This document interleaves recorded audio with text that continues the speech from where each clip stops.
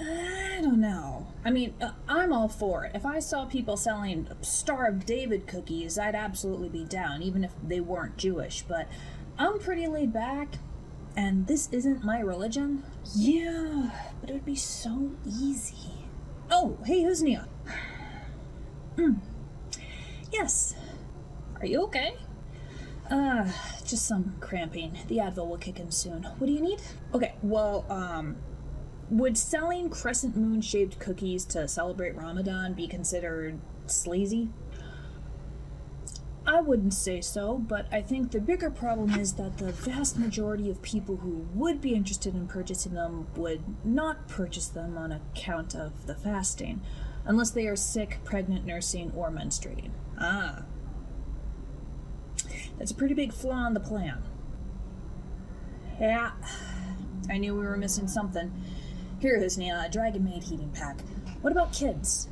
Oh, thank you, Rayther, that's very kind. They usually don't start fasting until middle school, so if you're aiming for a younger demographic, fine, but we don't get many of those here. Yeah. Next time, we'll revisit it in June. There are a couple of big holidays then. Cool. So you don't have to fast on your period? That's nice. Allah is sensible. Hi, welcome to CaFae Latte. The daily specials are on that little chalkboard right there. What can I get for you? Shouldn't you tell me the specials? Well, I'm usually the dishwasher, not the dish dirtier, so I don't have the specials memorized. And why are you wearing headphones? Are you listening to music? What? No, these are noise-canceling earbuds. I have ADHD, so they help with the sensory issues. Ugh, teenagers, addicted to their phones and coming up with all sorts of excuses for it. Take them off, it's disrespectful. I am not comfortable doing that, ma'am. It's really hard to concentrate without them. You just need self-discipline. Now give me those headphones, mister. Excuse me, what seems to be the issue? Are you the manager? No, she's in the back. Go get her. This little brat is listening to music on the job. I am not. They're not headphones. Drek, why don't you go get Bob for me, please, would you? Thank you. Why are you yelling at a child? That is none of your business. Just like his earbuds are none of yours. Oh, I am going to have a field day as soon as your manager gets here. If you think she's going to take your side, you are in for a rude awakening. I am giving you a way out before you dig yourself deeper. Oh, I see. You're trying to keep yourself and that little twerp out of trouble. When I am done, you're both getting fired. You're acting like a Karen. Problem? Fire her. She just called me a slur.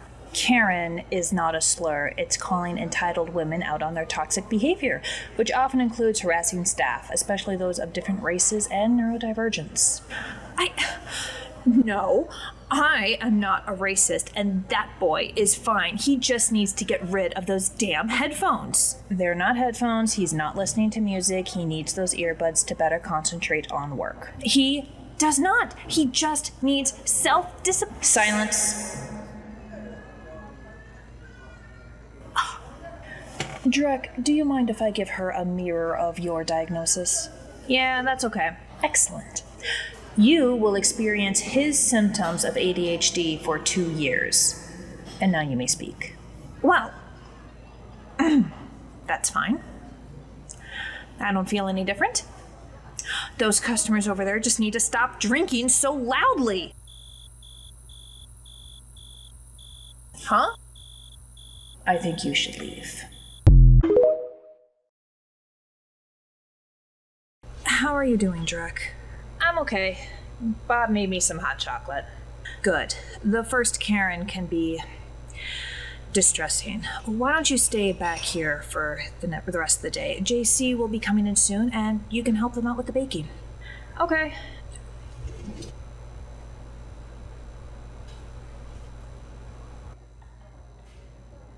Oh boy, there are a lot of you. Yeah, sorry, but some of us are going to take some time, so we'll stagger ourselves. Oh, I'm first. I'll take a medium chai with dried blackberry, please. All right, I can make that. What milk did you want? Soy, if you don't mind. You don't have to be up here. I can handle this. Well, I was going to take you up on that and stay in the back for the rest of the day, but while my mom probably raised an idiot, she did not raise a coward. Are you getting any baked goods with this drink? Nah, just the drink.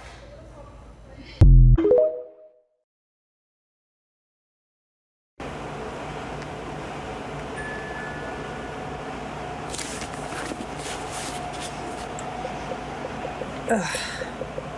Really? What? This generation, I swear, you're addicted to your phones. I'm older than the 13 colonies. Even worse, it spreads. You have a perfectly good book in your hands, and what do? You go for your phone. The attention span is non-existent. So is the respect for personal boundaries. No one asked for your opinion. Well, I just think it's a shame. What is, looking up a word that I don't know? What? The reason I pulled out my phone is to look up a word from this book. Normally, I can use context clues to figure out the meaning of a word that I don't know, but not always. In those cases, I look it up so I can better understand the book that I'm reading. Also, plenty of people read on their phones or use e-readers for convenience. Cyrus, your friend, the werewolf? Oh yeah, Patrick's a huge e-reader. Mostly for environmental reasons, but I think he just got sick and tired of people picking fights with him because they assumed a guy who likes reading trashy romance novels is easy to pick on. Easy to pick up. Isn't he a military commander? Yep. And of course, they usually insult him by calling him gay, because of course being gay or a girl is such a horrible thing that it can be used as an insult. When another soldier tries to pull that one on him, he usually gets them transferred or somehow taking orders from a woman and or queer person in the hopes that the exposure will instill a bit of respect. It usually works. He's got a lesbian captain under his command who takes 0 prisoners, and I think he's fed a few others to Janine. Huh. Weird how making assumptions can so quickly lead to regret. Wait, when you say he feeds them to Janine, how literal are you being? Oh, they're fine. She's a vegetarian, and more importantly, she knows it's not worth the court-martial.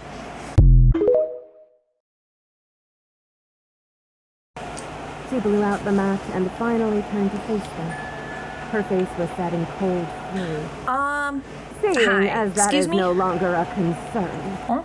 I'd like to What's know up? just I am why so sorry. Can I steal the chair that you're using as a killed footstool? my son. My boyfriend is going to be coming and all the other spots are taken. Oh, yeah, sure. Go for it. My break's almost over anyway. Shoes are clean, too. Promise. Thank you. Oh, by the way, he drinks coffee like he's a fish and it's water, worse than me, so I hope you haven't run out. Never. Hi, can I take your mug? No, I think I'll actually take a refill. I got it. Boy Toy's not here yet.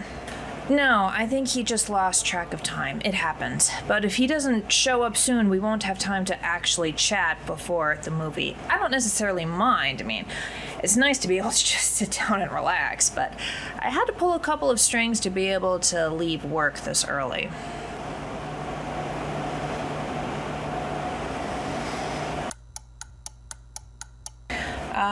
Refill? No, I should get going. I'm either gonna go to the theater by myself or going to our apartment for an argument. Not gonna lie, option A seems a lot more pleasant. Was he just, like, working late or something? Well, he would say so. He works part-time at a retail, but rather than go full-time like the manager offered, he's been trying to grow his Twitch streaming gaming service audience. I don't mind a man who games, even if I don't get it, but that gets him maybe $5 a month, and he's been insisting for over a year now that the big break is just around the corner. You know, dreams are fun, but eventually you have to come back to Earth. What's his username? Hot Daddy 66. Honestly, I've been thinking of breaking up with him for a while. He pulled a similar stunt on our anniversary. I threatened to leave him then, but he swore he just needed one more chance, and this was it. 2.5 years of dating, down the fucking drain. I mean, unless something serious happened to him. He's live streaming now, isn't he? And he's been on it for a while? How honestly do you want me to answer that question? Well, I hope he has a place to stay tonight because he's not allowed in my apartment anymore. Godspeed, soldier. Okay, I know I've never dated before, but I mean, speaking as a guy with ADHD who forgets important dates like birthdays and holidays all the time, put reminders on your phone or like find a buddy to help you out. Yeah, the problem with that is that it requires you to think of someone other than yourself. I don't think I understand dating. Hey, welcome to CaFae Latte. How'd the breakup go?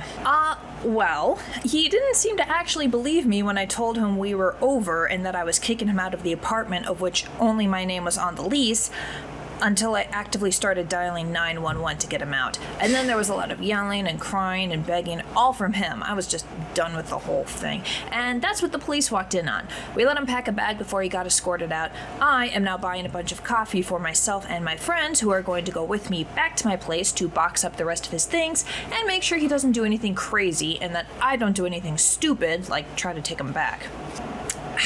Smart. Well, what are we getting? A lot. I have a lot of friends. That's a good problem to have. Oh dear. I'll help. Well, this is gonna take a while. So I just got done reading Kwang's Yellowface. It was pretty good, but the ending just didn't do it for me. Really? I thought it was actually pretty realistic, considering all the book community scandals. I guess. But consider, I don't want realism. The world is trashy enough. I read for escapism. Then why are you reading R.F. Kuang? Yeah, good point. You might prefer Bandit Queens. It's more fun, but retains a lot of that dark humor. There's also Mexican Gothic if you want something creepy. Oh, I did read that one. That was good. You strike me as a Tomi Adeyemi person. The final book in her trilogy comes out June 25th. I have it marked on my calendar. Oh my god, that series made me sob. I'm pretty sure that the last book is going to have a happy-ish ending, but have you gotten to Schwab's Invisible Life of Addie LaRue? Not yet, but I've heard good things, and it sounds right up my alley. The ending for that one was a bit more open than I typically like, but I still think it was done really well. It's also the only enemies to lovers that Cyrus enjoys, mostly because they go right back to being enemies. Sounds messy. Oh, definitely. But it still makes sense. Also, hate to interrupt, ladies, or lady and dragon, but don't you two read anything by men? Only when I have to. Or they're queer. Oh yeah, that too. So you're just gonna ignore all of the great masterpieces written by men? Tolkien, Fitzgerald, Martin? Well, they've been ignoring us. That doesn't mean you get to ignore them. Yeah, it does, actually. 'Cause here's the thing. I've been a heavy reader for centuries, and while women have always been a part of the literary scene, they've also always been pushed aside and belittled. If you want content written by men, especially cishet white men, you have oceans of content to choose from, but women only have a few lakes, and genderqueers have puddles. So let us splash in peace. Well, you can't call yourself a true fan if you don't read everything. So you've read Jane Austen, Ursula K. Le Guin, Nydia Corafor, Octavia E. Butler, Charlie Jane Anders, and Louisa May Alcott? I don't even know half those people. Pretty sure Alcott was a trans man, just unfortunately stuck in the 19th century. Well, let me guess, they're all romance writers? Only Austen. And it's very sexist to assume that the only thing a woman can write is a romance novel. Alright, so we got 4 more lattes to make, but... So I just need to pause for just a second. I would also like to add, for your consideration, Mary Shelley, Harper Lee, Margaret Atwood, Harriet Beecher Stowe, and Agatha Christie, if we're just going by classics here. And Sappho, Emily Dickinson, and Phyllis Wheatley, if you're a poetry nerd. Oh, I love poetry, especially since I'm an audiobook listener. Oh, same. The rhythm comes out a lot clearer. Yeah, okay, but that doesn't mean you should exclude male authors, or else you're just as bad. No, because we lack the overwhelming power of a patriarchy and all of its destruction and consequences. I tend to be drawn to femme authors, especially black and or queer ones, because they tend to write femme, black, and or queer characters much better than those who do not share those identities.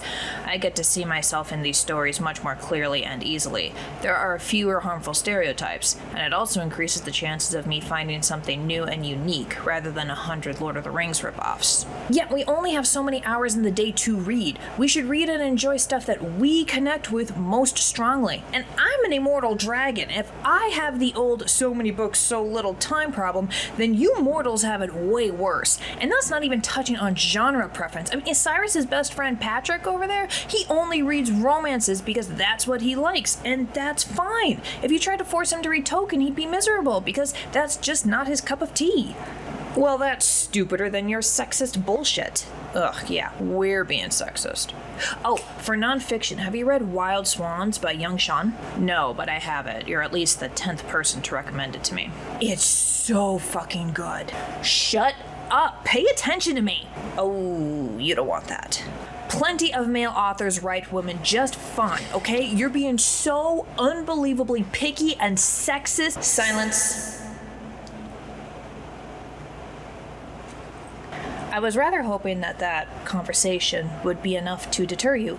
Since it's not, for the next 3 years, for every book by a male author you read, you must read 3 by a woman or genderqueer person.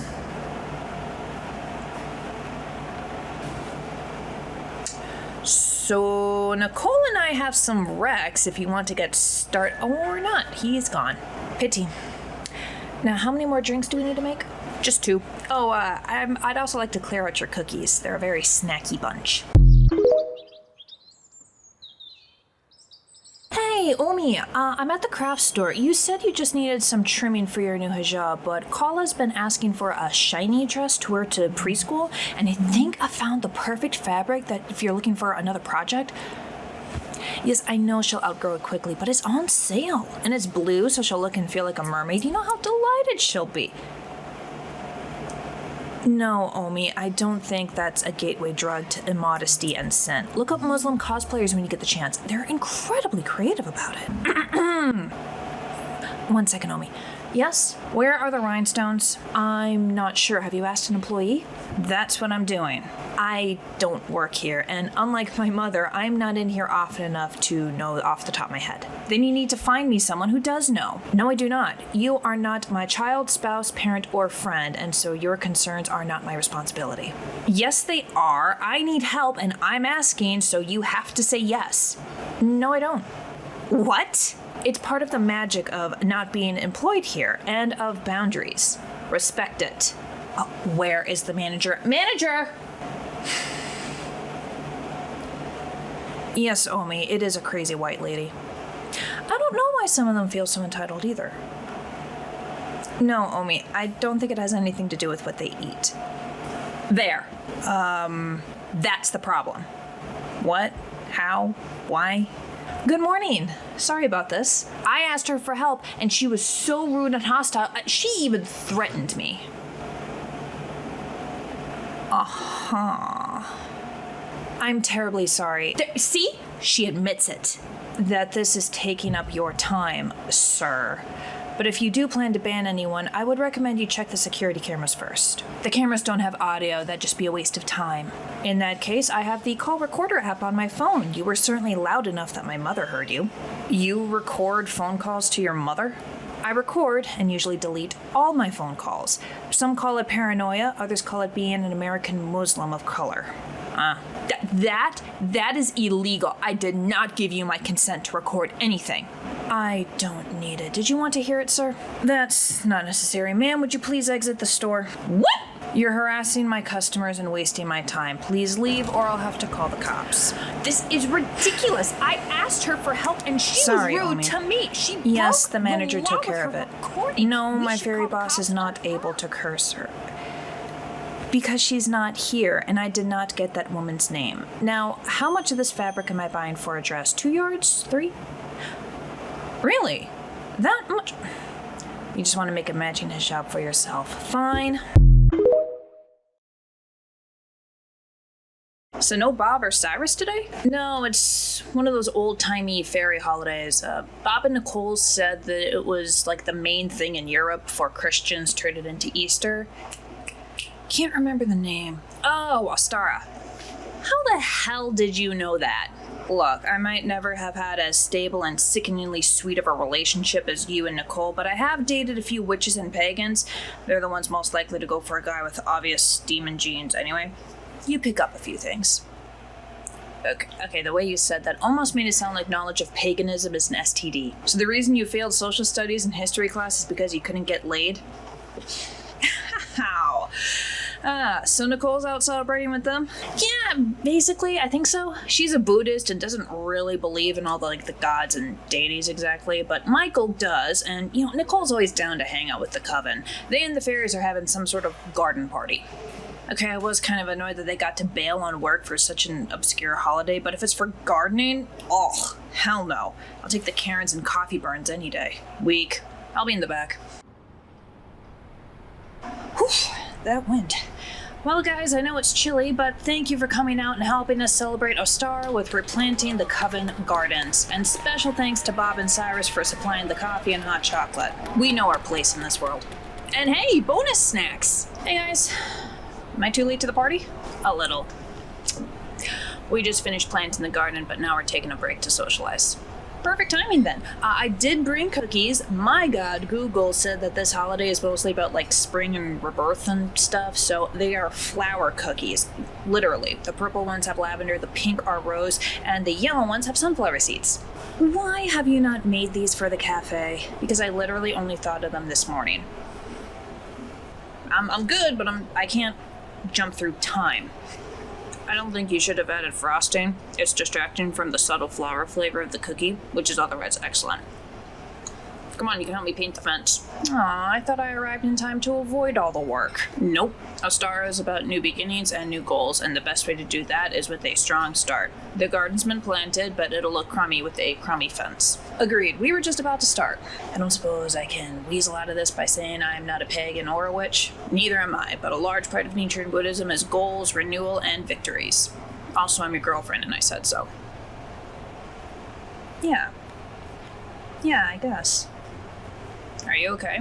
I'm only teasing. You don't have to if you don't want to. But, no, I do. I figured this would happen. Anyway, I just had a moment of brain freeze. Where's that paint?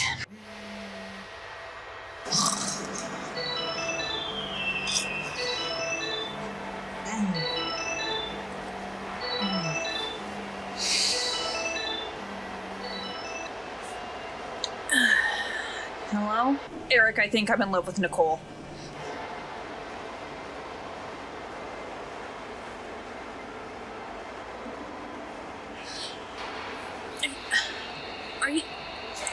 You're only figuring this out now? Okay, look, I don't mean to be that guy, but you've been dating this girl for almost a year. How have you only just now figured out that you love her? There is a difference between crushing on someone, caring about them as a person, and being in love with them, alright? I mean, it's basically apples, applesauce, and apple pie. Okay? Well, now I'm hungry, so thanks for that. Why are you freaking out? How the fuck am I supposed to tell her? Just say that you love her? Be serious. I am? I've only met her a few times, yeah, but she seems like the type of person who appreciates that direct, no-nonsense approach. Yeah, I can't tell if that's an autistic thing or a Nicole thing, but what if she doesn't feel the same? Then I've just made things awkward. She might even leave. Look, JC, mathematically, it's gotta be uncommon for two people to fall in love at the same time, right? I mean, someone's gotta do it first, and then someone's gotta have the balls to actually say it first. Okay, you do realize that Nicole has bigger balls than you and me combined, right? Okay, well, then don't tell her. Wait for her to tell you. But what if she already loves me but is scared to say anything because she doesn't want to scare me off? I mean, she has a hard time reading people. I am too tired and too sober for this conversation. Also, not exactly an expert. My love life has always been a mess. One night stand, I'm the king. Actual emotional intimacy? Maybe ask Bob. She knows everything and is 1,000 years old. Yeah, Bob's a romantic. I think this is the one thing that she is not an expert on. Okay, then Cyrus. That's a good idea. I know. Now go the fuck to sleep. Yeah, I think if Janine plays wizard, then I can take paladin. Oh, actually, no, she's gonna cast fireball on my head. I just know it. Huh? Hold up, Pat. I've got another call. Yeah, we'll chat tomorrow. See you then. JC, how do I tell Nicole that I love her? Have you not already done that? No, I haven't done that. I didn't even figure it out until today in the garden when she was sassing me. Why is Jennifer Charles shrieking? Apparently, they just now realized that they're in love with Nicole and are now making it my problem. Good luck. So, I guess first question, you've been pretty far gone on her for a long time. Why is this new? Because I cared about her, sure, but then I guess it was a gradual thing? Like when you put a cake batter in the oven and it starts off as batter, but then you pull it out, it's cake. But there was like a whole process between here and there, and well, I guess I just now realized that I was in the oven and the cake is done. Oh, okay, I think you lost your metaphor, but I see your point. Well, look, from a pure outsider perspective, Nicole is the type of person to appreciate, like, direct honesty, but she also values her partner's comfort, like, above all other things, so telling her immediately and waiting are both valid options. Not helping. Well, look, I don't know what you want from me, okay? Most of my romantic partners were awkward, uncomfortable things because of the biromanticism before gay rights, and also the asexuality before internet, so they typically ended pretty quickly by one party or the other. The one time I had a truly functional romantic relationship, he died. There is a lot to unpack there. Are you okay? Yeah, it was decades ago. I've had therapy. It's all good. It was actually Patrick's cousin, so you can ask him or boss about it if you want a war story. One trauma at a time. Fair enough. My advice, talk to Husnia tomorrow.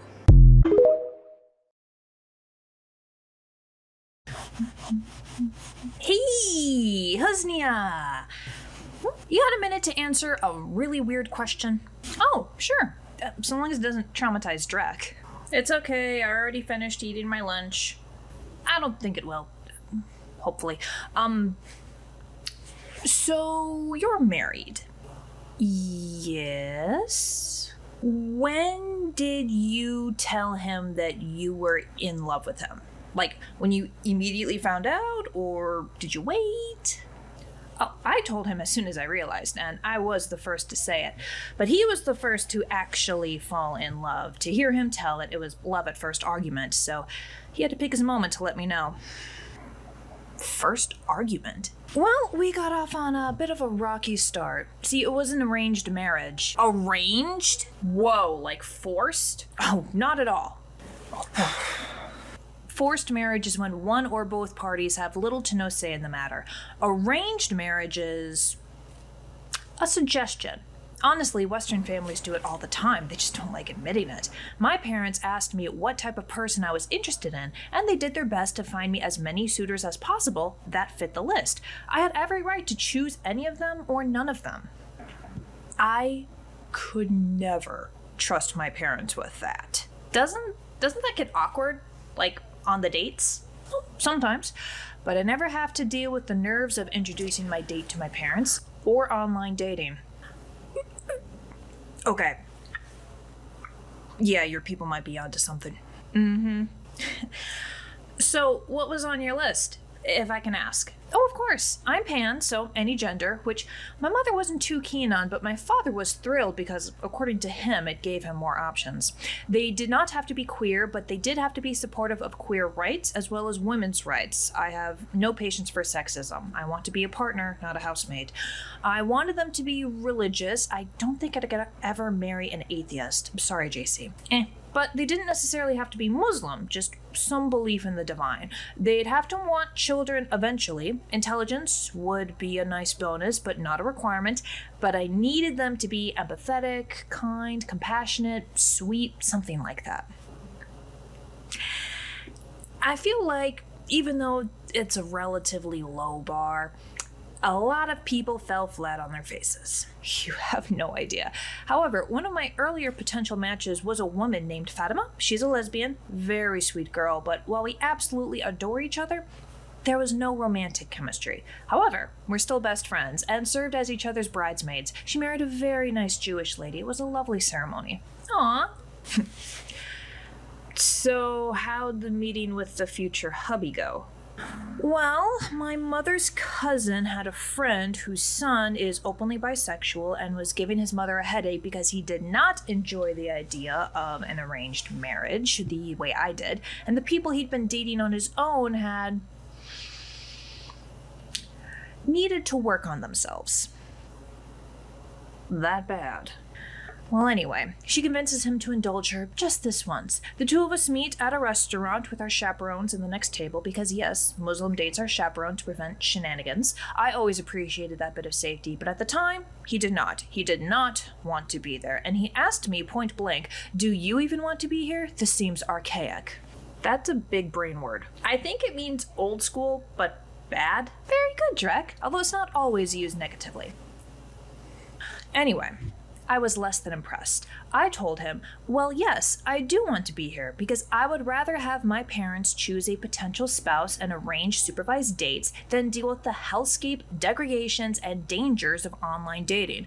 However, if you would rather waste my time rather than simply refuse to engage in this custom, then instead you can buy me an appetizer and listen to me rant about the latest RuPaul episode. That will take at least half an hour, at which point one of us can fake an emergency call from a friend or work and peacefully end the date. When you get home, you can then convincingly tell your parents that you tried, but we just did not click, while I ask my parents to fill my suitor roster with people who are actually interested in me, rather than my use to them as a beard to get them off their back.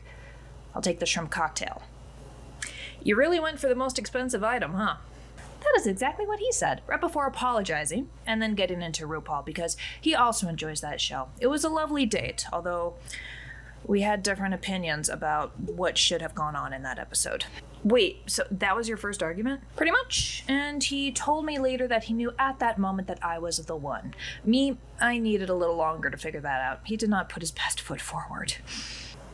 So, when did you tell him that you loved him?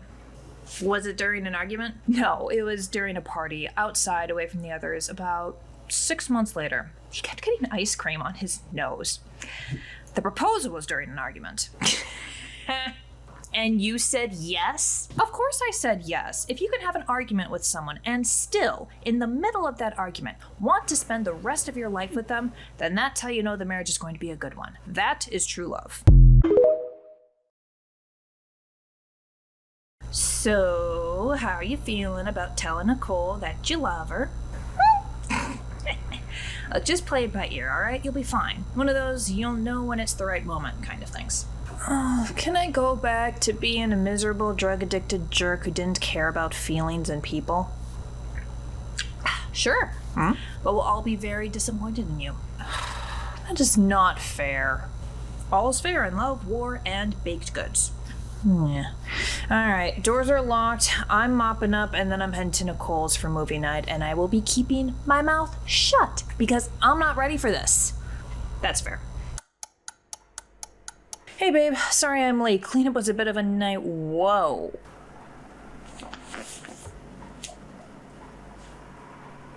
Yarn Granny was having a sale.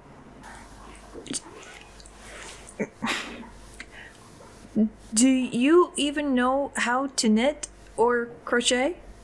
Not yet. Oh my god, I love you so much. Oh shit. Yeah, you know, I'm gonna stand by that. You don't have to say it back. I cannot say that I am in love with you yet, but I am definitely getting there. And I'm not gonna say it until I mean it. Promise?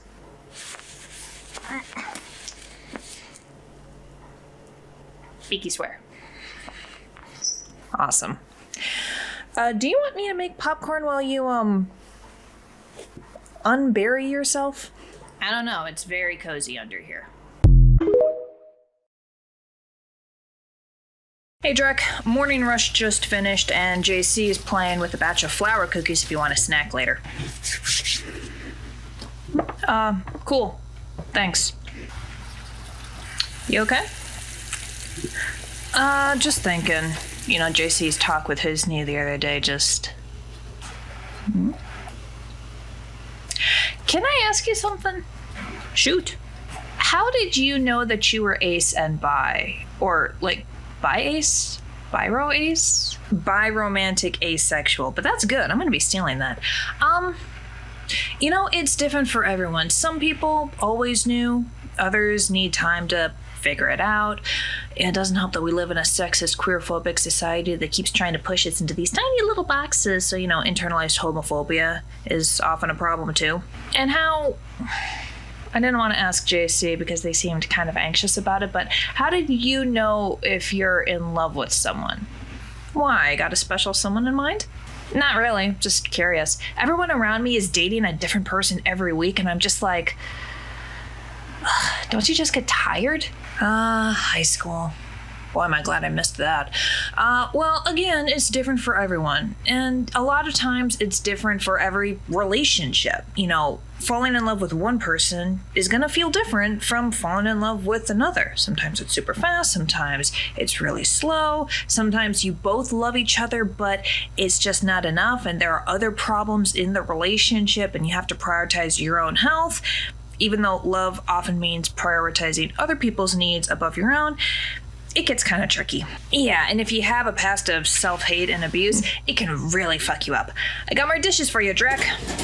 That seems really confusing. Oh, it can be, absolutely. It's one of those things where it's the best and worst thing in the world. And I mean that about all love, not just the romantic kind. People tend to obsess over that to a frankly unnerving degree. So it's not just me. Some of my friends call me lame because I haven't had a girlfriend or sex yet. Dump them. Those little bastards will give you nothing but grief. But they help me with my homework.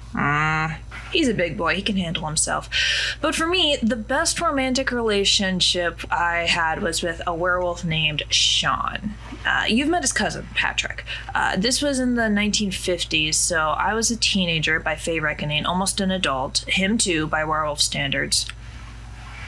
Worst sense of humor ever. Just the corniest jokes you've ever heard. And he would say them at the weirdest times, too. Like, never inappropriate, just not what you would expect. If he could get the boss to roll her eyes at him, that was a good day. And we didn't have the language we do today. Nobody could say that they were bi or ace or non-binary. But I'm almost certain that he was a sex-repulsed asexual, which suited me just fine. I've always been kind of meh about the whole thing anyway. Like hot dogs. I heard it as soon as I said it.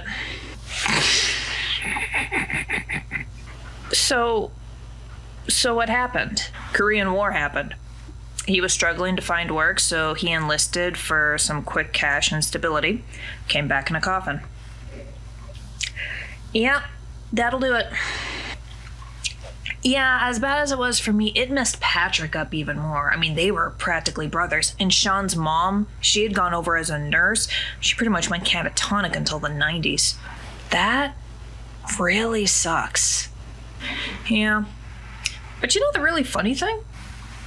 Wouldn't trade it for the world, even if I knew exactly how it was going to end. Yeah. I can't tell if that is beautiful or crazy. Both. Sanity's overrated anyway.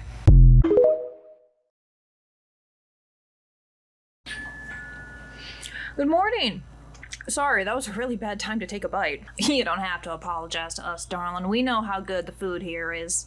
You're sneaking in a snack before that fasting starts. I wasn't planning on it. My breakfast this morning was huge, but JC pulled blueberry muffins out of the oven, my favorite, and one of them fell apart during plating, so mine now. Accidentally. Oh, I can't argue with that. I think we'll grab a couple of those straight from the oven as they are with our usual coffees, if you don't mind. I'll get it. And I have it on the screen for you right there. Once you're done, I can help the next customer. Oh, and there you are, darling. Oh, let's get out of the way, baby. Thank you. And what can I get for you? I'll just take a vanilla latte, medium, whole milk. Okay, your total's on the screen.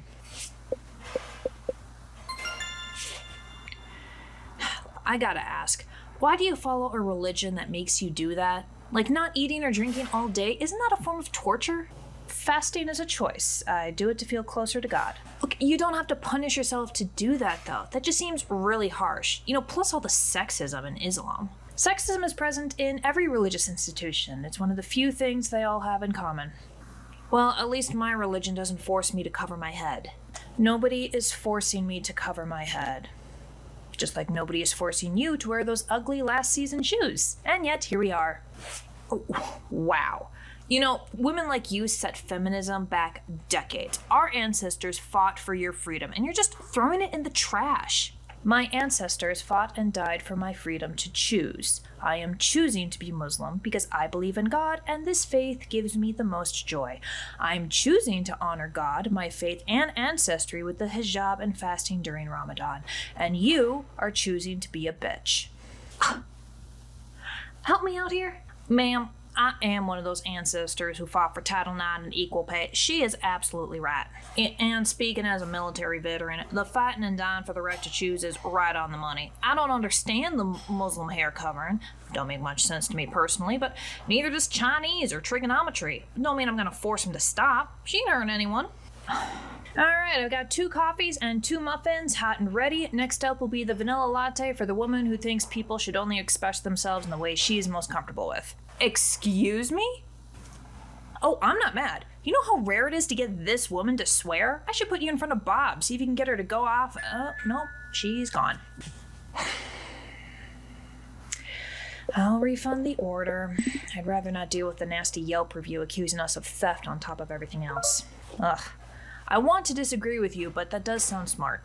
And finish your muffin, the sun's almost up.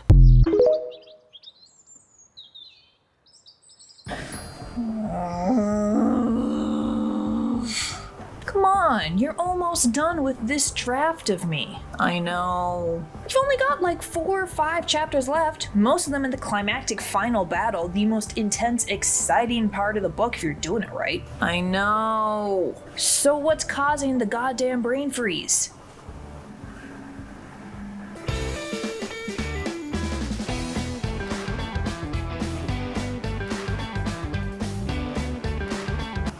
Hey, shit.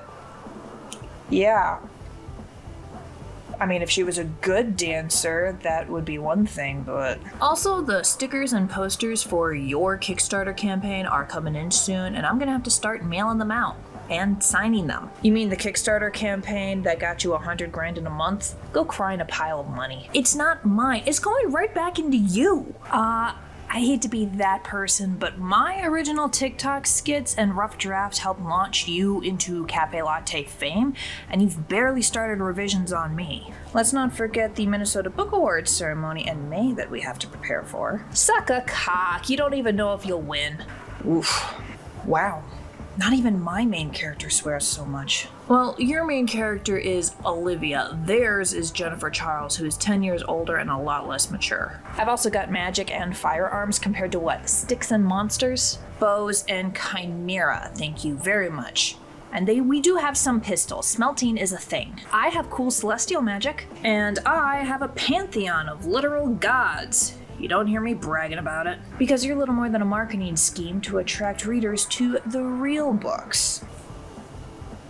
Citadel, what did we say about manners? That they're a thin veneer of pleasantry used by the elite to elevate themselves from the inferior working class? That they are vastly different from culture to culture, and so it's better to let your actions speak for themselves? That they're a waste of fucking time? Excuse me, they are a mark of respect, an armor against people trying to get too close, and a very endearing personality trait. Yeah, Iron, your other main character is Bob. Yeah, and she kills at least a dozen people. 2 dozen? 3? You haven't figured out exactly how many evil minions the villain has hired. Alright, that is it. Citadel, I have your promotional stuff locked on my calendar. Save the smugness for those specific dates. Blackwing, Starlight, I will get to you when I get to you. And Starlight is gonna be, well, you're a whole ass trilogy, and I'm already up to my neck in series. In fact, you know what? CaFae Latte?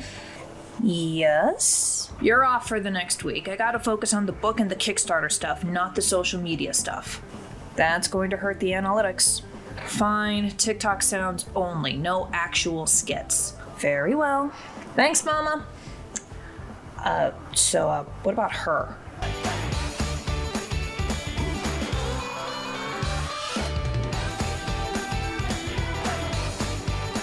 They're not gonna stop until I start writing them, so I'll just use that as background noise while I finish with you.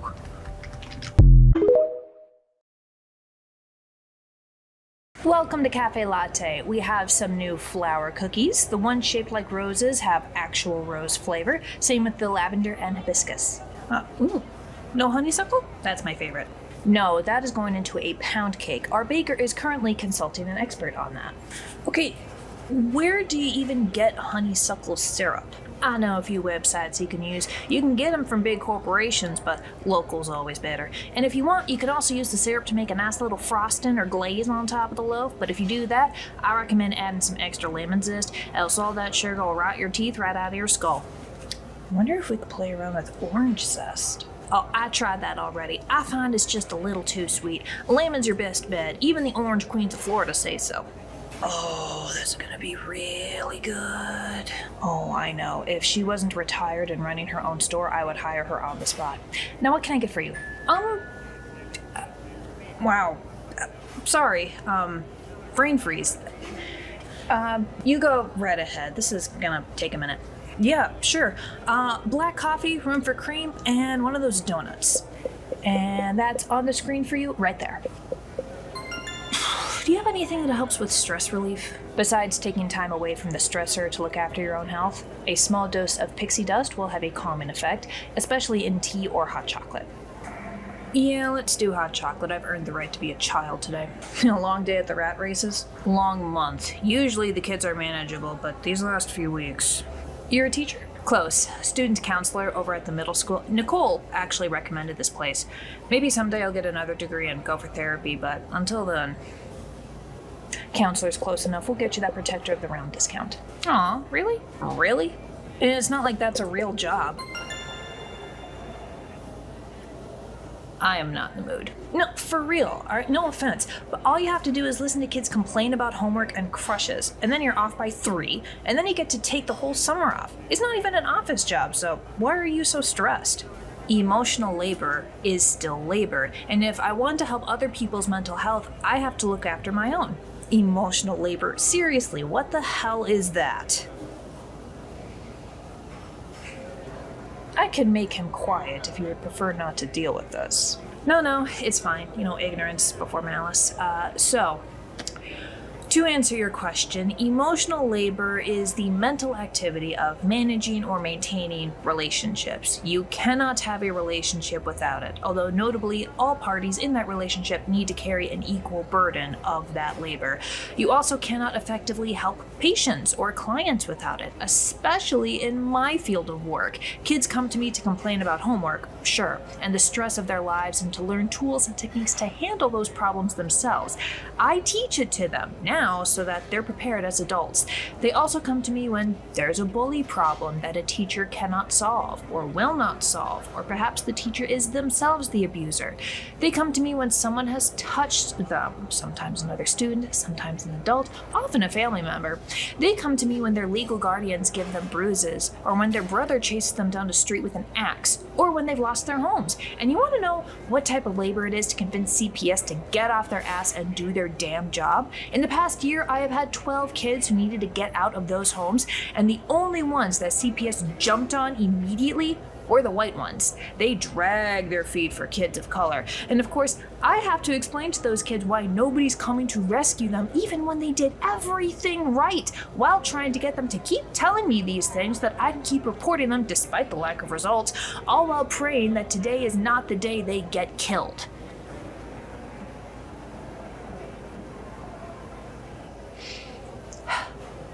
Emotional labor is also what you just did, listening to me rant about my month. Multiply that by the 100 kids I have on my roster every year over the course of my entire career, and you can understand why I might be a bit stressed. Yeah, I think I get it now. Your coffee and donuts, sir. Thanks.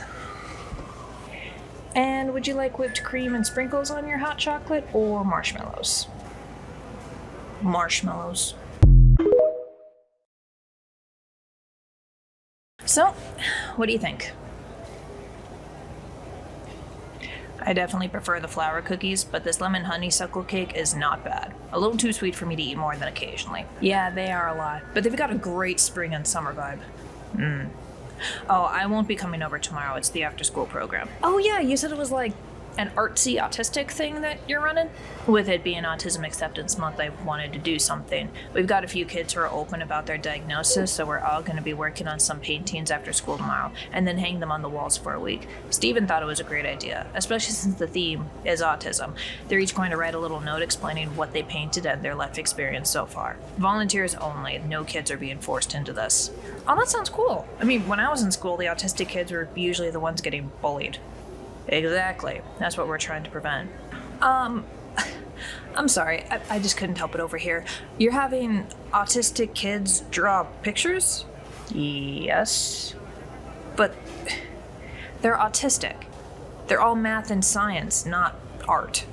Many have special interests in math and science, but many also enjoy art, either as a special interest, a hobby, or a career.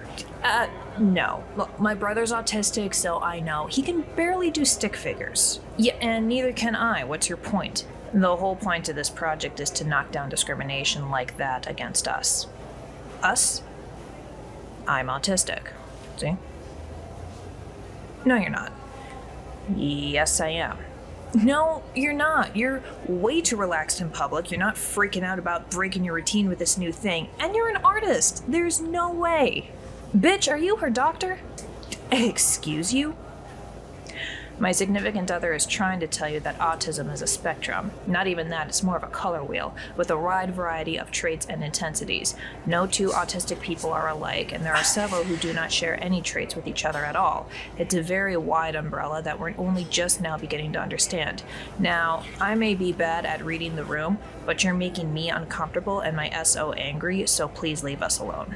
So you can pretend to be autistic for attention? No, you really need to do more research if you think any of what you just said is gonna fly. Silence.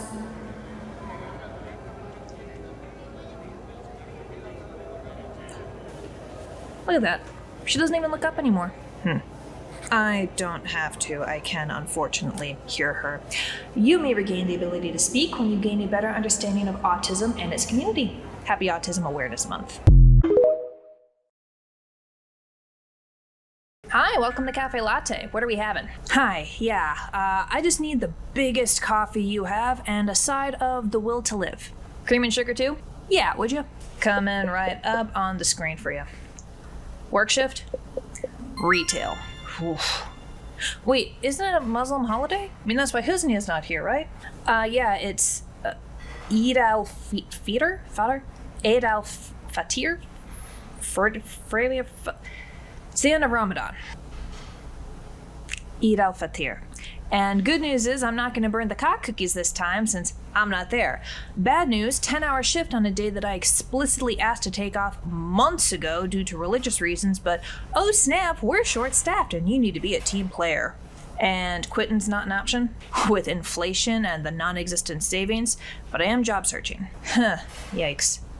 Oh, wait, I actually have something that you might like. Okay, so you see those white cookies covered in sugar? Yes. So those are based on like those special end of Ramadan cookies that our coworker told us about. I didn't use the usual spices because that just seemed a bit too slimy. They're reserved for this special occasion. So they're basically just sugar cookies with the pistachio filling, which I think tastes better than dates. That's just me. I know it is not the same thing it's inspired by, not the actual religious baked goods that you use, but no, you know what? I did ask for the will to live. Give me 3 of those. You want a 4th one on the house? It's the last one. They're really good. Well, if you insist. There's your will to live, and here is your coffee. Good luck. Thank you.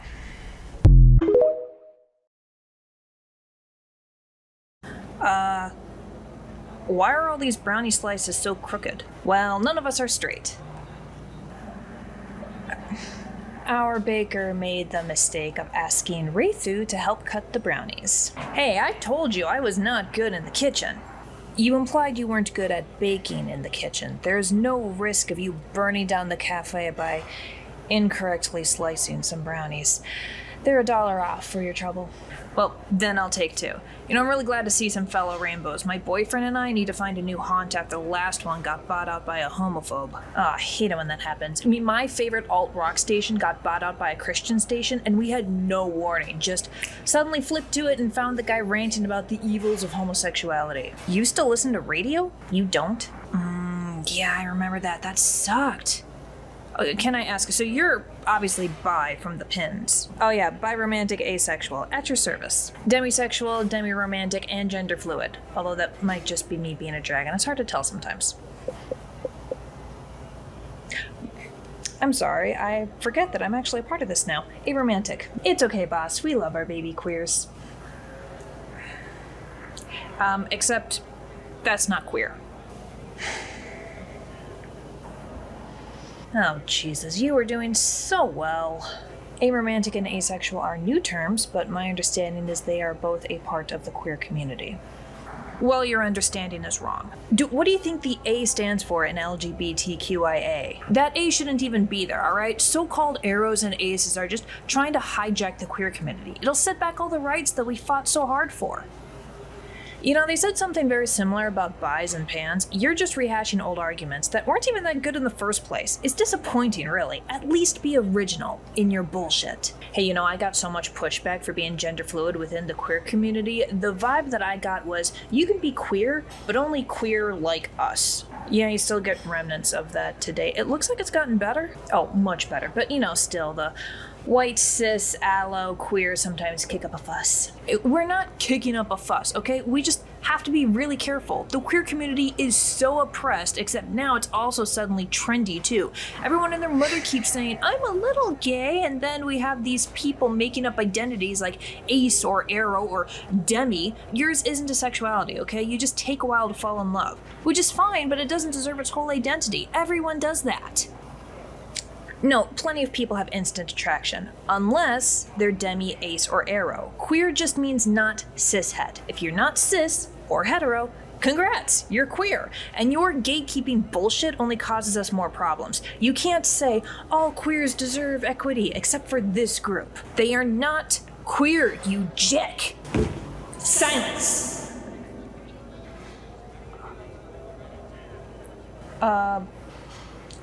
Okay, I'm late to this party. What's a You are exiled from this cafe and will be silent for up to 7 years or until you learn to accept all queer identities and respect the Fae.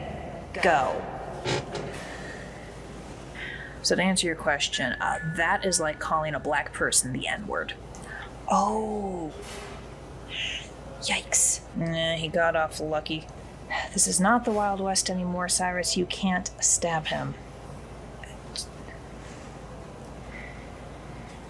Just a little bit. No stabbing. Oh. Hey, why are there so many other businesses advertised on your corkboard? Isn't that kind of counterintuitive? Not at all. None of them are cafes, so we're not in direct competition with each other. It's both Arab American and Hmong Heritage Month and Passover, and I make it a habit to try to support those types of businesses when appropriate. Well, couldn't you just sell Arab and Hmong stuff here? That would skirt too close to the line of cultural appropriation. Besides, my baker has enough on their plate. Yeah, but I always try to make inclusive stuff when I can. Makes the place more welcoming, keeps things interesting. And we very much appreciate that. Those pistachio sugar cookies were incredible. He's gonna throw a fit. You don't know that. Nah, he's gonna bitch and moan about how it's not white people month in 3, 2, 1. Oh, this one's close to my aunt's. Hey, honey. Hey, you know how you've been trying to find different spots for date night? How do you feel about doing a double date at a Hmong spot? Oh. You seem oddly negative lately. Not really negative. I'm just not looking forward to Passover. I promised my sister I'd actually try to do the kosher thing this year. Well, what's wrong with that? What's wrong is that you're too damn good at your job, but only a couple of things you make are Jew-approved. Sorry? While I am happy to support you, you should only do fasts or other such devotions to God for yourself, not for others. This is for myself. I don't want to hear the whole synagogue bitch and moan about how I'm a bad Jew. Also, it does seem kind of ick if I reap all the benefits of Judaism, like the days off or holidays, but I don't actually observe the stuff. Like, you gotta take the good with the bad. Wait, hold up. Just what are the actual rules? Is it like Ramadan where you can't eat during the day? Well, no, we just can't eat any leavening agents, so no baking powder or soda. Ooh. We also can't have yeast or fermented grains. There's some other stuff depending on what type of Jew you are, but those are the big ones. Perhaps bring snacks from home? If your sister's the one insisting on this, then she should help you through it if she's a halfway decent cook. Why have you lost my baker? We didn't lose them, they're right here. JC?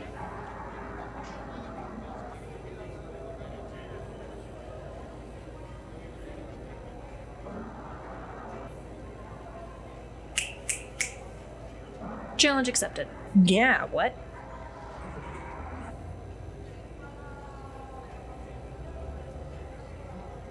I'm scared. You should be. Well, my culinary class just covered macaroons, not macarons. I ain't doing that shit. Macaroons. And we can fill them with a bunch of stuff. You can turn matzah into bark? Well, I've never made matzah before. This is all fresh territory. JC? Holy shit. Cyrus, I'm gonna call you back. Pamela! Damn, girl, I haven't seen you in ages. Oh my god, same! Oh, I heard you were working with Eric now? Oh yeah, he and I are at the same cafe. Technically, I'm his boss, being kitchen manager, which is weird. And he hasn't tried to steal from the register? No, we've been all good. He's changed. I've heard that before. Oh, I know. And I've said that before about him and myself, but he's doing really well. You still in school? Graduated. I've been doing massage therapy for over a year now. Awesome! Hey, can we walk and talk? I've got a date night after grocery shopping. Oh, yeah, sure. Hey, who's the lucky guy or gal?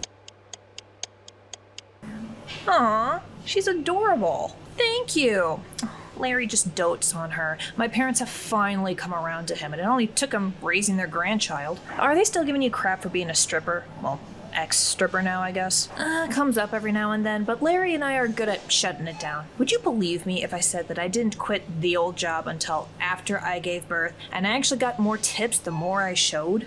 Well, if you're swinging around a pole with an extra 20 pounds on your gut, you'd better get more tips. Thank you! And even better, the number of people who would, shall we say, want private shows went down. If only the new job was the same.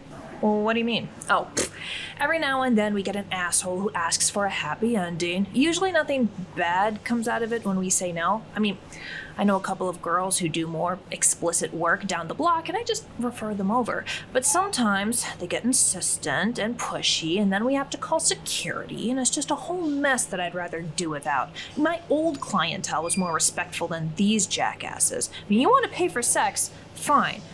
Do it in the right place.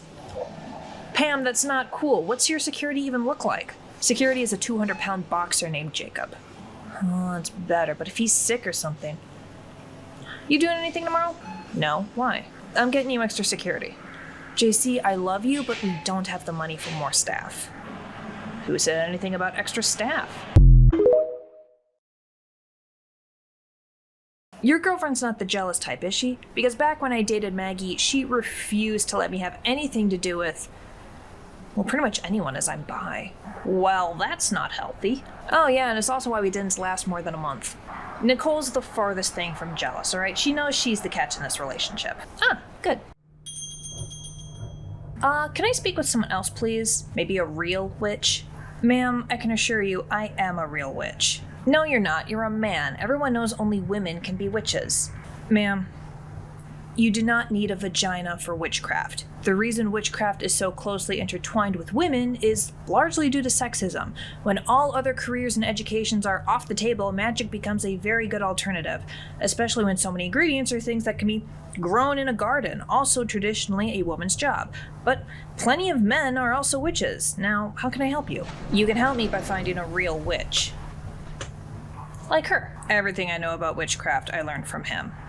And you're obviously better at it. I need a good luck charm for my daughter. She's trying out for a school play and needs to get the lead. Luck is an enhancer, but it is not a substitute for skill. She'll have a much better odds if she actually studies and practices. Also, I'm not interested in serving bigots. Hey, you should be grateful that I'm trying to give money to you instead of this faker. Rude. Now give me my damn good luck charm. No.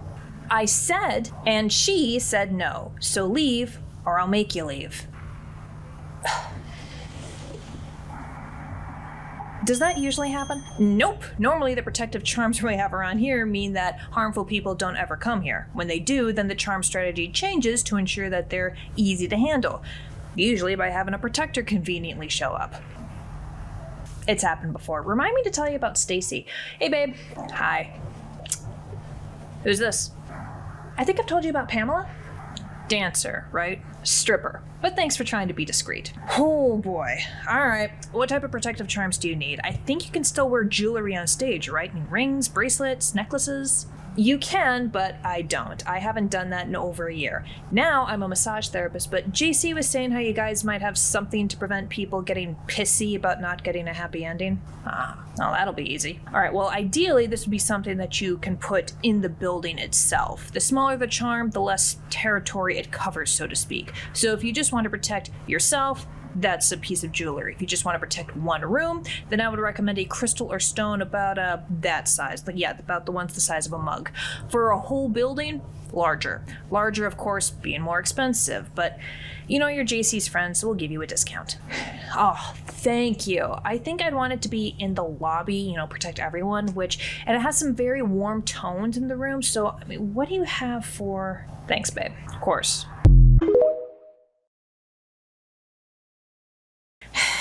Better be good, Bob. I'm not supposed to work the first day of Passover. You're not. You're merely giving an opinion. And the reason that these couldn't happen over the phone is because it really needs to happen in person. They're waiting in the kitchen.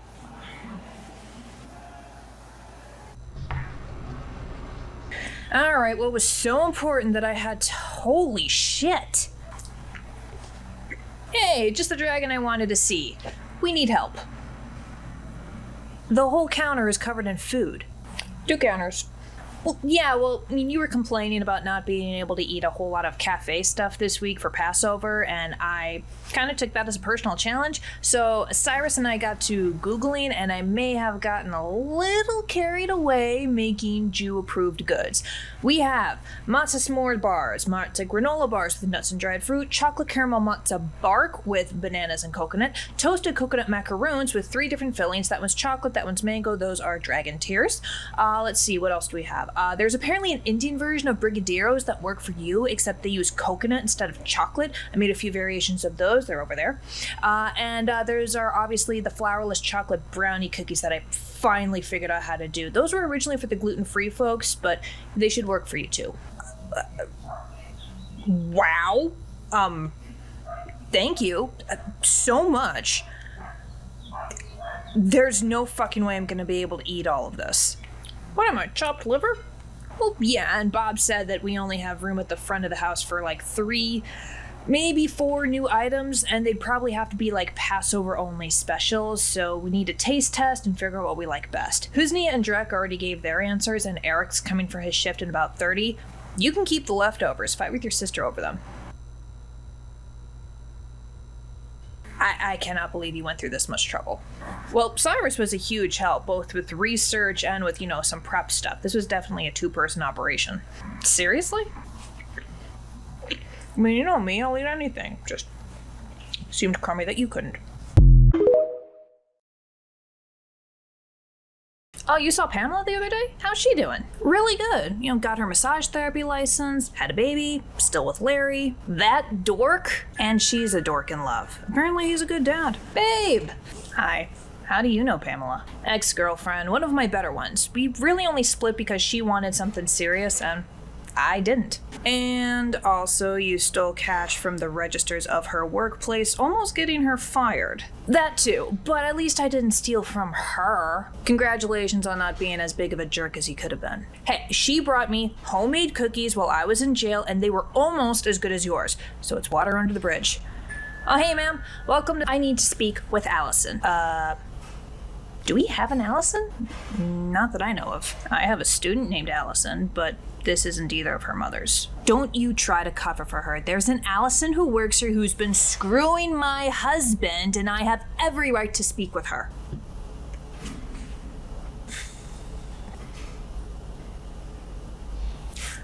Okay, as much as I would love to feed you this woman, I have never met an Allison here, and I would be shocked if anyone here was sleeping with anyone other than their partners. I mean, I've been getting fairly regular hookups at the bar across town, but they're all women as far as I'm aware. One did go by Allie. Don't you dare lie to me. We're Hold on. Hey, Bob, what on earth is going on out here? Can you pull up the employee records without, the personal info, our addresses or whatever? I mean, we just need the names to prove that there is no Allison here.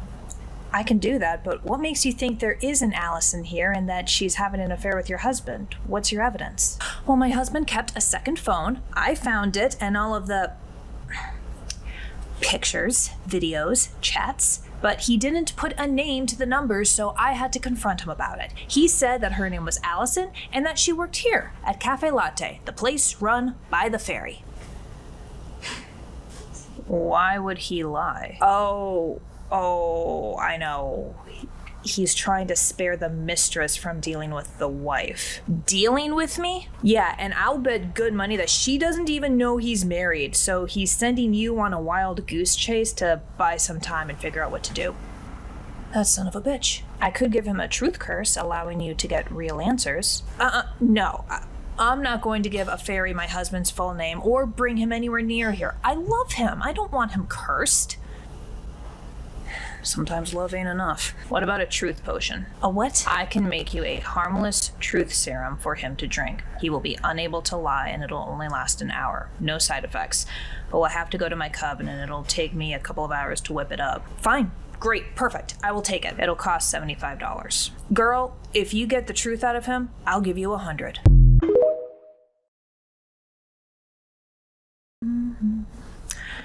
Oh, hey, welcome to CaFae. Nicole! JC, she's back! Babe, details! You didn't tell us what happened with the cheater and Allison and wife. You kept me in suspense all night.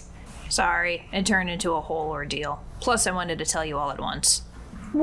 I'm sorry, what happened? A distraught customer came in yesterday claiming that a CaFae Latte employee named Allison had slept with her husband and demanded to speak with her. We don't have an Allison, do we? No, Eric suggested that the husband was delaying, sending his wife on a wild goose chase so that he had time to better hide or send away the mistress, who may or may not have even known that he was married. Eric was half right. Yes! The husband had 3 mistresses and got some of them mixed up. One of them, named Olivia by the way, not Allison, had applied to work here a while ago but did not get the job. Wow! Where do you get the time and energy? 4 women? Only one of the mistresses knew that he was married, and he kept telling her that he was getting a divorce and that he was gonna run away with her. Disgraceful. Good news is, he is getting divorced. After the wife got her truth serum from us, she came back, partially to give us a donation for helping her and partially to purchase a luck and protection charm that'll help her find a good divorce attorney. That's when she told all of us this. Mike wanted to give it to her for free, but she insisted on paying for the charm, and I saw her stuff more cash in our donation box on the way out. Good for her. I'll tolerate a lot of BS in a relationship. Too much, really. But cheating is the worst. Do I give you BS? No. You are miles better than the type of toxic people this idiot used to date. Like, if you're here, they're not even in this country. Oh, I do hope she gets herself tested. If he's not using condoms. We gave her some pamphlets for a free clinic. Can I get a hot chocolate, please? I should make you wait 12 hours for it.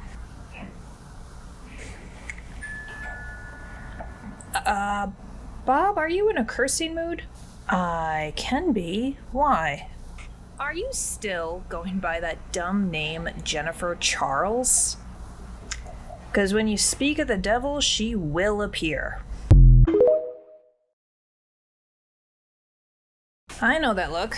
That's the look that says you're gonna start a fight over something stupid, and I'm not in the mood for that today. Or any day. So get out. Now, is that any way to greet an old friend? We are not friends. Oh, fuck off, Regina. Nobody wants to hear it. Fewer people want to hear the words of a thief. Ex-thief. I'm sorry. Who is this? Well, this is Regina. She's an ex-girlfriend of mine from before I came out as non-binary and before I got sober. She doesn't seem very nice. Oh, please, you know boys, you gotta break them in. Otherwise, they end up right back in rehab, don't you? I'm sorry. Break them in? Look, Regina, I will gladly admit that I was not the best boyfriend. The drug addiction was brutal on everyone, and I could barely deal with the fact that I was bisexual, never mind non-binary. But you were an abusive gaslighter, and nobody deserves that. Not even me. I never abused you. Oh, I'm sorry. I must have imagined the emotional blackmail and bruises. Oh my god, you are so dramatic. None of that ever happened. Yeah, see? There it is again. You're a drug addict. You must have imagined it, when you were high or whatever. Recovering addict, 6 years sober now, thanks for asking, and I distinctly remember going clean, for you, I might add, only to find you in bed with someone else. Needless to say, I jumped off that wagon pretty quick. So that's cheating, which is really just the cherry on top. It was not. Or did you forget that I was in bed with a woman? Yeah, Reggie, that counts. It does not. There was no penetration, ergo, no cheating. That is not how that works. I should have broken up with you then, but I was a lovesick idiot, so instead offered to make it an open relationship. If you're not getting what you need from me, fine, let's set down some ground rules. Oh, the guy wants a blank check to sleep with whoever he wants? You're a pig. Yeah, that's what you said, right before you kicked me in the dick and threatened to tell everyone how abusive I was if I ever broke up with you, even though the worst I ever did to you was blow off dates and chores, even while high. Honestly, Regina, if you didn't like me, if I wasn't doing it for you, why'd you keep me around? Why did you wait months to break up with me? Because I loved you. You have a very fucked up way of showing it. You are lucky I even bothered. Honestly, JC, look at yourself. Who could ever love you? You're so pathetic. I really should be thanking you for finally getting bored of me and calling off the relationship, because I certainly didn't have the courage to do it myself. Hold this. No surprise you didn't have any balls even when you were a man. Honestly, I pity the poor bitch who gets suckered into a relationship with you. Excuse me. And who are you? I'm the new bitch. Oh! My nose! You bitch! Oh, honey, no. You can't punch someone in the face. You'll break a knuckle. The facial bones are too strong. Punches are for the neck down. You want to use the palm for the face. I'll get you an ice pack.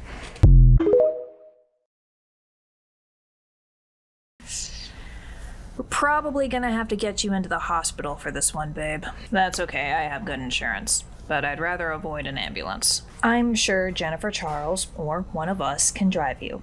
I don't have a license. Just stay below the speed limit. I have another 4 hours on my shift. You're taking the rest of the day off. Yeah, JC, buddy, we've got enough doughs and batter stashed away to last to the end of the week if we need to.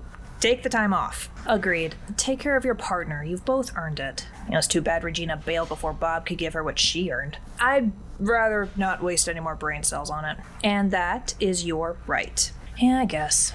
I just hope the next person she dates has the same idea as Nicole. I mean, I know you broke your knuckle, but beautiful. I don't know what came over me. I'm a Nichiren Buddhist. We're pacifists. It's okay, babe. We all have bad days. Bob, is it possible for you to do a binding spell? I mean, make it so Regina can't hurt anyone physically or emotionally outside of self-defense. Not without her full name. I'll text it to you. You can take it out of my paycheck if you want. That will not be necessary. Cursing her is a privilege. Alright, babe, let's get you to the ER. Or UR. I always get those two mixed up. Oh, don't forget your book. There's always a wait at the hospital. Alright, no crashing, no speeding, nothing that'll get the cops on my ass for driving without a license. The good luck charm hanging from the rearview mirror is a unicorn horn. Oh, well then we're golden. Can I ask, why did you date Regina? She's awful. You know, shitty self-esteem, abusive family that normalized abusive behaviors, no therapy. Also, I don't know if you noticed, but she is ridiculously hot. Like, it wasn't exactly my brain doing most of the thinking on that one. I did notice, and I did find her attractive. Right until she started talking. I kinda like it when you get bitchy. Thank you, by the way. You did not have to do that. I'm pretty sure Bob was seconds away from cursing her into an early grave. She was, but it felt important. I needed Regina to know that your current partner loves you the way you should be loved, that you had someone squarely in your corner. Or maybe I just got very angry and I'm trying to justify it in hindsight. Did you just say that you love me?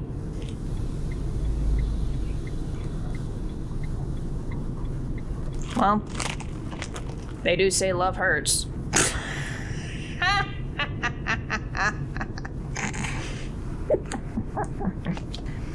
Love you too.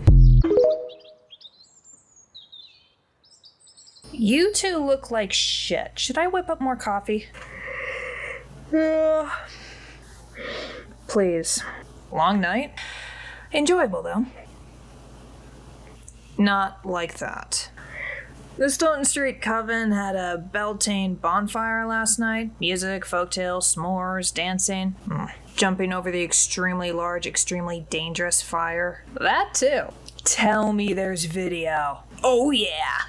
Cyrus, when Hurla dared you to make that jump, he meant on horseback. I'm not endangering an innocent horse. So, what is Beltane anyway? Are there usually stunts? It is a celebration of the start of summer, but it takes place over the evening. It used to be a much bigger holiday in northwestern Europe. All the cattle came back to the pastures. Benevolent magic, such as blessings and good fortune, is particularly thick in the air this time of year. And yes, there would be bonfires, designed for rituals, magic, and for light for singers, dancers, and story performers. And yet, every year, without fail, at least one young fool would try to jump over it. Usually drunk, not always successful. Come on, boss, it was barely 6 feet across, and the flames were taller than you. Yeah, that was sick. It's not like that anymore these days. While it is nice to see the revivals, I do miss the old days. Oh no, you're immortal and powerful and rich. Woe is you. Go cry in a pile of money. So Patrick's going to be coming in soon if you want to ask him about the upcoming D&D sesh. Cool? Hi, welcome to CaFae Latte. How can we help you?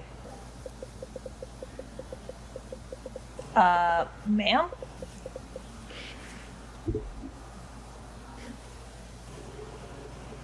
Oh. You want milk with your coffee?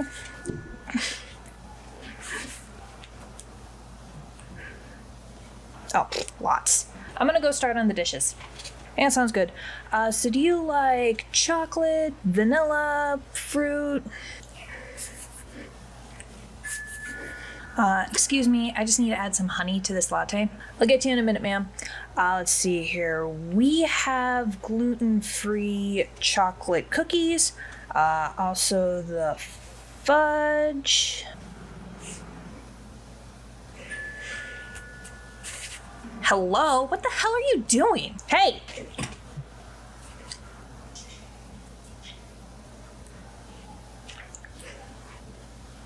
What is she do? She's deaf. Oh. I am so sorry. I'm just gonna... Hey guys. Oh, yeah.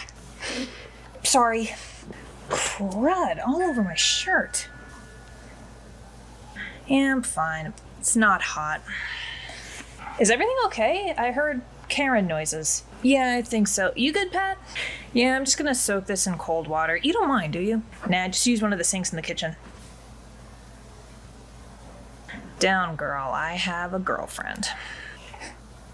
Yeah, I'll take the shirt. Cold water? I got it. Thanks. And Cyrus, you got any more of those cheese scones? In the back. Let me finish with her order first.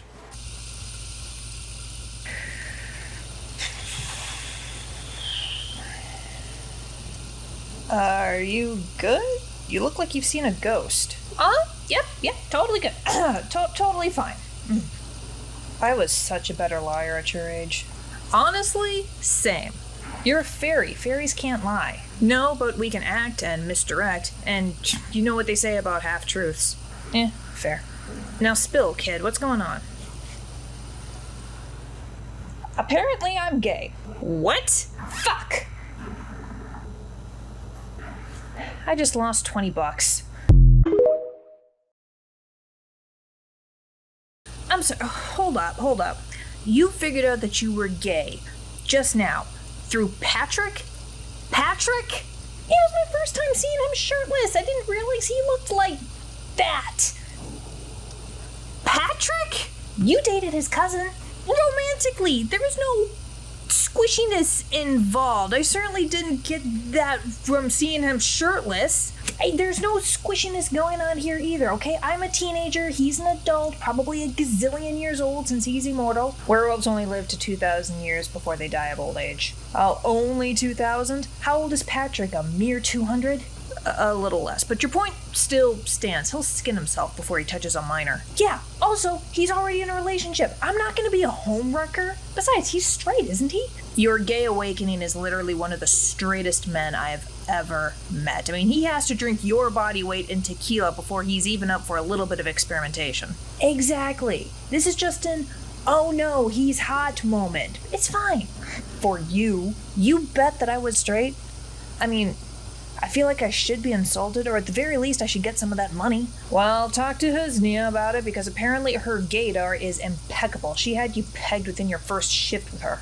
How? This was a surprise to me. I had no clue before now.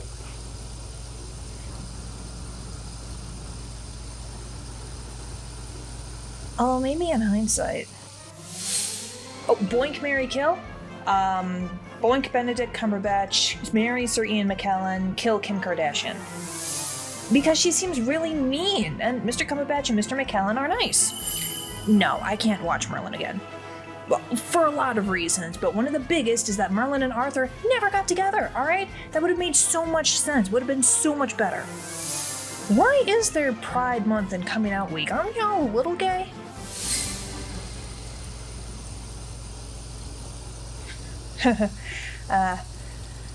Oops. You're a terrible gambler. I know that, Cyrus! Sorry about that, Pat. Your shirt's soaking now, and I've got those scones for you. Cool. Yeah, sure. So you guys know that werewolf hearing is way better than human or goblin, right? Dude, this is weird enough without sending that kid into an embarrassment spiral, okay? Even though I can admit that in terms of first crushes, you're a good one for him to have, okay? You're setting the bar at an appropriate height for when he eventually falls in love later, which is not something I ever wanted to say to my friend and basically brother. Now, if you'll excuse me, I'm gonna go see if drinking bleach can wipe the last 5 minutes from my mind. I wouldn't recommend it. Hey, Miss Bob, once we're not busy, can we talk about next week's schedule? I need to leave early on Saturday. Of course. Is there a reason? It's a party. A bunch of seniors and I are having one. We've been trying to have one for ages, but now we finally can. But it's okay. I already asked Raythu and they said they would cover for me. Very well. Remind me when the rush ends.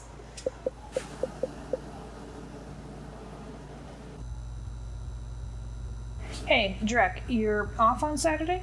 Yeah, I'm only leaving like 2 hours early. Right, yeah. And I'm assuming there aren't any parents or adults at this party? Well, that's kind of the point. And don't worry, my parents actually want me to go. They say I've been working way too hard and deserve a break. And, You know, it'd be nice to hang out with my non-adult friends. That's fine. I'm not going to tell you not to go, and I'm definitely not going to be hypocritical enough to tell you not to drink or whatever, but I am going to ask for your phone. Oh, why? I'm giving you my phone number because you are not driving home drunk, okay? I don't care how good or confident you feel. If you've got alcohol in your system, you are not getting behind the wheel. You are also not getting in the car being driven by someone else who has alcohol in their system.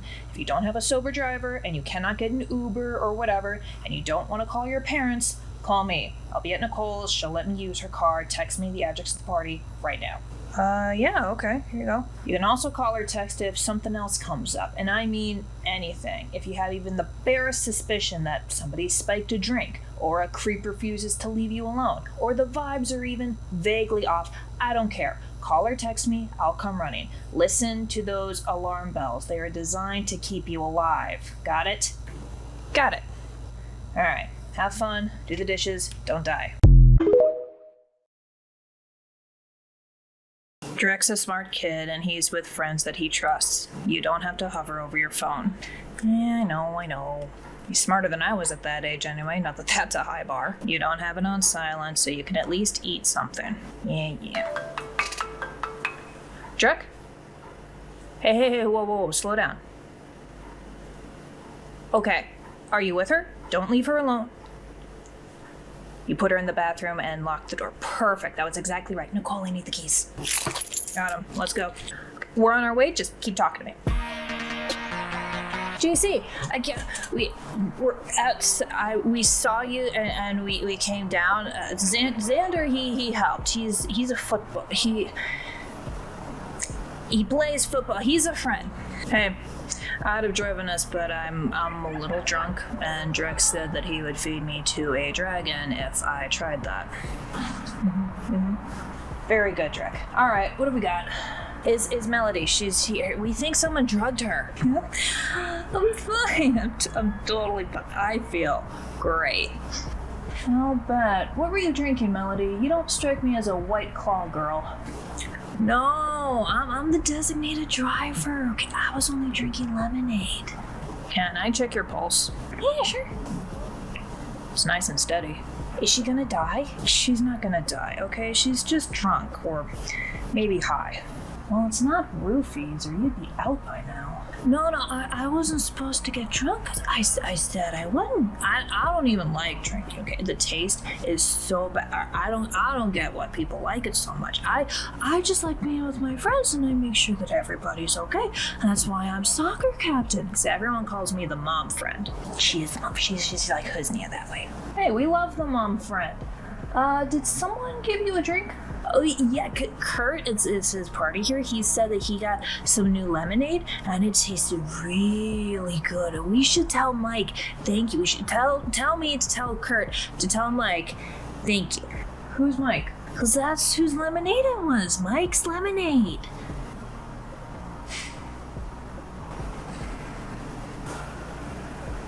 She's gonna die. No, alright, my dad, he drinks Mike's lemonade all the time, okay? He's always fine. Well, I think he usually mixes it with something because he usually does end up drunk. He shouldn't be mixing it with anything because Mike's lemonade is already alcoholic. No, it didn't say alcoholic, it said hard. The hard means it's extra lemony. That makes sense. Kids, no. If lemonade or cider is labeled as hard, it means there's alcohol in it. Oh. Oops. Okay. New plan. Melody, you said that you were a designated driver. Is your car parked around here? Yeah, my parents, they got me one. It's cute and it's little. It's kind of rusty and old, but I love it. And that's why I drive. I've only gotten into one fender bender. Awesome, great. Now Nicole here is a really good driver, so she's gonna make sure that it gets to your parents' house safe and sound. Don't crash it, okay? I won't. And I'll take you three home in Nicole's car. Who wants McDonald's? I do. Great, let's go.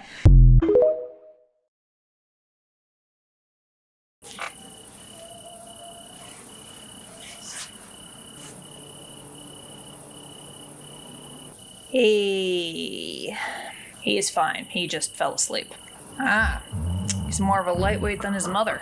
Oh, I don't know. He is 30 minutes past curfew.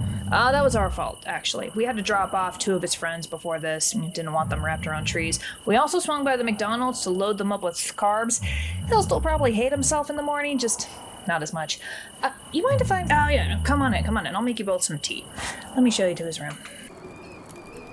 What's your preference? Green, black? I think we have some chai around here. Anything sweet. I usually go for hot chocolate. Unfortunately for both of us, I am cutting back on the sugar. I've got some raspberry tea, though, here, and a bowl of sugar for you to help yourself. Thanks. That's the least I can do. I assume you're Miss Nicole, the art teacher witch? Thanks for giving him that good luck charm for the car. Makes both of us breathe a lot easier. That and JC giving him an easy way out if he didn't want to involve us. Didn't expect to get you in that bargain, too. JC doesn't have a car. Or a license. They could have handled this alone, but I didn't like that idea. Don't blame you. Teenagers are terrifying. I work with middle schoolers. Well, shit. No thank you. I'd rather enlist. Alright, Drek is down, with a bucket near his head. Here you go. Oh, thanks. This is one of the many, many reasons why I don't want kids. Kids are supposed to make dumb decisions now when they have grown-ups looking after them. And that's one of the many, many reasons why I don't like adulting. You get used to it. It's worth it, in my opinion. I mean, Drek has so few opportunities to be a kid. We do our best, but between the poverty, the prejudice against fae folk, and now it turns out he's also gay. Yeah. Seriously? Oh shit, did you not know? I mean, I'm not surprised. Pretty sure Wraithu just lost some money. Good to know that you're safe enough for him to tell. Low bar, but yeah, he just walked in from work the other day, and when we asked him how his day went, he said, "Well, I found out I was gay. What's for dinner?" Like we were supposed to be shocked. That's basically how I did it. Neither of my parents were surprised. I buried it deep down and dove into a hole of drug addiction and crime. When I finally crawled out, that's when I told my family. I mean, half of them took it okay. I told my parents that I thought the troll who lived next door was the sexiest person ever.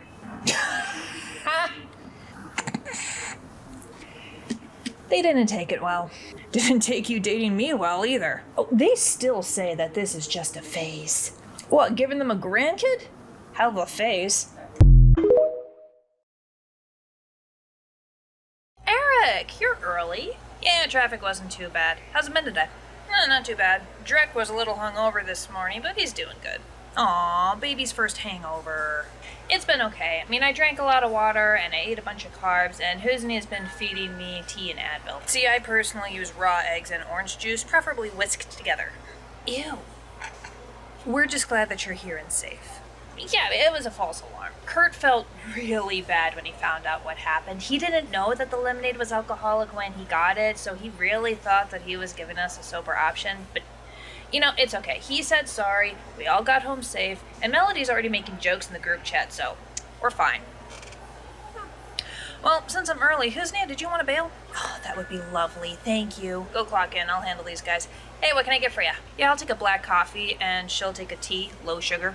Actually, hon, I just got paid today, so I can order for myself, and I'll take a latte. Nuh-uh, you still have to lose weight, sweetheart, but don't worry, I'll pay for it. Okay. Any baked goods? Yeah, nah, we're good.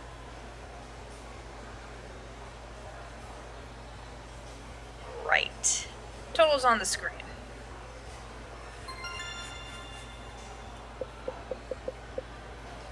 You're sticking around? Something's come up.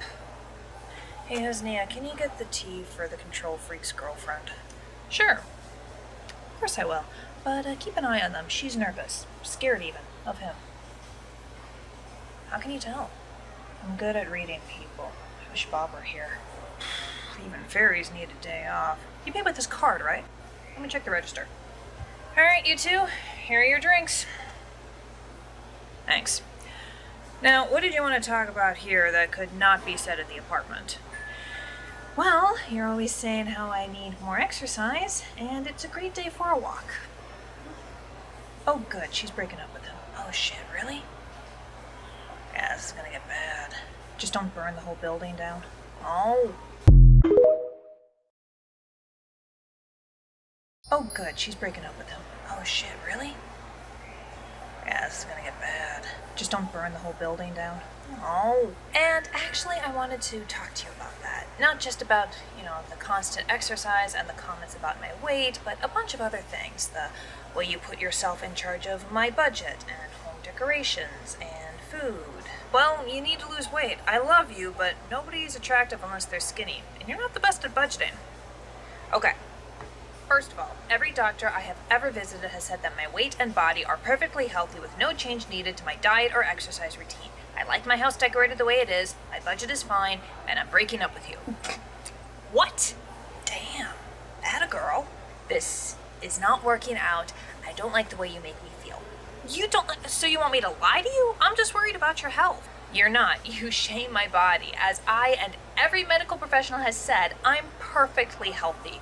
You just want to date a skinny girl, which is fine. Go find one. No, you can't do this to me. Let go of my arm or I will scream. Why are you acting like I'm an abuser? I have never hit you. Hey, let the lady go. This isn't any of your business. Actually, I chose this location specifically because the staff have a reputation of doing this type of thing. Again, you're acting like I'm going to hurt you.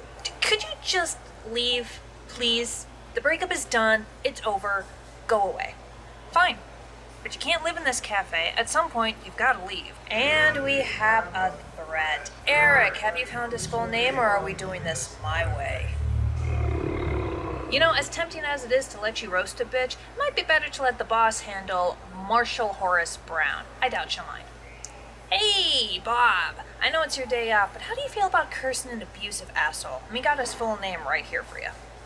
Fine. I'm leaving. This is what I get for being concerned about the woman I love.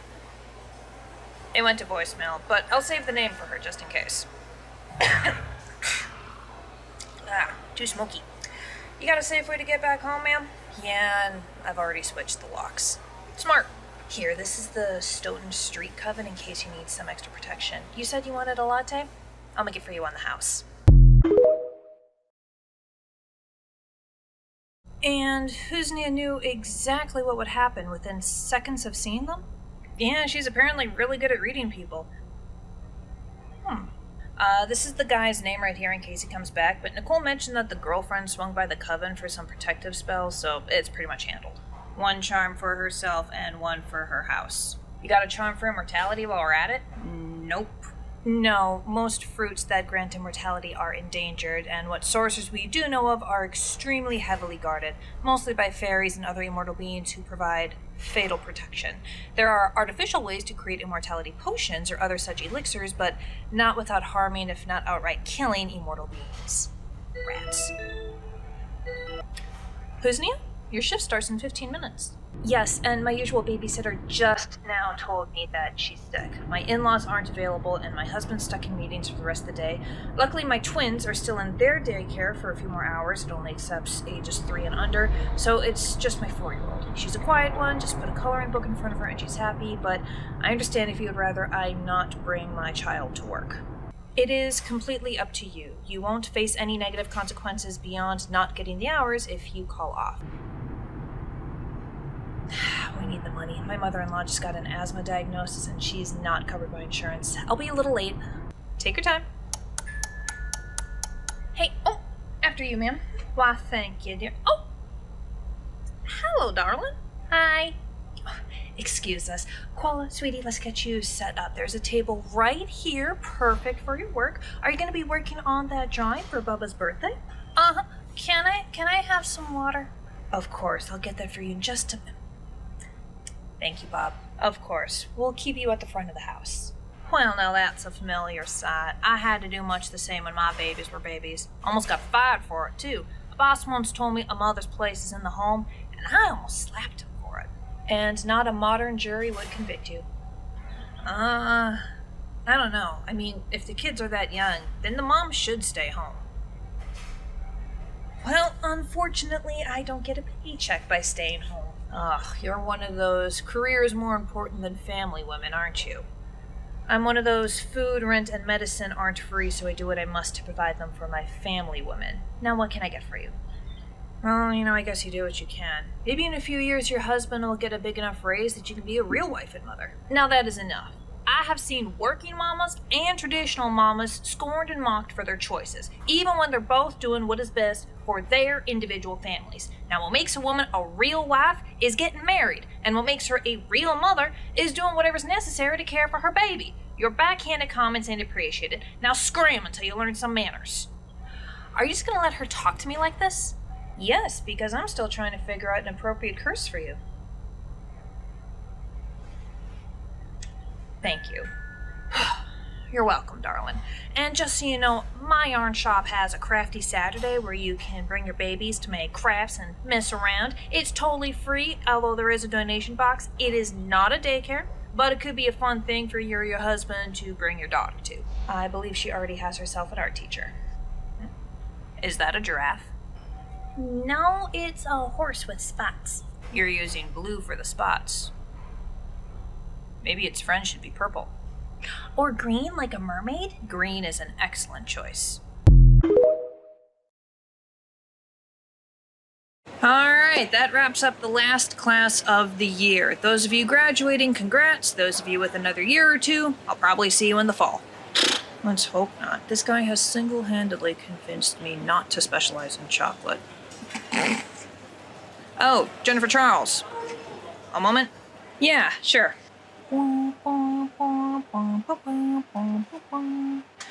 So what's up? Just checking in. Is your scholarship still good for next year? Oh, yeah, no, the dean doesn't really care that my apprenticeship is actually running a kitchen, so we're all good. Good. Listen, I'm sorry about that mess. I'd have handled that better if I'd known scholarship was the only thing keeping you here. Shit happens. Right. So, running the CaFae Latte kitchen... So there's no polite way to say this. Since when do you care about being polite? You're right, I don't. Your skills are way too good for that spot. I mean, it's a tiny little cafe in the middle of nowhere. I mean, I get that any experience is good experience, but if you want to have your own bakery someday, something that can give you more than a dead-end career, you're gonna want to find someplace else. Why would I want my own bakery? Why wouldn't you? I'm not the ambitious type. I mean, right now I get paid more than a living wage, my boss is not a nightmare, most of my coworkers are genuine friends, and I have almost total control of the baked goods. I don't need, nor do I want, any more than that. Alright.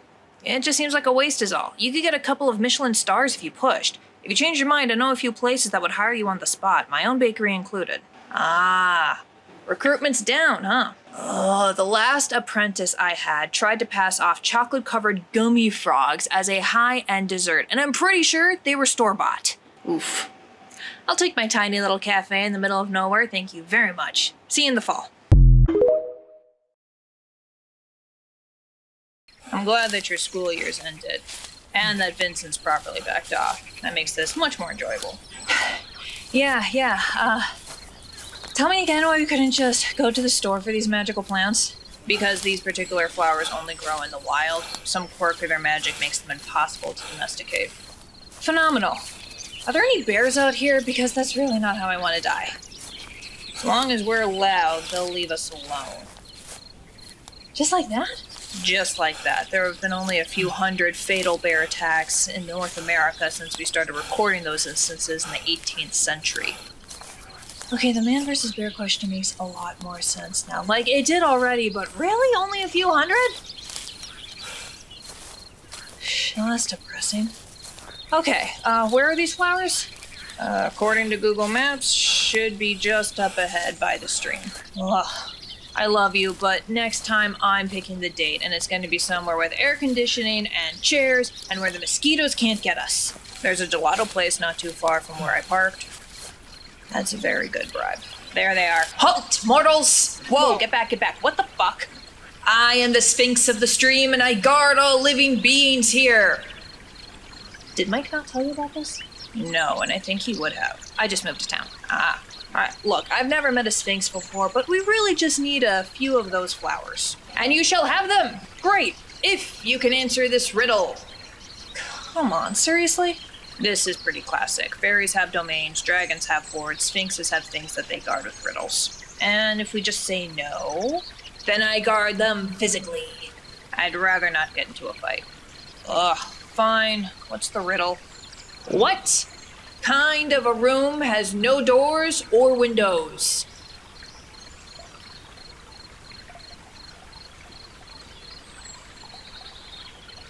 This is why I don't like riddles. The answer is usually so obvious, and I always feel like an idiot for not figuring it out. If you cannot answer this riddle, then you must flee, for I shall fight you for these magical items with every fire in my... Oh, what is that? It's mine! I must have it! Get the plants. That's gotta be cheating. Nah, it's just a creative solution. I got a corner. Wait, it's climbing up the stone wall? I'll get it. Ha! Damn it! Oh, the riddle. Mushrooms. Correct! Nice! Where's the dot?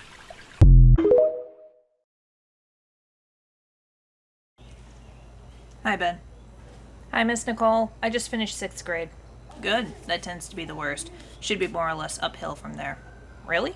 Yeah, 6th grade is the double whammy of puberty starting and a brand new school environment, middle school being so much different and more difficult than elementary. Well, that makes sense. But my school has a D&D group, so I'm all set. Good. Ben, honey, what did you want? The usual, please. Chai, skim milk, no ice. Of course. Anything besides that and the coffee? Actually, yes. I had to sit through a PTA meeting, so I've earned some fairy fudge. Ugh. Yeah, I used to go to those when I had the time. I almost got into a fight when they wanted to ban black hairstyles and hijabs. I may or may not have had to blackmail a few people into voting correctly. Oh, I should try doing that. Luckily, mine hasn't done much to affect my own son yet, but earlier we had a meeting because the fire department almost chopped down the nurse's door. What? Oh, yes. One of Ben's classmates is diabetic, and her family can't afford one of those really slick pumps that you just carry with you, so she needs the traditional needle method, anywhere from like 2 to 5 times a day. And they made a big deal about it because it's needles and she's a child. They said that she had to go to the nurse's office and have the nurse administer it every time, which I kind of agree with. She's 12 and keeping it in the nurse's office reduces the risk of her losing or breaking her medicine. Not the issue. The issue is that this year's budget cuts meant that instead of having 2 to 3 nurses on staff, we only had 1. She, of course, would lock the door whenever she left, either for the day or for lunch. Well, earlier this week, the girl needs insulin, but the nurse is gone. She had to leave early. So she goes to the administration's office, and they say, oh, sorry, only the nurse can open that door. They endangered a girl's life because of paperwork? You know how petty bureaucrats can be, but this girl is even pettier. After they ignored her multiple requests, she called 911 and explained the situation to the very kind operator who sent both EMTs and fire rescue. Girl greeted them at the door and led them straight to the nurse's station. The administrators were shocked, and when the firefighters asked, is this where the insulin is, they tried to argue that it was school policy that only the nurse could open the door or handle what was inside. Oh, hey, wait a minute, I was on that call. The diabetic spitfire who called the admin's uneducated swan who slept through health class? That's her. Did you actually break down the door? Oh, we were gonna. I had the axe in my hands, and suddenly the administrator has the keys and don't mind breaking policy just this once. Letting a girl die is fine, but God forbid we have property damage. How's she doing? She's doing all right. Some of the PTA wanted to suspend her for calling 911 for a non-emergency. Wait just a goddamn minute, that absolutely was an emergency. Yeah, we shot them down, especially when her mother came over and reminded everyone that she's a lawyer and would gladly sue the district for withholding life-saving medication from her child. So now the school policy is any staff with at least first aid or CPR training can access the nurse's office and administer insulin. Good. Mom, you said it's rude to talk about other people when they're not here. I did not mention her name or give any identifiers, and I'm not saying anything bad either. Yeah, so long as you do those 2 things, it's usually fine. Anonymous stories are perfectly polite. And a hell of a lot of fun, too. It still feels squiggly. Hey, Bob, I need to take next weekend off for my graduation, and then after that I can switch to full-time. Next week is your graduation? Already? Yeah, my mom's making me go. I'm just gonna zone out while a bunch of people give speeches that none of us are gonna ever remember, and then wait in line, and then walk on stage for like 2 seconds to get something they could just mail to me. Hey, kid, no, don't diss graduation, alright? That's a big deal. It's just high school. Yeah, not all of us make it through that in one piece. Oh yeah, I forgot your backstory is a bit of a soap opera. We can certainly sit down and talk about your hours. Since you're not turning 18 for another couple of months, did you want your parents to be there? They don't have to be, no. Will you be full-time just for the summer, or... Ugh, please don't ask me that, because I have no idea. My parents want me to go to college, but I'm not taking on the student debt, so screw that. Trade school? Or simply take a year off? Yeah, I'm probably just gonna take the year off, work here, and just see where it goes. I know that's not really exciting, but hey, boring is good, alright? It is great. When I was your age, I was dealing with drug abuse and internalized queerphobia, okay? You're already in a really good spot just by not being in a hole.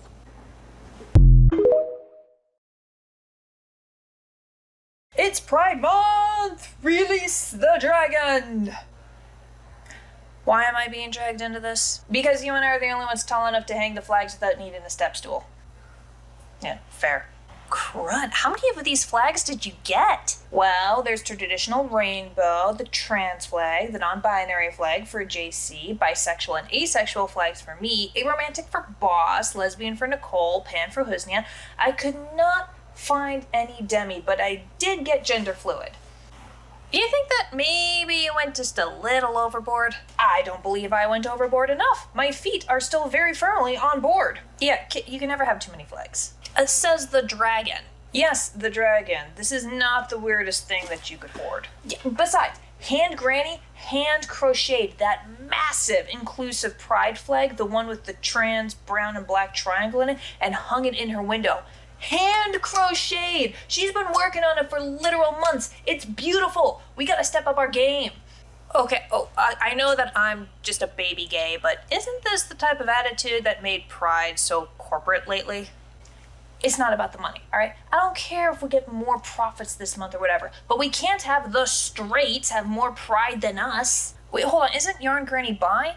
Or am I thinking about her husband? No, they're both cishet, but they have a lesbian granddaughter. Wow, my gaydar is bust. You think if I use the ace flag for myself, people will stop flirting with me? Yeah, that's only partially effective. Also that I've found it is the most fun to flirt with fellow aces. They also tend to be the best to sleep with. Whoa, wait, I thought you didn't like sex. I am indifferent to sex. I'm also indifferent to soccer, but if we've got a ball, enough people, and enough interest, yeah, might as well pass the time. Yeah, and I'm demisexual, which means I need an emotional attachment before I feel that type of attraction. When I do feel the attraction, then it can pass as any other allo relationship, assuming they are also in the same boat like that. But even before that, every now and then I get the itch, and it's just less messy to hook up with a stranger than a friend. Okay, I'm really sorry if I end up sounding a bit like aphobic, but doesn't that defeat the purpose of being ace or demi? No. Lots of people think that just because you're ace, you never want sex, or just because you're aro, you never want a romantic relationship. But attraction and action, those are two totally different things. Yeah, because didn't Bob also go on a bunch of dates with people that she wasn't attracted to, but, she liked the romance?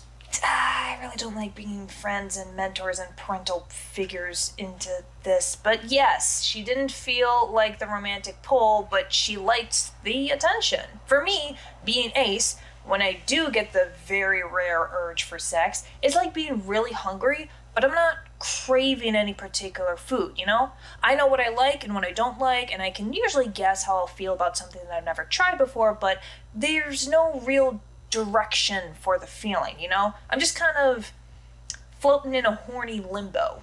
Yeah, whereas a sex repulsed ace is like having a buffet full of everything they could possibly want to eat, but they're not hungry. In fact, the feeling of eating might even disgust them. Okay, but wait, doesn't sleeping with someone mean that you're in a romantic relationship with them, or that you at least like them like that? No. Sex and love are also two totally different things. Yeah, so is physical intimacy and emotional intimacy. You need emotional intimacy for romance, but physical is just physical. I mean, Yarn Granny and Vet Grandpa, they probably don't get frisky all too often due to their age. Does that mean that their romantic relationship is over? No. Yeah, and one-night stands and hookups are purely physical with barely more than 5 minutes of flirting required, and that's more to check that they're not a serial killer. There is a bit of overlap, obviously, but some of the healthiest romances I've ever seen had little to no sex. Of course, the idea that the two must go together is such a part of society that it's often weaponized, like the whole, if you truly love me or care about me, you'll spread your legs for me, emotional blackmail. Those people deserve to be stabbed in the face. Oh, that I knew. My dad gave me the talk a while ago and revisited it when I came out as gay, and consent was a big thing that he talked about, so like, that again. I still don't get the ace thing, but I also don't have to, so I'm gonna go do the dishes while you guys handle the flags.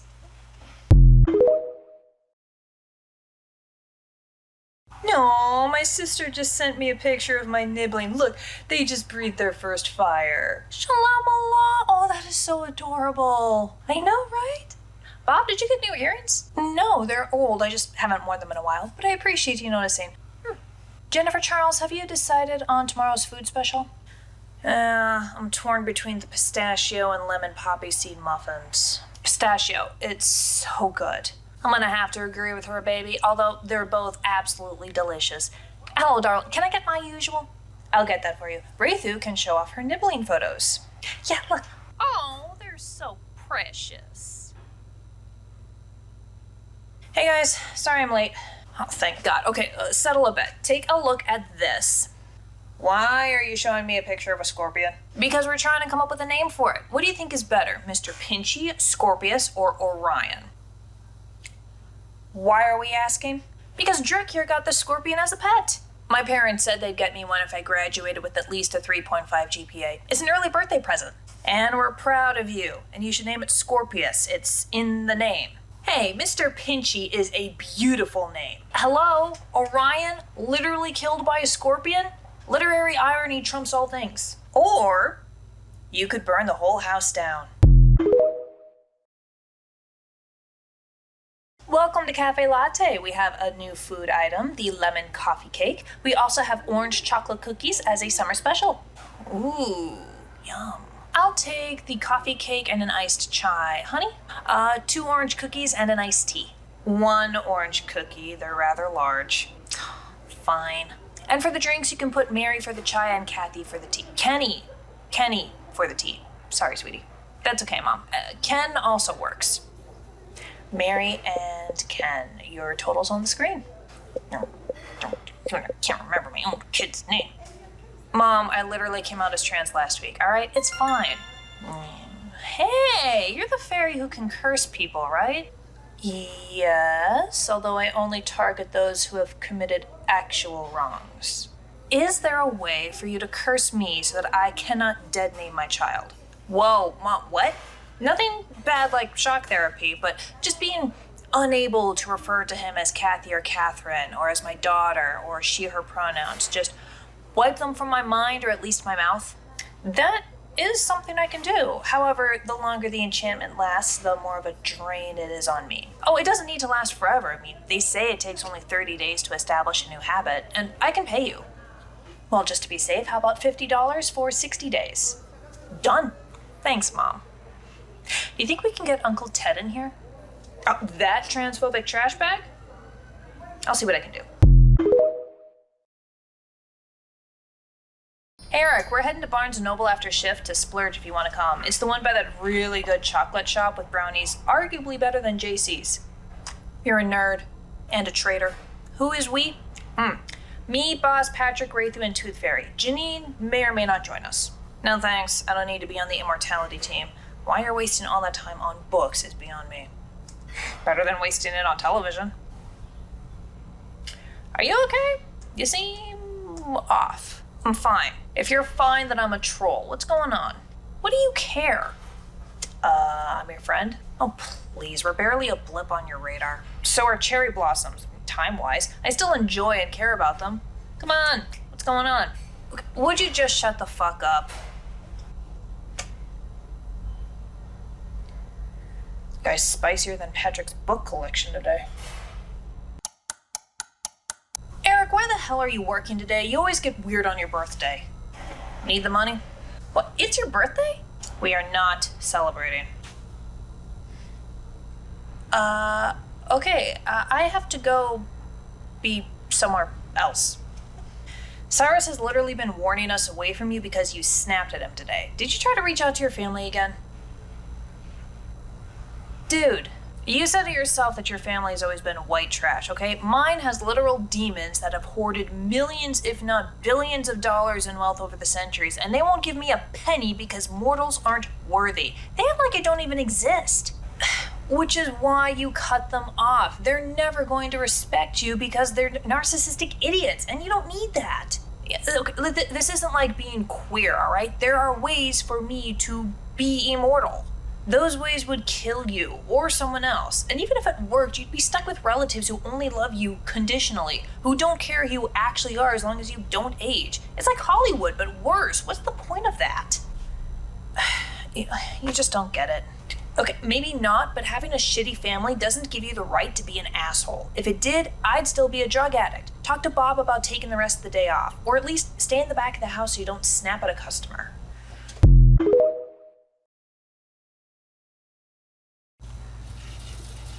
Drek appreciates you handling dishes. He's been wanting to work on his front of house skills for a while.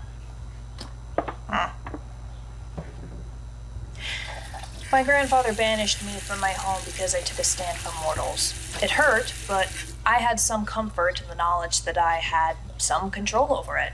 It sounds like you didn't have any control over how your relations treat you. JC needs to mind their own business. When you start snapping at my employees in my domain, then it becomes my business. Some immortals, and mortals, carry the erroneous belief that they are inherently superior in every way to mortals and thus can treat you like dirt, which makes intermarriages and children born of them rather awkward. Okay, look, it wasn't marriage, alright? It was a hookup. Dad's half-demon, which isn't great in Grandma's eyes, but he still caught the immortality gene, which is what matters. He met Mom at a bar, one thing leads to another. Ta-da! How did your mother handle it? Oh, she was alright, she's a tough cookie. She didn't want a ring on her finger, just child support. Dad and Grandma refused for as long as possible, first saying that she's a slut, which isn't wrong, so there's no way that the baby was Dad's, and then that I'm probably mortal, so it wasn't worth their time. They might have been able to pull it off last century, but with DNA evidence and modern laws, no, they had to cough up. Dad's a literal millionaire, and he acted like sending a few thousand a month was the worst thing in the world. That must have been very hard for you. I mean, it wasn't too bad when I was younger. Sometimes quarter demons manage to get immortality too. You can usually tell by the time they turn like 7 or 8. I turned 7, Mom threw me a birthday party. Dad actually came, took one look at me, and said I was a disappointment. Haven't seen him since.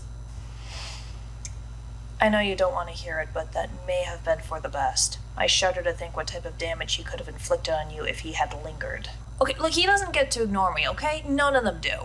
They shouldn't, no, and that is not fair. But I was royalty for 1,000 years. I lived in the lap of luxury and attention, and it was the coldest and most miserable I ever was. Oh, boo-hoo. And it's not about the money, okay? It's about respect. Sometimes that's the only currency you have. And if it's conditional only on your species, gender, skin tone, class, or other such external marker, then it's not respect. It's their own sad attempt at trying to feel better about themselves by excluding others. Don't become that type of monster, Eric. You'll never forgive yourself for it, no matter how long you live. That is so easy for you to say. You're not the one being excluded. I am now. One of my epithets is the exiled princess, and I earned that exclusion by my actions. And I couldn't be happier. I'll be happier still if I never see the people who tried to turn me into a supremacist monster ever again. Is it just us tonight? Yeah, boss has started taking Sundays off, so it's just the boys, plus JC and occasionally Raythu. That seems like a terrible decision. I actually disagree, because now we can officially start calling it Sausage Sunday. Boo! I don't know why I thought you were assigned female at birth. Well, I'm short, I'm slim, and I shave every day. Even without the body dysphoria, I cannot stand having a beard or even a 5 o'clock shadow. Bet Nicole didn't like it either. She does not. You remember that time like 5 or 6 years ago when I tried to grow a beard? I showed her the pictures and she agreed. I look way better clean. Agreed. That beard was terrible. So, I know that CaFae Latte is mostly vegetarian because fairies have this thing about being above death. Yeah, most of us have that brand of pretentiousness. Me, personally, I'm not picky. But does this mean that we get sausage muffins on Sunday? We could charge a little more for extra large or extra stuffed. Ooh. Or whipped cream on the tip. That'd be a cupcake, so no. Well, why don't we have cupcakes? Cupcakes are the bomb. It's a cafe, okay? We focus on coffee and tea, and muffins go a lot better with those than cupcakes. And before you ask, no, I cannot do both, all right? We've got limited space up here. If you want a dessert, get a cookie. Well, aren't cupcakes and muffins basically the same thing? They most certainly are not. Cupcakes are cakes, okay? It's in the name. They are light and airy and extra sweet, whereas muffins are dense, a little bit crumbly, and they can be sweet or savory. I mean, just look at the ingredients list for both. They are totally different. Oh, please. A muffin is just a bald cupcake. Lies. Lies and slander. Muffins are for people in denial about wanting a cupcake for breakfast, okay? But I'm a fairy, and I cannot lie, not even to myself. And I say cupcakes are muffins, and they're both breakfast food. Oh, you little... You alright? Ah, yeah, sorry. Excuse me. Continue. Oh my gosh, Eric, did you get an early start on Sausage Sunday? Hey, you go in the corner and you think about what you just said. Hey, Bob. I'm going on lunch break. Enjoy it. Jennifer Charles, we need more pistachio chocolate chunk cookies. Yeah, just a minute. Phone's away while there are customers. I know, but Nicole is being weird. Weird how? I don't know. I'm telling her to come in and talk to you about it. I think it's some sort of magic problem. Hey, boss, are you good if I leave early on Saturday? For Dungeons and Dragons? Yes. Hi. Nicole, I think we have a problem. Jennifer Charles says this was magical in nature. I've started getting into divination magic. Well, there's your first problem. Cyrus is rude, but technically correct. Divination is incredibly tricky, and most prophecies are misread in some form or another. I know, but I know there's some sort of danger coming towards us, and I also saw a tree made out of stone. I'm not sure what that means. I'm not sure what that means either. That is not a typical symbol. Oh, look, danger comes at us all the time. We got by easily enough without warnings. Even so, we'll take a few extra precautions, and I'm sure Jennifer Charles wouldn't mind a protective charm or two.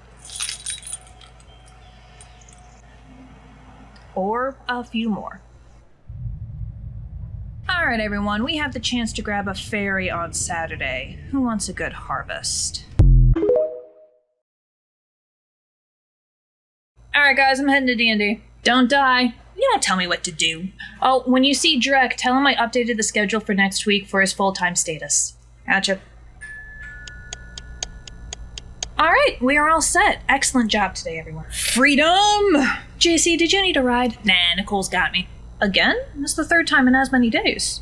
She's gotten a little paranoid lately, which, it's fine. Paranormal's totally good for you. But apparently she's been seeing a couple of weird visions of the future since she started on divination, and she's worried about them. What has she been seeing? No idea. She just told me they're weird symbols that don't match up with any traditional text, but they're definitely dangerous. She mentioned a tree made of stone, which is very bizarre. I have never heard of that appearing in a vision. Did she mention a specific type of stone? Or a specific type of tree? No. Hi. Ready to go? Yep, we were just talking about your creepy visions of the future. Any news? No. I've started drawing them, but it hasn't really helped. Wow, you're quite talented. Thanks. That almost looks like an oak tree. Stone Oak Coven. Fuck! I thought they were in jail for stealing Amma's dragon egg. Do you know how easy it is to order a hit from the inside? What? It's Patrick. Cyrus never arrived for Dungeons and Dragons. What the fuck do you mean the Stone Oaks Coven took Cyrus? I thought they were all in jail for stealing my nibbling. Apparently a bureaucratic technicality got the judge to drop the charges. Lucky them. Well, they used a good luck charm to get out? That's only cool when you guys do that. How do you know that so soon, Husnia? My husband has friends in the FBI.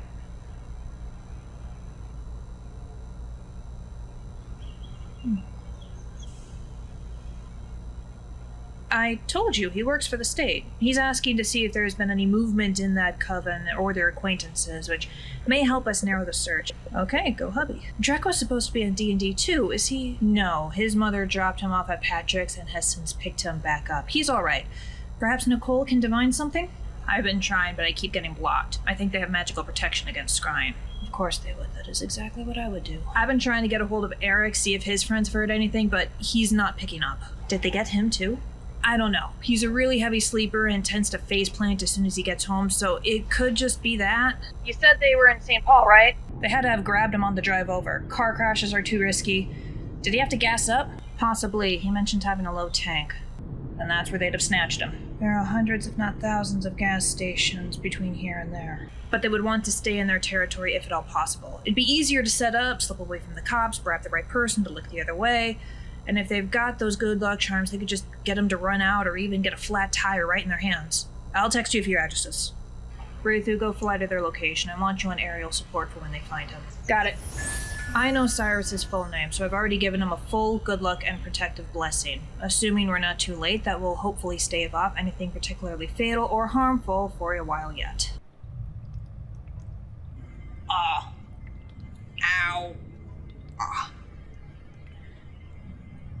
You know, there are a ton of drugs you could have used to knock me out, and none of them would have given me a headache, right? This was more effective, and we didn't want to poison the merchandise. Poison what now? Your blood, heart, bone marrow, kidneys, brain, well, what little you have up there. They need to be in pristine condition if I'm to get a full paycheck, and drugs can have unforeseen consequences. If you're harvesting me for magical parts, why am I still alive? Our doctor is running late, which just gives us more quality time together. Hooray. If you're thinking of escaping, you should know I built a fairy circle into the first floor of this building above us. You won't be able to leave the property. Wait, boss, I thought that fairy circles were portals into the Fae realm. No, that is pure fantasy and folklore. Fairy circles contain fairies, even better than the handcuffs on his wrists. Yeah. And I assume the 3 henchmen in the room and however many more you have above this stereotypical concrete kidnapper's basement is just to make triply sure I don't leave? You do have a brain. Didn't we get you arrested? Lucky me, I got off on a technicality. Hey, that's only cool when Boss and Nicole do that. Boo-hoo. Any other questions? Final requests? Yeah, actually, my nose itches. Oh yeah, that never fails. Every time you get arrested, as soon as the cuffs go on... As the cuffs go on, you itch! Yeah, I gotcha. There? A little to the left? There it is. If you have a god, I recommend you make peace with them, because as soon as the doctor gets here...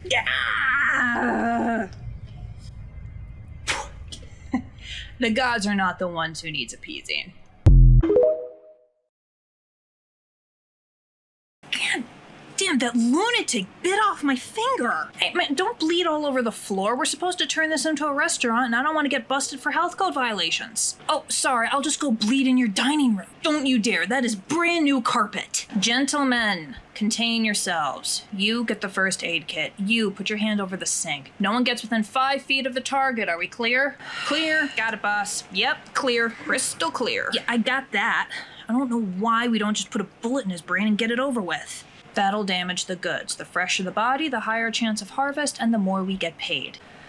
This paycheck better be worth it. Our client gave us this fairy. How do you think I got the bad luck charm in his car?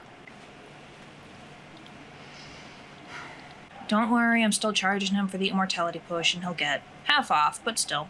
And the rest of the fairy goes to the highest bidder. You can have a few extra thousand for your pain. Consider it workers' comp.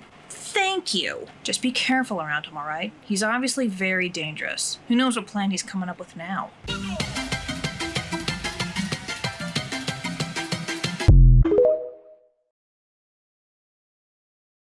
My husband just called. One of the coven leaders got a new address in East St. Paul, a small business. It has not opened yet, but we're pretty sure it's a front. Did you hear that, Patrick? East side, got it. There's a gas station just a few blocks from that area within the coven's territory. Rithu, did you want to swoop in and scare a confession? Without burning down or blowing up the entire street? I still can't get a hold of Eric. Well, if they did take Eric, they likely brought him to the same place as Cyrus, so we'll know soon. Bob, can I borrow that phone? Of course. Raythu, if you find Cyrus's car, can you check to see if there is anything in or on it? Like what? If they can make good luck charms for themselves, they can make bad luck charms for others. Wouldn't they need his name or hair or something? No, not if they enchanted an object and planted it on him, or his car. Good thought, Nicole. Okay, but then how would they get it in his car with none of us noticing?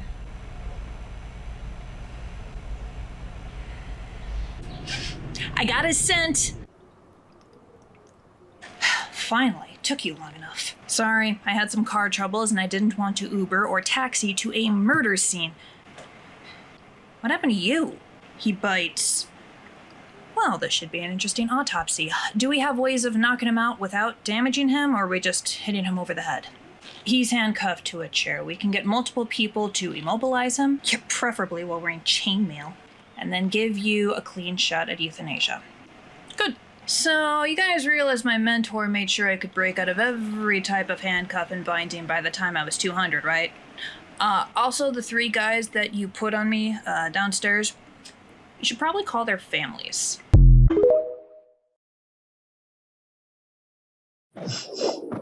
You smell that? Yeah, but do you hear that? Hear what? Fighting. Hello. Hi. I'm trying to run away, so please let me go. How many others are in there? I think the better question is how many are left alive? Cyrus? Hi, guys. Good timing. I think that's everyone. Well, you sure know how to make a guy feel useless. You got them all? Yeah, well, I didn't get the doctor, obviously, and I did leave one guy alive. He is knocked out. I figured he'd earned it for, scratching my nose and losing a finger. We checked you for weapons. Where did you get the knives? The pins are obviously glamored. He said you suck at magic. Not all of it. Glamour is basic shit. That's like saying I'm bad at, the multiplication table. I'm gonna kill you so much harder now. Anyway, did you bring any snacks? I'm starving. No, sorry. I brought my vampire girlfriend and a dragon. Okay, well, how about a witch? Because they've got a fairy circle built into this whole floor, and I can't leave until it's broken. I'm sure Raythu would love the opportunity to smash something. Or we could just call the cops and have them bring a few of their witches. Oh, a text from Raythu. Hey, they found your car. Oh, yay! The Coven put a bad luck charm in your car. Raythu found it on the floor of your back seat. Any idea how it got there? I don't know. Yeah, actually, I overheard some stuff. Let me call Bob. This is it? Yep. Eric, get your ass out here. Hey, guys. What's up? We got Cyrus back. Back from where?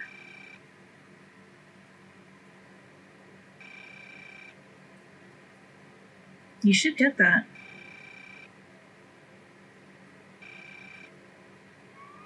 Hello? Hi, this is the cell phone of the Stone Oak Witch who tied me to a chair in the basement, and it has several calls and text messages to your phone number over the last week. Have fun begging for mercy.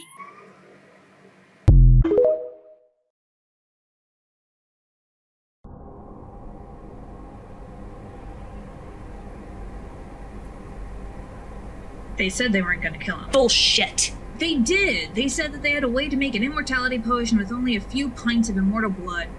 Maybe a bone or two.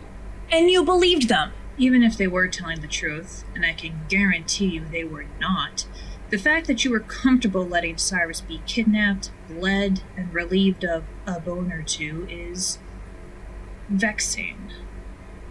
Well, for a so-called powerful sorcerer, you sure weren't doing anything. Immortality is not free, Eric. Transforming a mortal into a deathless being requires an immortal's death. There is no cheating, shortcut, or way around it, ever. Even golden apples and other fruits of immortality can only grow from the bones or ashes of multiple immortals, and you would have turned my ward into such a corpse. Is he okay? He's fine, no thanks to you. And most of the people you sold him out to are in body bags. I really didn't think they'd kill him. I told them I'd only pay them if they didn't kill him. And then after a century or two of him being pissed at me, we'd be fine. Hell, I'd have my family's money to throw around if he decided to call in a favor. That's what this is about? Your parents' money? Not all of it. I'm not like you, JC. I can't just walk away from my flesh and blood, no matter how shitty they are. Oh, but you can sell at your friends to the black market. That makes total sense. Don't act like you haven't done shitty things to us too, okay? I could give you lists from the crap you pulled while high. I owned those mistakes and did everything I could to make up for them. Cyrus is fine though. No harm done, so you can get your asses out of my apartment. That's enough. First of all, you're fired. Second, well, we don't have to involve the police in this if we don't want to. Don't we?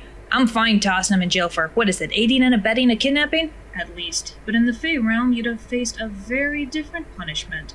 You'd have been set free with a curse. And for this one, I'll even give you immortality. What? Didn't you just say? I still have acquaintances in the Fae realm who guard the fruits of immortality. To get access to them, it would cost me quite a bit. Those acquaintances have business empires that put the Stone Oaks to shame in both scope and depravity. I'd probably have to hunt something or someone for them. But I think I could sell my morals, just this once. You could have your immortality. And your curse. What curse? That as long as you live, you will never have a friend. No family, no allies, no pets. Your blood relations would continue to shun you. Any friendships or romances you form will fall apart or end in tragedy. Any time you need help with anything, from moving houses to preparing for war, not a single soul would come to your aid. Even dogs will avoid you.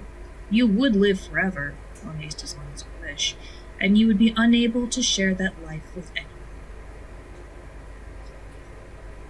Or you turn yourself in, get sentenced to probably 5 to 10 years, and have the chance to rebuild your life with people who will love and stay with you through aging and death. No curse or ill fortune from me. It's your choice.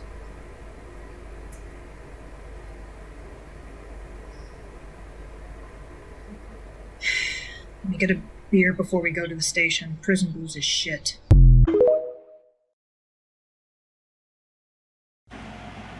Should you even be here? You got kidnapped 2 days ago. Yeah, and I missed D&D. We were supposed to go against the big bad.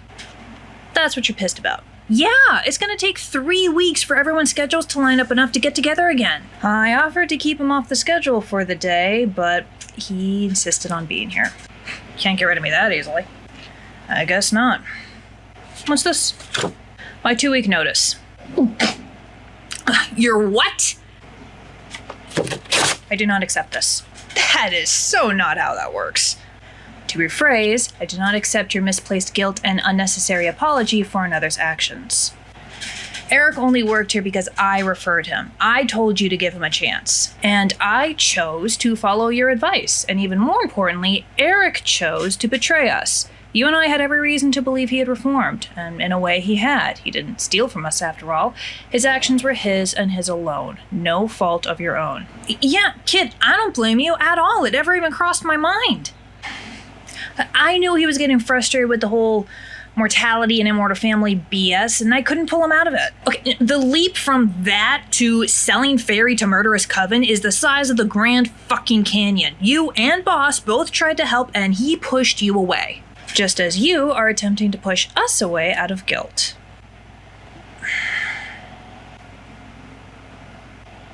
I really hate it when you get therapeutic on me. I mean, hell, by your logic, we should all be believing Nicole. She was divine in the future and yet didn't stop it. Don't. See? It's ridiculous. Look, have a good cry over losing a friend, maybe beat up a punching bag or two, see a therapist, move on. But you don't get to quit. I don't think the cops will let me beat up an inmate. Even if they did, I doubt that would help your mental state. Well, if you really want to make it up to me. Welcome to CaFae Latte. This week only, we are selling cupcakes. They are 6 different flavors, and the profits go to the Trevor Project.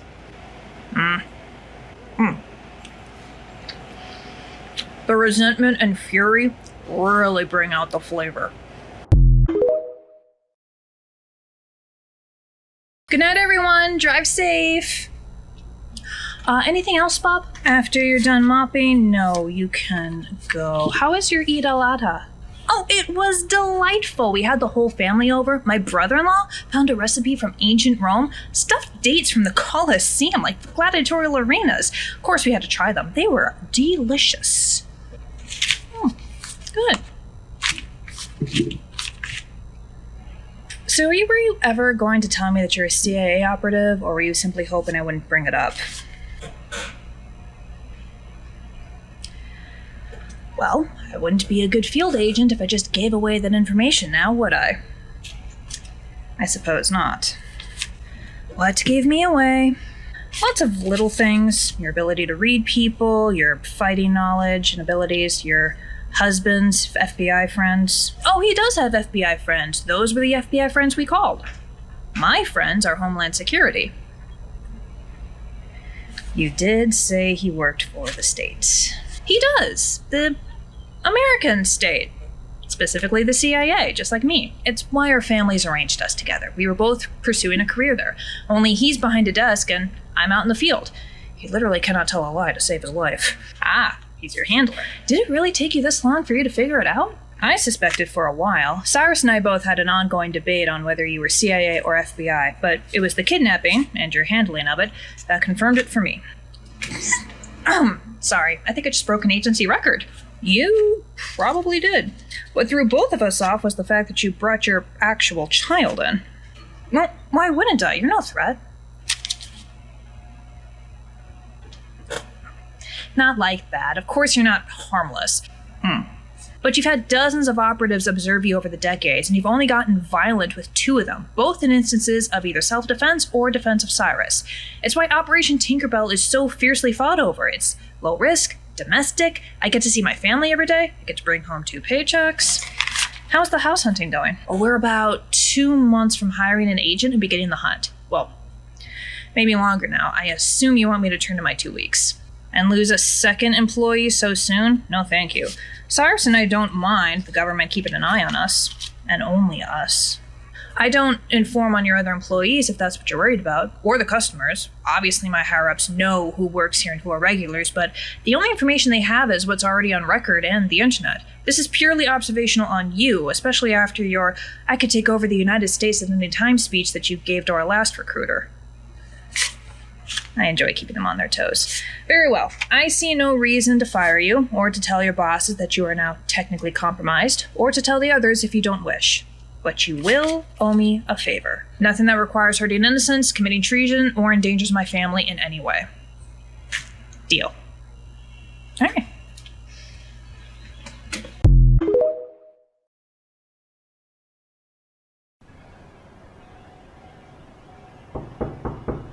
Doors open, Rethu.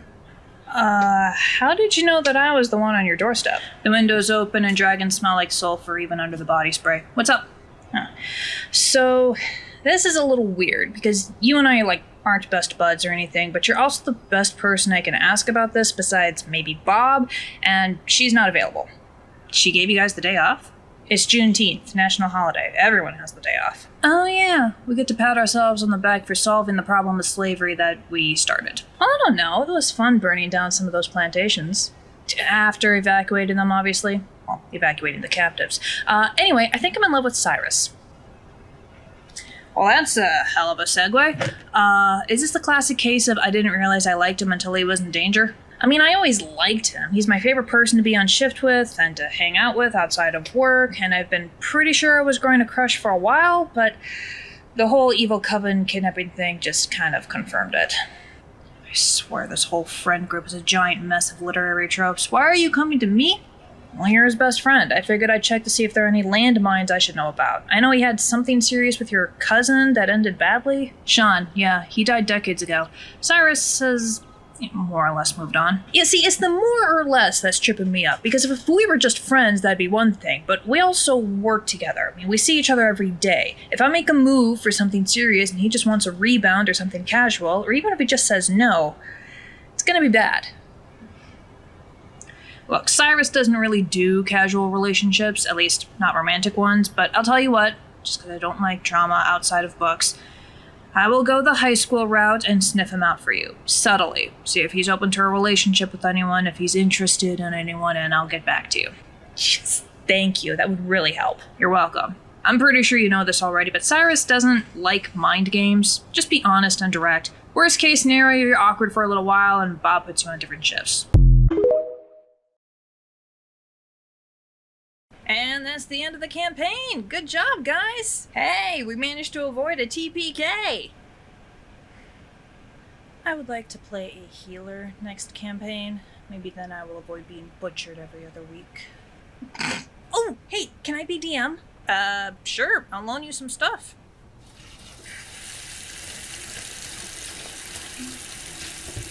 Thanks for helping with the cleanup. Janine and Tooth are almost done in the dining room, and Drek's going through my figurines and maps. Apparently, he's been planning a campaign for, like, months. Aw, baby's first DM. Right? How you doing? Doing good. You know, boss insisted on a couple of therapy sessions just to make sure I'm not traumatized any more than usual. Gross, but also smart. Janine and I are heading up north for a couple of weeks for a romantic getaway. Getting eaten alive by mosquitoes? How romantic. Aren't fairies supposed to be one with nature? I'd rather be one with my air conditioner. Okay, look, if you ever end up married, it's going to be either to someone geekier than you, somehow, or the most outdoorsy person to ever outdoor. Careful, I hang out with a lot of geeks. Oh, gonna be making an announcement soon? Change the topic, maybe we should invite Ritu for the next campaign. Yeah, I think that'd be a really great You've got a face. What face? That face. The face you have when you're up to something. You're not subtle. Hey, I am a bastion of subtlety. Bastions of subtlety don't yell about how subtle they are. Spill. No, I am sworn to secrecy. JC figured out how to make dog-safe fudge. Okay, so someone whose name rhymes with Baythu may or may not be harboring romantic feelings for you, but they don't want to make a move and make things awkward. Oh, I've been into Baythu for months. What? Yeah, I wasn't gonna make a move on a demi. That's a bad idea. Okay, fair, but I'm pretty sure you've got a nice big flashing green light. Also, there was that love spell thing with Jenny a while ago. You want to talk about trauma. Oh, yeah. Gosh, Nadine felt so bad about that. Exactly. Well, you know what would solve this conundrum? An honest 5-minute conversation. Yep, don't make your life a trashy romance novel that I would love to read. Wise words. Hey, welcome to CaFae Latte. Today's drink special is the NB Blast. It's a soda with grape, mango, and blackberry flavors, topped with whipped cream in celebration of International Non-Binary People's Day. And the snack special is the s'mores bar, because summer. Ooh, I'll take the lemonade, large, easy on the ice. You got it. Also, and I'm so sorry, I just noticed the flags that you probably put up for Pride Month, and I'm just a little confused on what some of them are. I'd look it up, but my phone is dead. Oh yeah, honestly, I get them mixed up all the time, too. Boss, do you need me for the next, 5 minutes? I just think it's disgusting. You have children coming to your cafe. How could you encourage the LGBTs to come and groom— Silence. No, I don't need you at the moment. If I do need assistance, Ritu and Husna are right in the back. Cool. Which ones are you mixing up? Whatever. So it's mostly just that one, the purple, gray, and black. Oh, that's the ace flag. Sorry, asexual. That means, little to no sexual attraction. It's also an umbrella term for other stuff, I think. I thought that was the green flag, not the purple one. No, green flag is aromantic. That means the little to no romantic attraction, also umbrella. Okay, right. I'm sorry, I'm so scatterbrained today. Are you okay? Yeah. I'm just not used to people knowing this stuff. Are you part of the community? No, I'm cishet. I'm not ace or arrow, I'm, what's it? Allo. That's the word. I'm allo. But my sister's trans and my boyfriend is bi, so I've just been trying to educate myself. Huh. Well, you're definitely doing a good job. Normally I have to go into this huge long explanation, especially when the other person is cishet. This is weird. I don't know what to do with myself. Well, you could make my lemonade? Right, yeah, good idea. You're very smart. Your total's on the screen while I whip that up. And they already knew all the ace arrow terms? Yeah, they knew everything. They just didn't remember what the flag looked like. That is so weird. Right? I thought I'd have to whip up Boss's slideshow. It threw me off for a whole hour. Don't get me wrong. I'm glad that more people are educated about it. It's just takes the wind right out of your wings. Big time. Well, I'll take it over you getting kidnapped and carved for parts. Well, the kidnapping wasn't fun, but it was nice to have a proper knife fight. What about you? Last time we had a customer like that, she lobbed a love spell at your head. That was not fun. I did tell my hairdresser, Nadine, about her little security breach. She was heartbroken. I felt really bad. Mostly I've been letting my mom do my hair. Looks good. Thanks. So, Patrick told me something interesting the other day. Fuck. Yeah, I love him, but don't count on him to be subtle, or sneaky, or to hold any secret for more than, an hour. How much would I have to bribe Janine to let me roast him? Your entire dice collection, at least. Otherwise, you'd have to fight her. Which would be blockbuster movie awesome, but I'd rather just take you out on a date. Seriously? Yeah, I wanted to wait until the whole Jenny thing blew over. Seriously? First of all, yes, absolutely. Second of all, you're never this patient. I can be patient. Choosing violence is just more fun. Valid. Friday? Friday. This did not have to be an in-person debrief. This could have been Zoom. Agreed. It's my father's birthday. We asked for this day off months ago. Sorry guys, you know the rules. Computers can be hacked and you both need to check in every week. Well, there's nothing new to report. Bob has made no movements out of the ordinary since Cyrus was recovered. And I checked with law enforcement. Eric took a plea deal to get his sentence down to 3 years and has had no contact with her or anyone else. I do recommend keeping an eye on him just in case. Any curses or major spells that we should be aware of? Nothing beyond the usual Karen. Any chance of planting bugs in the cafe? That's a fairy's domain. She will find them within a day, assuming a customer or employee doesn't do it for her. She also likely has some sort of enchantment that would make them fritz, get interference, die too soon, and otherwise be useless to us. Had to ask. Thank you, both. Keep your eyes open, and we'll see you next week. Have a fun birthday party. Thank you. Well, your mother tried making cupcakes with koala and made a mess of our kitchen. She'll clean it up, but we should stop by a bakery to get a proper birthday cake. I reserved a cake last week. You are sexy when you plan ahead. I try. So anything new coming out of the cafe?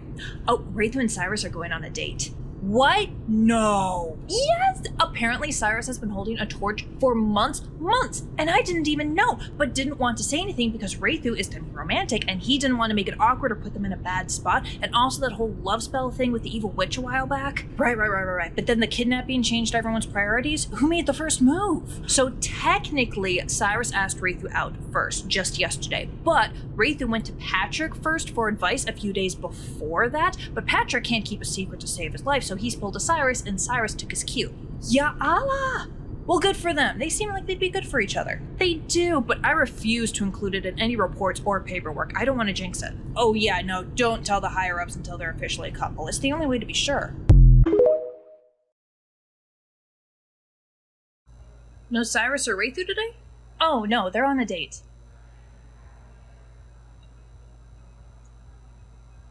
They're on a what? Oh, he's been wanting to do that for a while now. He never said! It, frankly, wasn't any of our business, especially with Wraithu being demi-romantic, demisexual, and the survivor of a love charm fairly recently. He did not want to risk such a rumor reaching their ears and put any pressure on them. Okay. Damn, you think you know a guy, and then he drops that bombshell. Were they not already dating? Okay, so if you pay for lunch, I'll pay for a 60-second book challenge. Anything you can snag from a bookstore in 1 minute in human form. No cheating with the big dragon arms. Sold! We're going to my favorite Hebrew spot. It's in Middleton. Isn't that a 3-hour drive? If you're using a car. Yes, I did not want to presume dragon riding was a first date option. Why'd you get so much Jane Austen? Alexander Dumas is the better classical writer. Well, excuse you, Austen's satire is second to none. I'm not saying it isn't. Doesn't make her books as good as other classics. Fight me. You know what? I will. At an arcade. This is not how a motorcycle works at all. Sucks to suck. Enjoy last place. You want to just pry open the ticket dispenser and get the big prizes? Or if I stretch my arms into wings, I can cover you for about 6 seconds. 3 more than I need. Hosnia, help clean off the empty tables, and then you can get ready to leave. Oh, will do. My husband's picking me up, so we have time. Oh, you leaving early? Anniversary dinner. Ah, how long? 9 years. And I am hoping for another 90. My dear. Oh, thank you. I just have to finish cleaning up real quick, and then we can go. Take your time. Reservation's not until 6. Is it an upscale place? My understanding is that your headwear is the American equivalent of a suit and tie. Oh, yeah, we're going out for sushi, and I just got back from the office, too. And they don't give you crap for wearing traditional clothes? Nice. Well, oh boy. So, he used to wear Western suits and ties, especially at work, even when slacks and a polo shirt would do. I am a fancy boy, and I looked amazing. You did. The suit jackets especially complimented your ass. Anyway, I went to his office one day. He'd forgotten his lunch, of course. And I had the pleasure of meeting Sarah. I'm already getting the ick. Sarah's my coworker, different department, same office. She'd already made a few comments about me taking too many breaks in my daily prayers, and then she saw my wife in her beautiful hijab and said something about how she ought to dress more American, as if that means anything, and as if she and I weren't born and raised here. Apparently wearing a hijab is inappropriate in that office environment and reflected poorly on my husband, who just started working there. People might get the wrong idea. In fact, after you left, she pulled me aside and said I really needed to talk to you about not shoving our faith in other people's faces. She hadn't even mentioned Islam or Muhammad, peace be upon him. How'd that go? It's been 7 years, and I've been wearing the thobe and kafaya every day since. She tried to complain to HR, but I had recorded the conversation, so she got the strike on her record. Does she still work there? She does. But we're good at avoiding each other, and I'm honestly grateful for her. My father is a Saudi immigrant and had always tried to instill pride in my heritage. He dresses like this all the time. I used to try to fly under the radar, conform a bit, be Americanized, but spite is a wonderful thing. I called him up after that little fiasco and asked for his help. He was so happy. He let me raid his closet for the first couple of days, and then we went shopping for a whole new wardrobe. It really brought us closer together. All right, we are done. Tables are clear. Bob, JC, I will see you tomorrow. Laters. Have fun. That's sweet. Honestly, relationship goals. I aspire to that level of pettiness. Alright, we've got an hour before we open, and I need to bake everything. They cleared us out yesterday. I'll make us some coffee. Oh, can you make me some tea instead? Yeah, Drek, you're here again. That's 4 days in a row. You never work this much. You know I moved from part-time to full-time, right? And with us being down a coworker, good timing on my part, I guess? Ah, yeah, fair point. You saving up? Yeah, I'm turning 18 next week. I'm gonna have a bunch of friends over, but it's still gonna be a pretty cheap, small get-together. Mom and Dad are letting me stay with them for another couple of years, so long as I help with the bills, and I've picked up another part-time job. Doing what? It's kind of a gym. You want me to climb up this tree and what? Dangle this for me and my friends. Or use the little red dot. Oh, I've heard that laser pointers are bad for cats. I'll use this. It's only $10 an hour, about 5 hours a week, but I can't complain. How'd your date with Rithu go? Really well. We are banned from the arcade for life, but we flew away before they could confiscate our prize. What the fuck? JC, you okay? There's a lizard on fire in my kitchen. What do you mean there's a lizard on fire? That's what it looked like. It's on fire. Where's the extinguisher? It's on the counter, and it seems pretty happy, alright? It's not hurt or anything. It's napping in the oven. Oh, alright, let's see what we got. Oh, that's a salamander. What's a salamander? It's basically a dragon's dumb cousin. Like, dragons are to salamanders what humans are to apes and chimpanzees. Well, what's it doing here? Best guess? Yesterday's Hellfire shipment. Sometimes they sneak into the packaging. Well, I've got shit to bake. Are we sure that's a good idea? Yeah, he's a live one. Stay still and let me tong you. If the fire's flaring up like that, it means he's pissed. I'm pissed. It's in my kitchen. Your kitchen? Bob and I share custody. Come here, you little bastard. Oh shit, it jumped. Don't start a fire. Don't start a fire. Where are the oven mitts?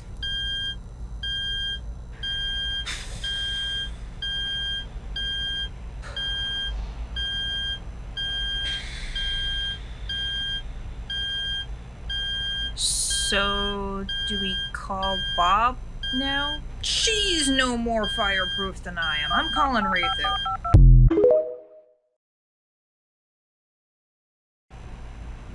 I thought there would be way more scorch marks on the walls. This is not bad, guys. We need a new fire extinguisher. Ours is empty. I'd get the salamander myself. I already tried, and it burned through 3 oven mitts. And it won't leave the oven. We open in 10 minutes. I've had to improvise a bunch of no-bake products. Oh yeah, when are the Rice Krispies gonna be ready? Those looked really good. I will chop you into 1-inch cubes and feed you to the salamander. They prefer insects and small rodents and reptiles, not fairies. Come here, sweetie. Yeah, your fire skin's not gonna work on me. Isn't Vet Grandpa a firefighter? Shouldn't we have called him? I don't think he'd be equipped to handle this one. No, firefighters just spray them with flame retardant and then throw a net over them. The best way to handle a salamander is to scratch them behind the fins. Right here, see? Yeah, you're not going anywhere. You're a sweetie. Oh, I can feel the heat coming off of that thing. Well, the skin's base temperature is usually around 400 degrees Fahrenheit, but it can flare to 1,000 to actually catch on fire. Awesome, cool. Fun fact, get it out of my kitchen. Your kitchen? Yeah, I'm telling boss you said that. I am the queen of this kitchen that owes fealty and taxes to Empress Bob, and neither of us want that thing in here anymore. Fair. Nag, nag, nag. This is just a cute little guy. So, do you release it into the wild, or...? Oh no, he'll burn down several cities. Best to put him in either the Abyss with the demons or one of the Draconic realms. Do you want to go to the Dragon realm? My cousin lives on a volcano. Yes, he does. Appreciate it, Rathu. I know it's your day off. Yeah, well, you owe me another day. Yes! That new smoke alarm is coming out of your paycheck. Yeah, I know. Here, Drake, catch. Oh! What's this? It's the old smoke alarm. Boss, can you hand me the new one? Why is there a hole in it? Because I didn't want to bother having to get the step stool and fiddle around with the buttons with the alarm blaring in my ears and a salamander running around trying to burn the place down. So you threw a knife at it? You didn't notice? I was busy with the fire extinguisher. Also, there's only one button on this thing. I don't know what you mean about fiddling. Yeah, well, you have those tiny little round goblin ears that barely pick up anything, alright? You try concentrating on anything with these honkers picking up every fart in the room. Oh, that sounds like ADHD, but I wouldn't know a thing about that. Oh, wait! Boys. Why isn't Rathu doing this? They're tall enough that they probably wouldn't even need the ladder.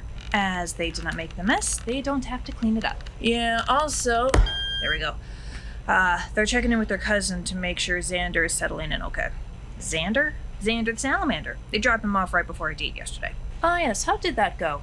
Really well. Here, I took pictures. We went to the Museum of Illusions over at the MOA. I took pictures. They've got a ton of crazy stuff, mostly mirrors. There are a few that were legit illusion-y enough that I thought they might have been cheating with glamour, but nope, not a lick of magic in the place. It's insane. You will get dizzy, though. Not a good place to try to have a first kiss, although Rathu appreciated the effort, and the Caribou Coffee nearby was a much better option. And I got a new pin! Who's this lady in the pictures? Who? This one, the girl with the glasses. I don't know, some influencer who got hired to hype the place up. Huh. So, are you finally gonna remove that single AF pin? Huh? Oh, shit! Yeah, I totally forgot about this. Is this a pin or a knife? If it's just a pin, I'll take it. It is not. Finally, break time. How goes it? I've had a nice uptick in sales recently, which means more people sending emails with questions and concerns and complaints. Well, yeah, you worked your ass off since summer started. You must have done like 5 new paintings. Only 4. I'm trying a new art style, doing some more realistic portraits and naturalism with my usual abstractionist styles. It's good, but it's slowing me down. I don't know what any of that means, but was that the one with, like, there's this woman's face coming out of the water, like, right under the surface with those, like, fish and lilies swimming around, and, like, the lighting and the colors were doing weird things? Yes. Oh, cool. They look awesome. And they're selling well, too. I might have to make this a permanent thing. You! Me? Do you recognize me? Vaguely. I meet a lot of people for my job. My son Josh was in your class this year. Ah, yes, you were at his parent-teacher conference. And you clearly didn't listen to me then. Ma'am, tone it down. Shut up, I'm not talking to you. Don't talk to my partner that way. And is this really a conversation you want to have in public? Well, clearly it's not happening anywhere else. Ever since the grades came out, I've been calling and emailing everyone in that damn school, and nobody has done anything. I want to know why you failed my baby boy. Josh's poor grade is a result of his own lack of effort. He is a deep, sensitive soul. You're not even trying to understand him. I don't grade on technique or outcome. I grade on effort. It's the only ethical way to grade something as subjective as art. Josh, unfortunately, refused to put any effort in. Every assignment I gave him, he turned them in late, did not study any of the concepts or practice the techniques that I taught, and when I attempted to ask him and you multiple times if there were any issues I needed to be aware of, be they mental health, home life, or something else, both of you insulted and yelled at me. Because you were being rude. In Josh's exact words, art is a waste of time and you're a waste of space, Miss Nicole. I'm not the one being rude. He was just being honest. I mean, no offense, but who wants to be an art teacher? You don't contribute anything to society. Even if that were true, honesty is not an excuse for cruelty. He refused to put in the effort. Now he has an F. Not just one. You must have poisoned the other teachers against him. You're all out to get him. Josh has a poor report card because you've raised him to be an entitled brat who thinks breathing will earn him a 4.0 GPA. That's why he didn't do any assignments or study for tests, why he's a bully to teachers and students alike, and why he'll peak in high school and have a miserable adult life unless you put some serious effort into correcting his behavior now.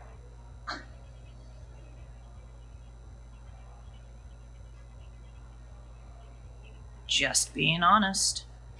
I'm going to call the principal, the superintendent, everyone on the school board. Go ahead. It's summer, I am off hours, and Josh is no longer my student or concern. Have a good day. I have never been more attracted to you than I am right now. How much time do you have left on your break? 20 minutes, which is more than enough time. Jennifer Charles? Fuck. Who's that? I'm Margaret, JC's aunt. I was hoping to speak to them about a family matter. I haven't seen you in so long. You're a baker now? Kitchen manager. What do you want? Do I need an excuse to visit my What's the non-binary term for nephew? Nibbling. And you only ever visit me when you want something. May we speak alone? That's your decision, not hers. Ma'am, I don't need to be rude, but it is absolutely my decision. Nicole's my girlfriend. She can stay if she wants. She is aware of the whole drama. She was here when Uncle Henry showed up, trying to bully me into forgiving him for sending me to juvie instead of rehab, being a queerphobic asshole my whole life, sending me to a conversion camp. My husband has definitely made mistakes. So is my family. When I came out as bisexual, then sapphic, but they always apologize for them, and they've never caused true psychological harm. But you forgave their mistakes. After they apologized. Well, my husband is a loving but very proud man, and the last few years have been harsh. You know, he's been cut off from the whole family because he's an asshole. He's your family. He made my life hell. Don't you think you're being a little dramatic? Why are you here? Your cousin's getting married. We're starting to send out invitations, and most of your immediate family have made it quite clear that they will not attend unless you do.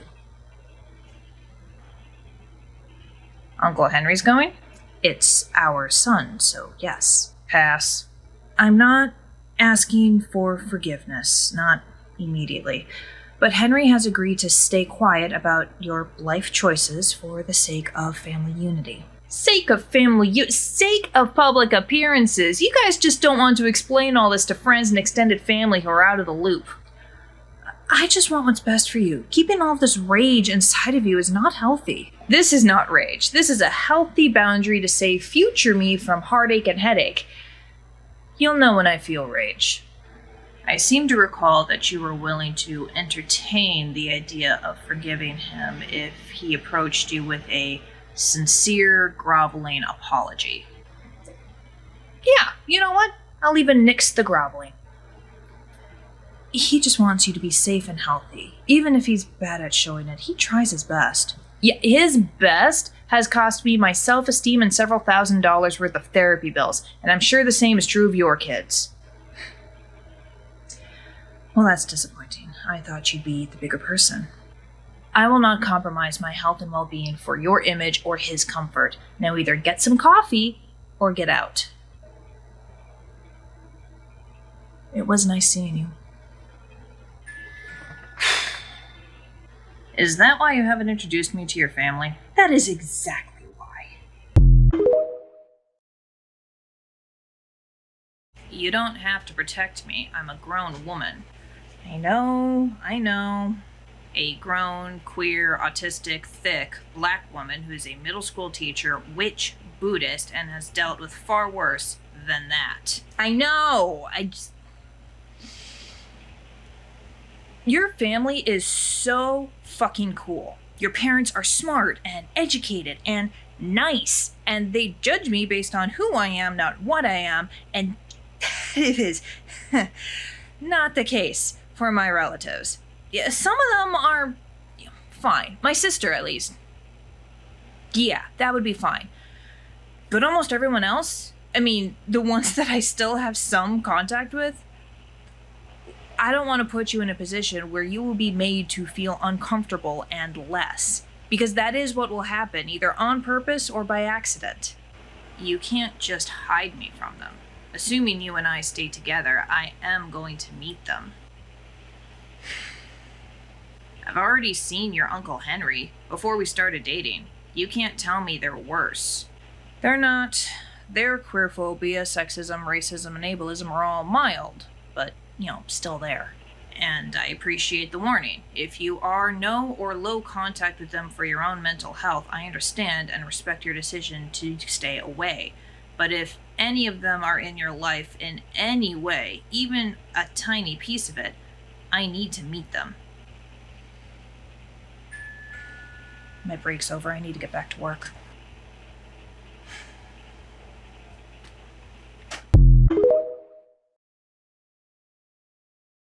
Hey, JC. Bob, I'll take a small iced coffee. Of course, I'll get that for you. Thanks. Oh, tip jar. Is Drek here? No, he doesn't work today. Total's on the screen. You okay? Fine.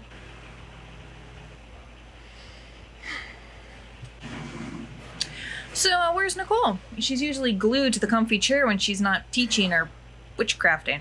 She left. Must be a busy day. Have you and Janine introduced each other to your families? Not yet. That's a really big deal in werewolf culture. I mean, we don't do that unless you're pretty much engaged already. I assume vampire clans are similar. They are. But Janine was kicked out of her clan in the 1860s. Whoa, what? For being trans? No, she didn't come out as trans until a few decades later. Her expulsion was for being an abolitionist and fighting for the Union. Okay, that's a pretty good reason. Most vampires were Confederates. Indeed. Janine's clan, to my knowledge, was not part of the ultra-rich, plantation-owning elite that made up the upper echelons of society, both mortal and vampiric, but they did benefit from it and were employed by richer vampire clans. I believe at least one cousin of hers was a catcher or auctioneer or otherwise directly involved in that trade.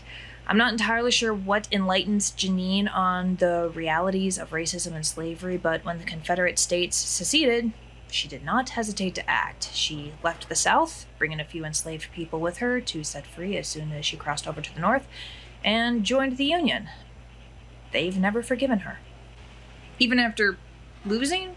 And also the civil rights stuff? Never. They firmly believe in white vampiric superiority and loyalty to the clan above all things. Yeah, werewolves are kind of similar. What, the racism? No, the family above all things. Loyalty is number one. Dude, I've got almost 3 decades of trauma proving that family loyalty is shit. Obviously, if they're abusive or not looking after you, they betrayed you first, okay? Loyalty and support are supposed to go both ways, and if it's not there, yeah, you're right to get out. But if the pack is loyal to you, looks after you, and cares for you, then slavery. Loyalty is often an admirable trait, but it is very different from morality. I had to make the same decision. Had I chosen loyalty, I would still be a princess warlord, complicit and actively oppressing dwarves, goblins, and humans kidnapped from Earth to serve the Fae. In addition to the Iron Witch, the mortals called me the Hammer because I was that effective at putting down their revolts and rebellions through both curses and blood. Until I chose morality. Here's your iced coffee. Right. So... Wait, hold on, it's been 160 years. Janine's just had no one? I'm sure you've noticed that she is a very difficult person to get close to. Much of that is a survival mechanism. A clanless vampire has no friends, no allies, and is completely blacklisted by all of vampiric and much of the rest of paranormal society. Thus, a clanless vampire is a dead vampire. Unless you are exceedingly skilled. Fuck a duck. So Ritu and I have mostly already met each other's families, perks of being Demi and Ace. Fuck off! Hey Janine, we're almost closed, but the espresso machine's still on. What's up? I got a couple of very interesting texts from Bob and Cyrus about a conversation you all had about me with Patrick, and how you may have broken his brain. Yeah, sorry. I was asking for advice on my own thing, and it kind of opened up a can of worms. Family issues? Yeah. You can make it up to me with a s'mores bar. What's the issue? Deal. Nicole wants to meet my family, even though I've told her how much they suck. I mean, they're not fought for the Confederacy levels of suck, but... well, maybe some of them would have been if they'd been born back then. How much contact do you have with your family? It depends on the person. About half are no contact, the rest are low. Well, I guess my sister could be upgraded to moderate, but that's mostly texting and making sure she's okay when she starts dating a new guy. Bob told us that you were completely cut out. Yes, well, vampire society is quite small, so we can't always avoid each other. But we do our best. That sucks. I did try to reconnect. In the 70s, after the Civil Rights and Fae Rights Acts had passed, and my own rage and feelings of betrayal had simmered to exhaustion, I tracked them to their new home and knocked on the door. My mother opened it. She slammed it back in my face. Later that week, I got a call from my brother saying that if I ever contacted them like that again, they would shoot me with silver bullets. That was before they found out I was trans. My uncle came here a while back to try to blackmail me into letting him back in. I threatened to beat him to death. Did it work? He's stayed away. His wife showed up. She's not phobic, just spineless. It's almost worse. Right? And I'm like, Nicole, babe, you really want to meet more of these people? Even if my clan were to reconcile with me, I would hesitate to introduce Patrick to them. Many of them claim that werewolves are little better than humans or mortals, essentially dogs. Honestly, I like dogs more than most people, so I can't really blame them. It's very odd being with someone who wants to stand by you at your worst, at your ugliest. When you've been alone for so long, beaten and belittled and shot at by people you thought were your friends, your family. Having someone actually be in your corner feels like a trick, either by them or by the universe. And you can't help but wonder when they'll walk away. Will it be the nightmares, waking them in the middle of the night? Will it be the need for space after anything remotely emotional happens? Will it be because the birthday presents aren't good enough, or of the checkered past, or busy schedules? But then they do something worse than walk away. They stay. And you realize you are so broken that you don't know how to handle that. I think we both need to have some very uncomfortable conversations with our partners. And our therapists. Oh yeah, definitely the therapists. I'm coming.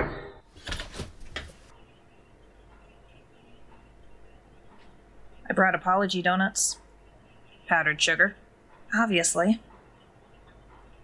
Very well.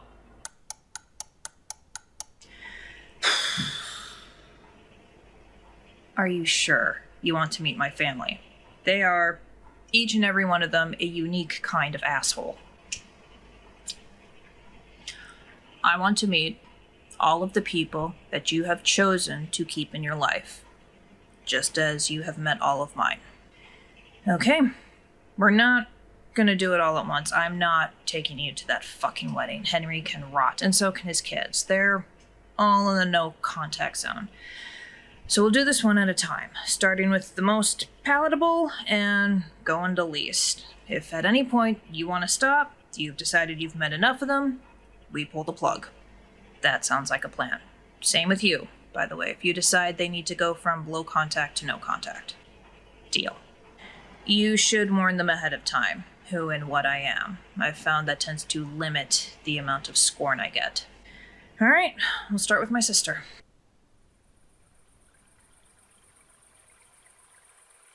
You chose the most romantic moonlit park for what I assume is going to be a very unromantic conversation. Fresh air helps me think. Careful not to get too much, you may tire yourself out. How much do you know about werewolf packs and culture? I admit, I only started looking into it after you and I got together. I didn't want to accidentally cause a faux pas. Well, total expulsion from a pack, the way you were from your clan. That is so rare. I mean, I can count on one hand all the people that I know that has happened to. And it's only used for the most heinous of crimes. Murder, rape, high treason. But you were doing the right thing. I did try, talking my family into seeing sense, get them to join the union with me. I've never been particularly persuasive. That's not your fault, okay? And neither is my freakout, by the way. This is definitely a Patrick problem, not a Janine problem, okay? I need to make that abundantly clear.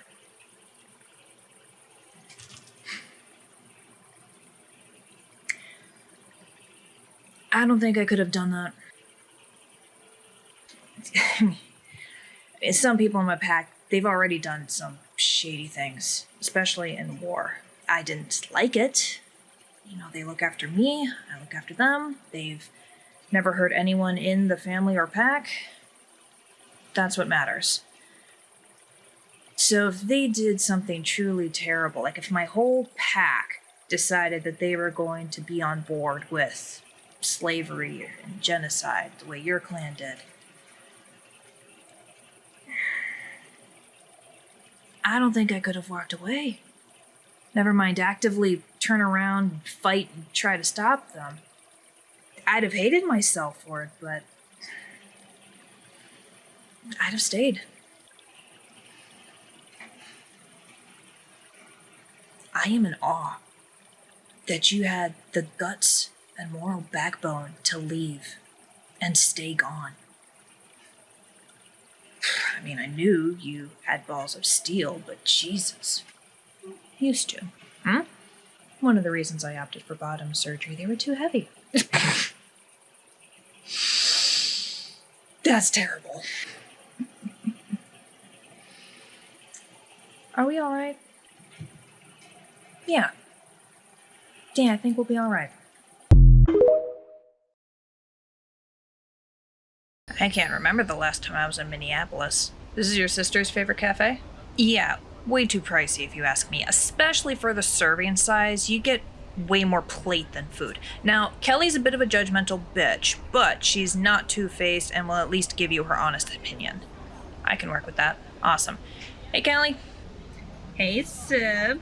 Oh my god, did you get a new haircut? Looks good. More Keanu Reeves, less homeless rat family. And your top is less Paris Hilton and more Mr. Slave, but you definitely wear it better. Oh, I love you too. You must be Nicole. Your online art is absolutely dazzling. Personally, I'm more of a Renaissance and Art Deco girl, but some of your latest stuff on Instagram is just gorgeous. I'm glad. You study art? Study. I just wander around the museum now and then, unless you count fashion and interior design. I absolutely do. You create? Not professionally, although looking this good is a full-time job. People would pay good money to have you model for them. Oh my god, JC, your girlfriend is the sweetest. That or she just has functional eyeballs. It's both. So what do you do for a living? Well, right now I'm a student at the community college. I got an awesome scholarship, so I don't have to go into debt, and I'm doubling in marketing and theater with a minor in photography. But to pay the bills now, technically I do social media. Well, technically you're between jobs. Social media in what way? In the online dating kind of way. So she... I'm a whore. Ah. Well, legally, I'm a sugar baby. According to the rest of the family, I'm just a slut with a lot of really generous boyfriends who pay my bills and or give me a lot of expensive toys that I then sell online. I thought it was rude to sell presents. You are too much. These guys know the deal, okay? And I don't always sell everything. There's a Louis Vuitton bag that I have, and you'll have to bury me with it. Ah. And here we go. Kels, come on. No, we knew judgment was coming, okay? Personally, I don't get it. Every girl fakes an orgasm at least once in her life. I just turn it into profit. Don't be jelly. That's not what I'm judging you for. I'm just curious about why you aren't doing pornos instead. It's the same basic work, but with far more physical and legal protection. You would think so, but the money for the professional stuff is shit. Directors are assholes, and being on set is so boring. And the guys that they get does not spark joy. I have done a few amateur films, though, and that's looking very promising. Social media, beautiful thing. So long as you're being safe. Oh my god, you're worse than JC. And they're the ones who taught me how to use a gun and throw a punch. You're acting like you've never had to use either. I am curious about how you guys are going to pay rent if and when that happens. I mean, no offense, but JC's a baker, and they said that most of your paycheck comes from being a teacher. The job was just overworked and underpaid to the point where a solid chunk have to go on food stamps. Nice. I'm not saying it's right. It's a crisis, and people wonder why Americans are so stupid these days, but that's the situation, and having the moral high ground does not put food on the table. You accuse me of being the worry word, but that is exactly what my father said to me. Almost word for word. Astonishing. Emotional damage taken. Jesus. I'll tell you what I told him. I work for a private institution which pays much better than public. My freelance art sales give me an excellent savings cushion, and I'm also now a witch who regularly creates charms for luck and prosperity. And I'm making almost $30 an hour plus health and dental. You whore! How many dicks did you have to suck to get that? Not a one. I'm that good with my hands. You are. You probably would have gotten a raise if Bob abused her power like that. Oh my god, JC. Keep her. You guys have vegan options for the milk-based drinks, right? Oh yeah. Soy milk, oat milk, almond milk. I'll go with an almond chai with a shot of pixie dust. Make it hot. You got it. Total's on the screen. Excuse me, dishes coming through. Whoa. Centaur? Satyr. Centaurs are the horse bottoms with 4 legs. Satyrs are horns with goat bottoms, but only 2 legs. Okay, I only got a C in science, but that doesn't make evolutionary sense. Neither do humans. Fair. Here's your drink. Thanks. Tip jar.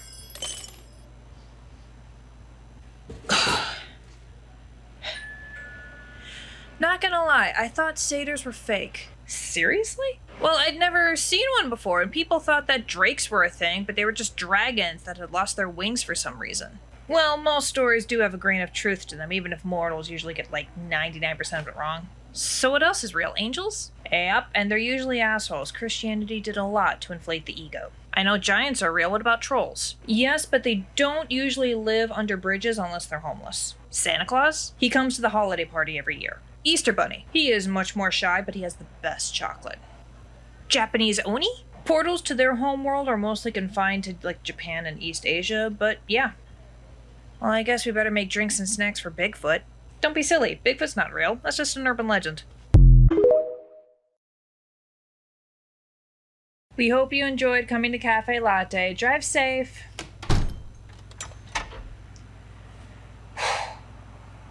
Doors are locked. Fucking hell. Language. Oh, God. Drag, buddy. You think you can walk up and down my back? It doesn't have to be graceful, just stomp all the knots out. Before we even sweep and mop, it's nasty down here. I know how nasty the floor is, okay? I had to make twice as many baked goods as usual and half the time with no notice. Most of these spills are mine. Pass. I just want to do the mountain of dishes and go home. Raythu, help a friend out. In fact, can you do it in dragon form? That form is as big and heavy as a school bus. Even better. You don't even start, okay? You have tomorrow off while the rest of us have to do this all over again. Yeah, but I'm spending it introducing Nicole to my brother. That's not exactly beaches and palm trees. Look, after we clean up, I can go drag it outside and let you all use me as a heated mattress for like half an hour or so, okay? Deal. Yes. I knew I loved you.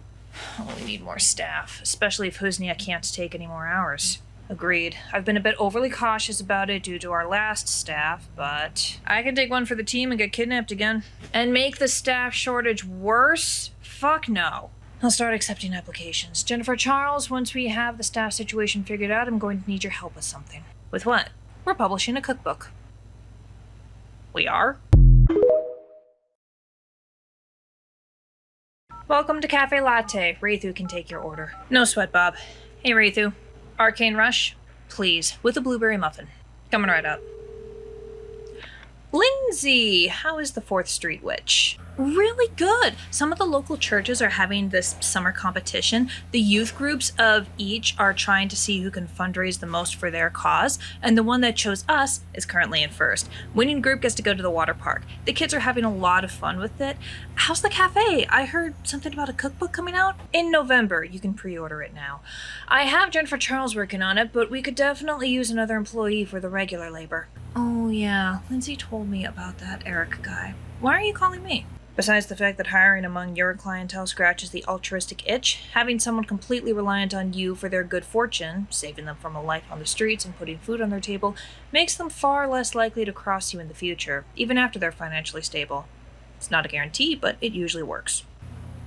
That is an oddly cold way of looking at it, but I can't say you're wrong. And here is your caffeinated abomination. Oh, come to mommy. Next.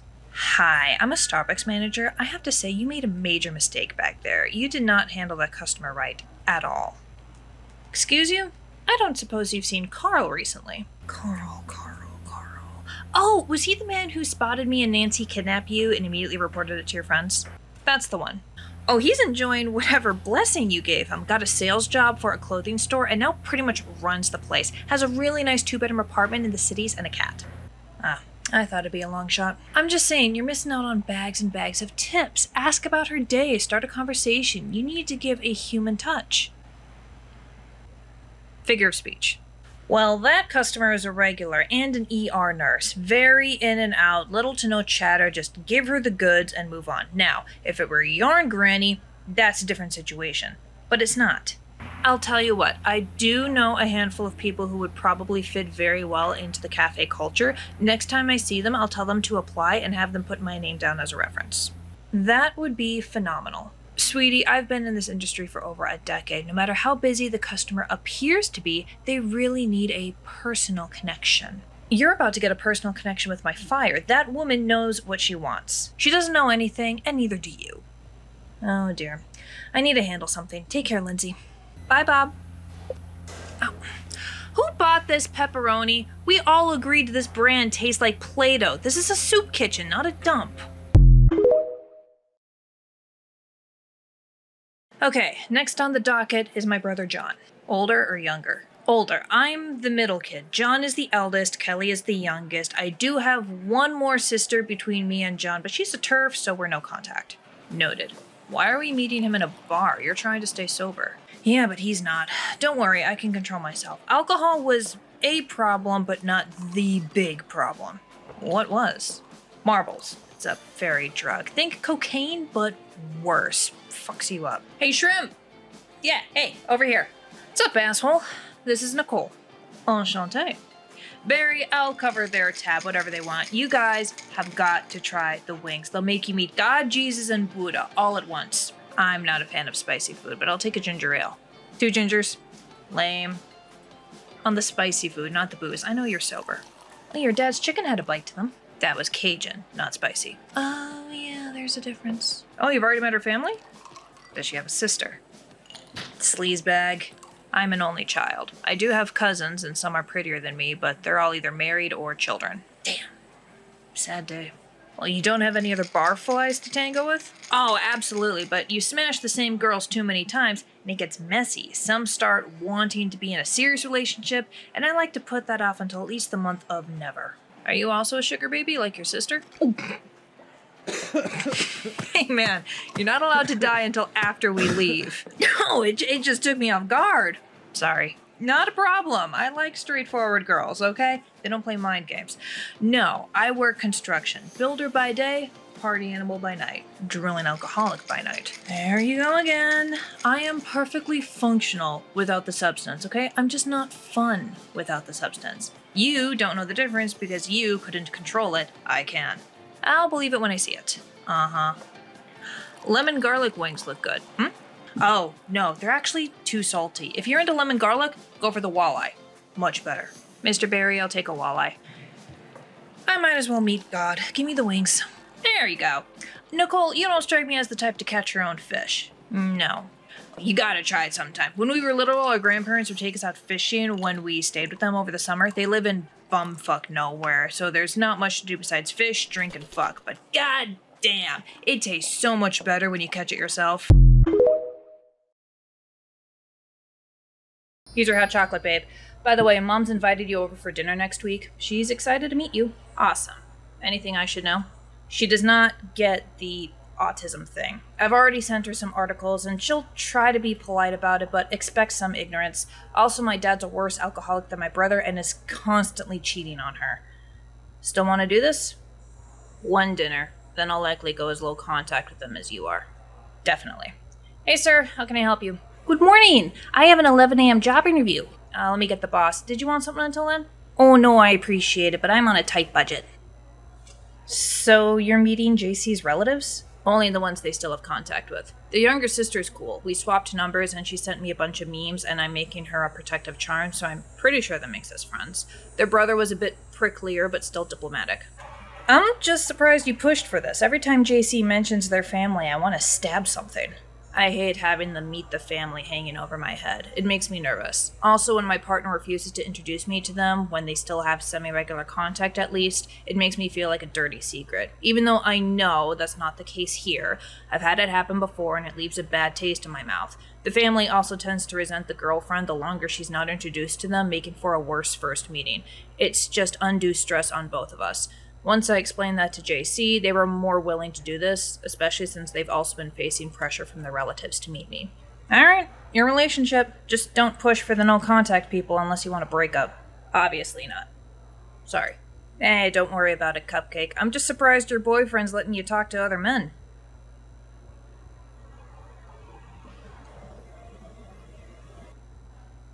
First of all, my significant other is non-binary, not a boy. Second, if my partner was so insecure to refuse to let me speak with anyone who has a penis, never mind my friend, I would no longer have a partner. Well, yeah, he'd think you're cheating on him.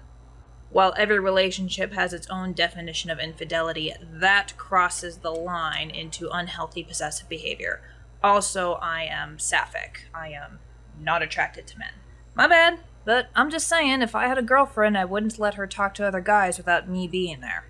Well, you're never going to get a girlfriend with that attitude. She's a person, not a goat. I wasn't talking to you, geezer. Dude, Well, you were being obnoxious, now you're being rude. And you're definitely dangerous to women. As such, for the next 7 years, you will be unable to get a girlfriend until you see women as people, not pets. Now get out. Your magic shit, I'll have a bitch in a week. Is that your normal clientele? I'd say they're about 2%. And cursing them never gets old. You okay, babe? I'm fine, just annoyed. Are you my 11 o'clock? Yes, ma'am, here's my resume. Lindsay said you needed help keeping the people caffeinated. Excellent. Jennifer Charles, if you would join us. Why am I involved in this? You're the kitchen manager. That gives you partial authority over these decisions. Right, because my last hiring decision turned out great. Ugh, fine. First question. How do you feel about genderqueers? Oh, I've met a few of those in the shelters. Mostly teenagers with bad parents. One thing I like to do for all the newly homeless is give them a map that'll keep up to date with all the places we can go to be safe or get a free meal, as well as places where we need to stay away from. One of them was so grateful they did my hair for this interview. It was a rat's nest, let me tell ya. And helped me go to Goodwill shopping for this shirt. I have no sense of fashion. Now, I understand the transgender ones. That's pretty straightforward. You're just going from one to the other. But what I don't get is the in-between parts, you know, the they, thems, and the people who flip-flop. But I also don't understand calculus, and that doesn't stop the rockets from going up into space. Damn it. Now I've got to actually interview you instead of showing you the door. Sorry? Jennifer Charles. Fine, but if Cyrus steals all the brownies, it's her own fault. So, Oscar, be warned that the chair you're sitting in is enchanted, so you cannot lie. Well, now that's a handy trick. Sure hope you trademarked that. Spells are like recipes. You cannot copyright them. Anyway, it looks like your last steady employment was at a fast food restaurant a couple of years ago? Yes, ma'am. I lost my home right before that. That fast food joint only let me work part-time, and it wasn't nearly enough to put a roof back over my head. And you know, once you get knocked down that far, it's hard to come back up. No one wants to hire someone without a home address or transportation. So then where are you staying? Shelter? No, not if I can help it. I mostly do couch surfing. Most of my family's not an option, I won't go into it. But I'm blessed to have friends who don't mind me staying on their couch for a little while. I try to make it easy for them, you know, keep the place clean, cook the meals, help with any yard work or shoveling that needs doing. In fact, winter is really good for me because I can knock on the neighbors' doors and offer to do their sidewalks and driveways for a few bucks. You get more in an hour shoveling than in a whole day of panhandling and some proper exercise. You like to stay busy. Well, you know what they say about idle hands, but I like to think I'm just being neighborly. You can ask them yourself. I know my CV's rather thin, so that's why I added so many references. Yes, you did. How do you know Lindsay?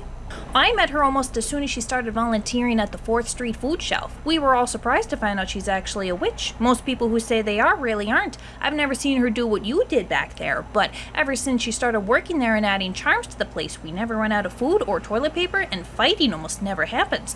Now, sometimes some of my fellow homeless try to pressure her into giving them charms, which she wants to do, but she doesn't have a whole lot of ingredients, so she tends to save them for volunteers and lotteries. Most people respect that, and those that don't, well, there's the door. I can't imagine Lindsay throwing hands. Oh no, that's not her way at all, but the other staff are very protective of her, as are the volunteers and many of the people she helps, myself included. The one time someone tried to attack her when she explained she couldn't make them a charm, it started a whole scuffle. The place was a mess. Took over 2 hours to clean up after. I'm not proud to admit it, but I may have broken a few ribs. Yours? No. Damn. Did the police show up? Not that time. Although I should let you know because I think you'll do a check. I have been arrested a couple of times. Yes, I ran a full background check when you applied. What was it for? Loitering and trespassing. Oh, so being homeless. That's exactly right, but the cops don't like it when you point that out. The good news is when you do get arrested, you don't have to worry about food or shelter for however long they have you locked up. Bad news is the food tastes like cardboard. That's an insult to cardboard. So you've been doing all this while living on the street. I've been homeless a handful of times, never more than a few weeks, and it's exhausting. You wouldn't think so, but it is. Something just drains you. Where do you find the energy? Cocaine? Goodness, no. I just put one foot in front of the other. I find that having things to do actually helps because it gives you a bit of purpose. And if that purpose is helping people even just a little, that helps the soul. And keeping your soul sustained makes it easier to sustain the body. For me personally, I'm also one of those religious types, so that helps. Catholic? I'm not denominational. God is everywhere, including synagogues and mosques, and even that new Satanist temple. They do a lot of great work to help the community, including cleaning up the lakes. And after, we all went and got pizza, and they didn't mind one bit when I told them I couldn't pay. In fact, they insisted I come with so they could get some hot food in me. They'll be going up to heaven when they're done. As long as you're not shoving it down our throats. Oh, goodness, no. I'm no preacher, and even if I was, there's a time and a place, and neither of those are in a coffee shop. I know other religious types tend to be very judgmental, even though the Bible and most other texts say not to do that. But one thing I've learned is that if you can't be nice, you can mind your own damn business. When can you start?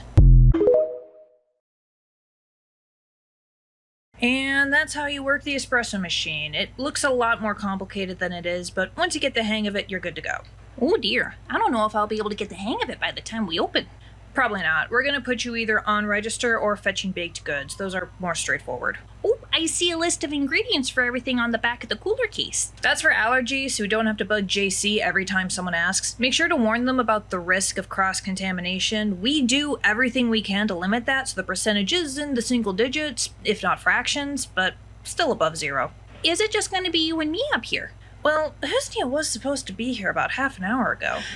Sorry I'm late. One of my twins is sick and she's too young for most over-the-counter medicine, so we had to swing by the hospital. Oh, good lord. She's fine. They gave us some medication for her and it should be cleared up in 24 to 48 hours, plus my mother knows what to look out for. I may still need to leave early, though. Who are you? I'm Oscar, the new hire. You must be Husnia. Don't you worry about rushing. We don't open for another 15 minutes. Cyrus is teaching me everything, and JC said we were ahead on the to-do list. So get yourself some coffee and relax before you put on that apron. No one wants a frazzled host. Yeah, what he said. Thank you. Well, since we open soon, I'm going to use the restroom so I don't interrupt the groove later. I would commit atrocities for that man. Right? Raythu, I thought you didn't work today. Husnia called for a last-minute switch. Her baby twin's sick. Doctors say it's nothing serious, but it's a lot for an old grandma, and that's not counting the other 2 kids she has. So Bob gave her the rest of the day off if Raythu would fly in after the rush. Fair enough. So you survived your first morning rush. How you feeling? Well, I've done dinner rushes at fast food places, and I've been homeless for more than 3 years, and they're all exhausting, just in different ways. We get the tips from the jar tonight? Just the cash. The digital tips get added to your paycheck next week. Oh, that works. I have $5 to my name, and I'm going to spend it all on coffee. Lord knows I need it. Well, you don't have to charge yourself for drinks. Oh, really? So long as you're not excessively doing it. If you go more than 3, maybe 4 drinks in a single day, Bob's probably going to have a talk with you. But if you're below that, you're fine. Can they be large drinks with extra flavor shots? Absolutely. Oh, goody. FYI, we do get charged half on the foodstuffs. Theoretically. We don't really charge when it's still on the baking sheet, so if you need to get around that, you can. Again, so long as you don't do it too much, but once it's on the shelf, you're gonna get charged. Noted. I think I'll just take a classic coffee with some vanilla and hazelnut for the extra calories. Can I ask, Raythu, your pin's different than when you came in. Earlier it said world's best aunt, now it's best uncle. Oh, yeah, I'm gender fluid. You can use they, them pronouns for me if it's easier, but I and most other dragons bounce around between non-binary man and woman. If it says uncle, use he, him, aunt, she, her, dragon, they, them. Huh. Well, I don't get it, but I don't get anything the kids do. I'm almost 400. Oh! Well, you don't look a day over 21. Immortality and shapeshifting, it's a wonderful thing. I'm sorry if my question was insensitive. I swear every time I try learning about this stuff it changes, and apparently the books I used to read on it are a little out of date. You're good. You'll know if I get pissed off. Yeah, and honestly, the everything changes every 5 minutes feeling, it's valid. We're still trying to figure it out ourselves and the language to go with it, and we're learning new things about gender and sexuality every other day. So it's not just me. No.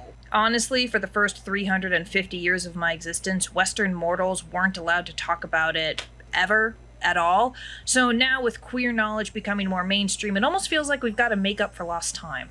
I suppose the internet's both a blessing and a curse with that. Lots of misinformation out there. You've got to be careful. Can I ask, Cyrus is on break, but I've seen he's got a couple of pride pins on his hat. I think one is bisexual? Yep. The other pin's asexuality. That's when you experience little to no sexual attraction. Like a priest? That's celibacy. If sex is like food, an ace person is just not hungry, or at least they're never craving any particular food, even when it looks really good and is right in front of their face. A celibate wants the food, but is on a diet.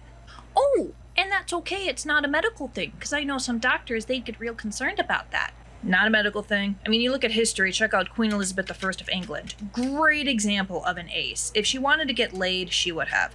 She didn't. She might have been aromantic too. Cyrus and I are arguing about that. Oh, because of that Robert Dudley fella. Yeah, that murkies the waters. Was she in love with him? Was she just possessive of a friend? Who knows?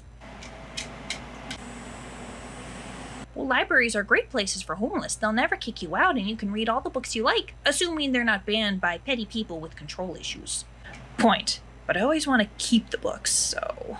Also, to add a layer of confusion, ace and arrow are umbrella terms too, for even more specific stuff. Basically, if you experience sexual or romantic attraction but there's an asterisk involved, it's probably under that umbrella. Like, Raythu is demisexual and demi-romantic, which means they do experience attraction, but only after they've got an emotional connection with the person. That's why it took me and Cyrus months to fall for each other and start dating, which is still kind of fast by dragon and fairy standards. Well, hold on, isn't everyone like that? I mean, you have to get to know the person before wanting to canoodle with them. No. My girlfriend Nicole, I wanted to smash as soon as I saw her. Demis need to have that emotional bond first. You know those romance novels where they're friends before they're lovers, before they even start to be attracted to each other? That's pretty much it. Like, I thought that was how all couples were, because that's how all my relationships were. Aren't they? Apparently not. Non-demis are weird. Also, welcome to the queer club. Oh! Okay. Here's some more dishes for you, Drek. Thanks. How's it going up there? Oh, you know, it's finally started slowing down a bit. Remember to eat something soon, okay? We've got plenty of clean dishes out front so you can take a break. I will. I said I'd go around 12:30. Drek, what time is it? I don't know. Let me check. It's almost 2. Uh-huh. I'll go on that break. Okay, then. I got Drek to take his lunch break. Don't know how you can forget something like that. He's got ADHD. It's a common symptom. Oh, that explains it. Oh, good afternoon, young man. Hi. You're new. I am. You're a regular, aren't ya? Yeah, normally I'm with my mom, but she said I could hang out here for a bit while she's stuck at the office and I work on a project. Project? It's summer. Your only project should be running through a sprinkler. It's a summer program on public speaking. Oof. Whoa, she's making you do a public speaking class? That sounds like death. No, she said I didn't have to, but I want to because some of last year's teachers weren't great about my autism, but the speech coach is good with autism. Pretty sure he has it too. And I'm really learning a lot of good tricks like look at their nose or forehead instead of the eye and wear clothes with baggy pockets so you can stim without people noticing. Yeah, those sound handy, but can't you just use the charm that Nicole gave you for the stimming thing? Yeah, that feels like cheating. Squirt, that's like saying using an inhaler is cheating for asthmatics. You're already at a disadvantage, unless everyone else on your speech team is not neurotypical. No, they're NT, I think. I'll think about it. Can I get a cold chai with skim milk? Please do not put ice in it. Oh, I can do that for you. So what's your project about? Jack the Ripper? No, I've actually drifted to a new hyperfocus. So there was this cult in the 1980s. Oh lord, how old are you? Just turned 14 and had a growth spurt. And it was started by this angel who said he was a direct messenger of God and had holy healing powers and stuff. Okay, I know angels, I think the real name is seraphim. I don't know, they have like the wings and some light powers and stuff, but I don't think they have healing. And like how demons aren't actually from hell and have no connection with Satan or sin, angels are not actually connected to the Christian God? No, they are not. They just come from a different realm like how fairies do and probably affected Christian canon by accident a few centuries ago. But they still take advantage of gullible people who are hurting and just need a shoulder to cry on. Makes me sick. Yeah, that's what happened. The Angelic cult got over 200 members and it got busted because a reporter realized the angel was a fraud and was writing a report, so the angel sent cultists to kill her. The whole thing unraveled from there. What's really interesting is what happened to the cultists before, during, and after. Like, why did they join? Why did they stay? What happened to them after? It's really cool and there's a lot of great work being done by psychiatrists and therapists today for modern cults.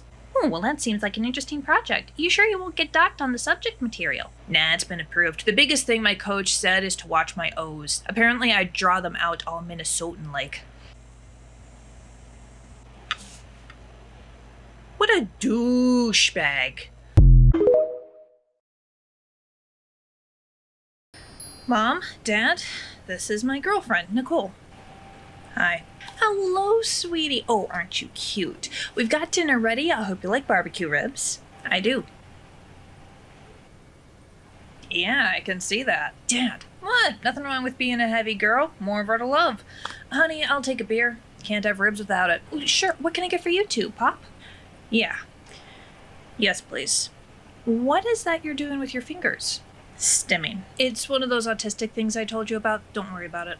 Well, it's very distracting. Oh, leave her be. Just get the drinks, woman. So, school's starting up again. What's on the docket for your kids? Given the stress of the first week of school, we're going to take it easy. Doodle days where they just have to fill a page in their sketchbook with doodles, and splatter day where we go outside and throw paint at the canvas. Once they've got their feet under them, then we'll start diving into things like a bit of art history, using foreground versus background, perception and vantage points, things like that. Oh, so you're an art teacher. Thought those were all hippies. Well, I am a Buddhist who practices witchcraft. Ah, well, just don't smoke your pot in the classroom. Most smokers among the faculty do it in their cars so the kids don't see. Yeah, that's probably for the best. I'm just surprised to see someone like you in such an educated role. You know, when I was in school, the only black girls on staff were the lunch ladies. Didn't think I'd ever see them become teachers. Thanks for that, Dad. What? It's a compliment. Your Nicole must be something special. Here are the drinks. Really, Nicole, enough of that. Mom, it's distracting. Bail. Dad, you did better than I thought you would. You just gotta rein in that racism a little bit. Mom, don't touch people without their permission. We'll try this again later. You can't just leave. Can and will. That's the beauty of being an adult with a credit card. Bye. So, introducing Nicole to the parents didn't go well? Well, Dad said how shocked he was that a black girl could be a teacher instead of a lunch lady, and Mom tried to stop her stimming. We didn't even get to the ribs. Oh, no.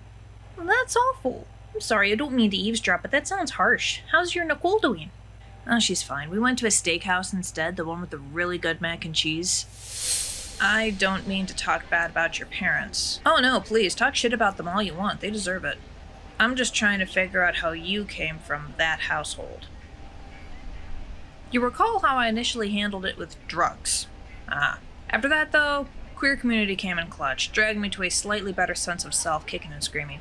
Hey, do you want to split a sundae? So, the day wasn't completely crap, and I have gotten an apology text from Mom, so maybe we'll try again around the holidays. Kelly can distract them with her latest scandal.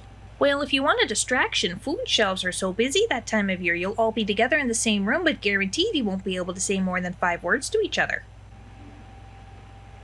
Avoid family confrontation with the spirit of Christmas charity. Love it. The only downside is that the volunteers and homeless community will pick up on your energy and we're a bit of a gossipy bunch. Would not be the first time. Hey, sir, how can I help? Where is that bitch owner? She's busy dealing with important shit, and I'd clean that mouth if you don't want her to curse you with silence. I'm already cursed. She had no right and needs to remove it. I highly doubt that. Oh, I remember you. You're the one who thought women shouldn't talk to other men if they had a fella, which is what the kids would call a big red flag. She only cursed you to not get a girlfriend until you saw women as people. If you weren't a sexist, you wouldn't have a problem. I am not sexist, and she doesn't get to do that. Now, look, we're all men here. Non-binary. Whatever. Point is, I was a catch before that fairy did her little magic trick. I want a girlfriend, wife, kids. 7 years is way too long. Well, here's a suggestion. Start treating women like people. I already hold the door open for them and pay for the dates. That is superficial at best. Sir, if all you're going to do is cause a scene, we're going to have to ask you to leave. Cute. I'm not leaving until she fixes the problem. She overhears one little thing about a boundary I set for my girlfriends, and she completely overreacts. How is that fair? I've met far too many women running from men like you. It's one of the biggest causes of homelessness in this country. I'd say Bob didn't react hard enough. Once again, I'm telling you to leave. I won't ask a third time. Am I tripping or? Yeah, you might want to cover your eyes. Tell that bitch to get out here, or I'll make her regret. Yeah! Oh. Fuck, my eyes! Man. Well, some people just don't know how to read a room. Oh, I'm sorry, JC. Did I get you there? Little bit. I told you to cover your eyes. You weren't going for sear the eyeballs out of their skull, right? No, the spot should go away in an hour. That was just a warning. Did I forget to mention that I'm Seraphim? Yeah. Yeah, you did. Exactly what happened while I was doing inventory? That was my fault. I got a little carried away with a rude customer. Hey, don't apologize, okay? It was awesome. And my vision's already coming back. I mean, the spots are there, but if I got behind the wheel, I probably wouldn't crash. We should come up with a code word or something the next time you're gonna do that. Going to do what? So you remember that fella a while back you cursed to not get a girlfriend before he saw women as full people rather than props to control? Well, he came back. I won't repeat what he said, but suffice to say he was not happy with the situation and demanded you fix it. So I told him to go away, but unfortunately I didn't think to warn JC to look away. Worth it. But also still reeling from the fact that you're a literal angel. I thought you guys had wings. We do, and so do I just hide them. Seraphim wings are like 20 feet across. That they are very noticeable, and when you're on the streets, well, it draws attention, and not always the good kind. Best case scenario, some poor soul comes asking for a heavenly blessing, and then goes away when you explain the seraphim aren't actually God's angels that you see in the Bible. Have you been to their realm? There's a world war happening every other week. Not Christian at all. I'm very familiar with the warlike attitudes of the seraphim. I'm not, but also don't care right now. Right, well, that's best case scenario, which is awkward and heartbreaking enough. Worst case, they get angry at you for withholding heaven's blessings, or assume that because you're seraphim you must have money or magic and so jump ya. Or they're the kinds of people turned away from churches and are angry enough to try to take that out on what they see as God's messengers. No, I'm not saying I have it as bad as others. In fact, when I panhandle on the streets, I usually got more money than the fella next to me. And the demons and goblin types, well, they have even worse luck. And even without all that, wings are very difficult to maintain on a budget, never mind when I'm drifting from couch to couch. Okay, I get the why. Still stuck on how. Well, see, a few months into my situation, I noticed a gang spending time in my area of the cities and so kept an eye on them. As I did, I saw them jump this poor fella, so I scared them off the same way I did to a rude guest, and it turns out that fella was a fairy. And you know how fairies are when they think they're in your debt, they want to get rid of that debt as soon as possible. Given your current situation, I assume they weren't trained enough in magic to pull you out of homelessness? No, unfortunately not, but they were good with glamour and so enchanted my cross necklace here. Whenever I wear it, my wings get glamored into tattoos on my back. Long-term glamour of body parts like that is terrible for your health. They could atrophy. Yes, they told me that. I take the wings out at least once a week to go flying. Good. What about the, light show? Did you have to go to school for that, or? Well, you can. Some seraphim are able to turn the light into something solid, like shields or tools or weapons. But most of us just do what I do. The light correlates with emotions you see. There's like smiling or crying. With enough control, you can hold it in no matter what you're feeling. But sometimes you feel so much, or you're in an environment where you can let go, and it just spills out of you. Although it's mostly joy and rage that does that. Grief and sorrow do not cause light, instead dampening it. In fact, the seraphim word for grief is the same as shadow. Huh. Well, now I know why you got so pissed when Ben mentioned angelic cults. What I told him is what I told my mother, but that didn't stop her from winding up in jail. Oh, what? So you know how some people believe that seraphim have holy healing powers even though we don't?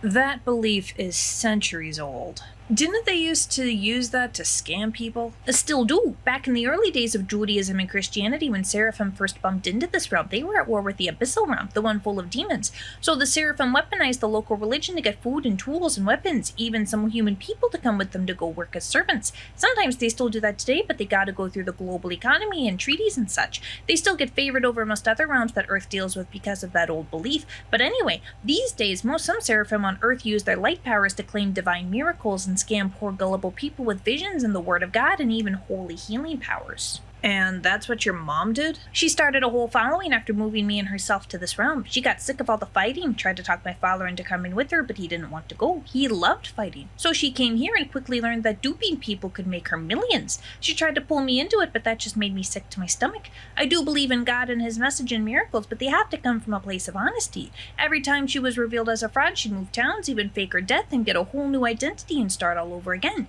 Eventually, the FBI caught up to her, and now she's serving 15 years, which is just a blink in the eyes of the seraphim. You're immortal too? No, we only live about 200 or 300 years, and I'm 150. She's 230. But even though I wasn't involved, her shenanigans lost me my job. Controlling lights are great for studio and theater work, but the company I worked for thought I was associated with her crimes and so fired me. And let me tell you, that was the worst timing. I just pulled a mortgage on my house for the first time in decades to handle the medical bills. Medical bills? Should we be concerned? No, not anymore. I had pancreatic cancer, but I beat that years ago. Unfortunately, the medical bills are no joke, and even with the mortgage, I couldn't pay them, which destroyed my credit. My wife died a decade ago and we didn't have kids, so no help there. Then I couldn't pay any bills with the job loss, so the debt collectors took the whole house, and now here I am. Well, shit. Tough draw, man. Believe me, this is better than the last time I was homeless. During the Great Depression, let me tell you, it was so much worse. Okay, does anyone who work here have decent family relations besides me? Drek's parents are good. Husnia also has not put up any red flags. You've met Raythus. Oh yeah. Jennifer Charles, how are your eyes? Still spotty, but getting better. Then, since Oscar caused the damage, he will be assisting you until your vision fully recovers. That sounds fair.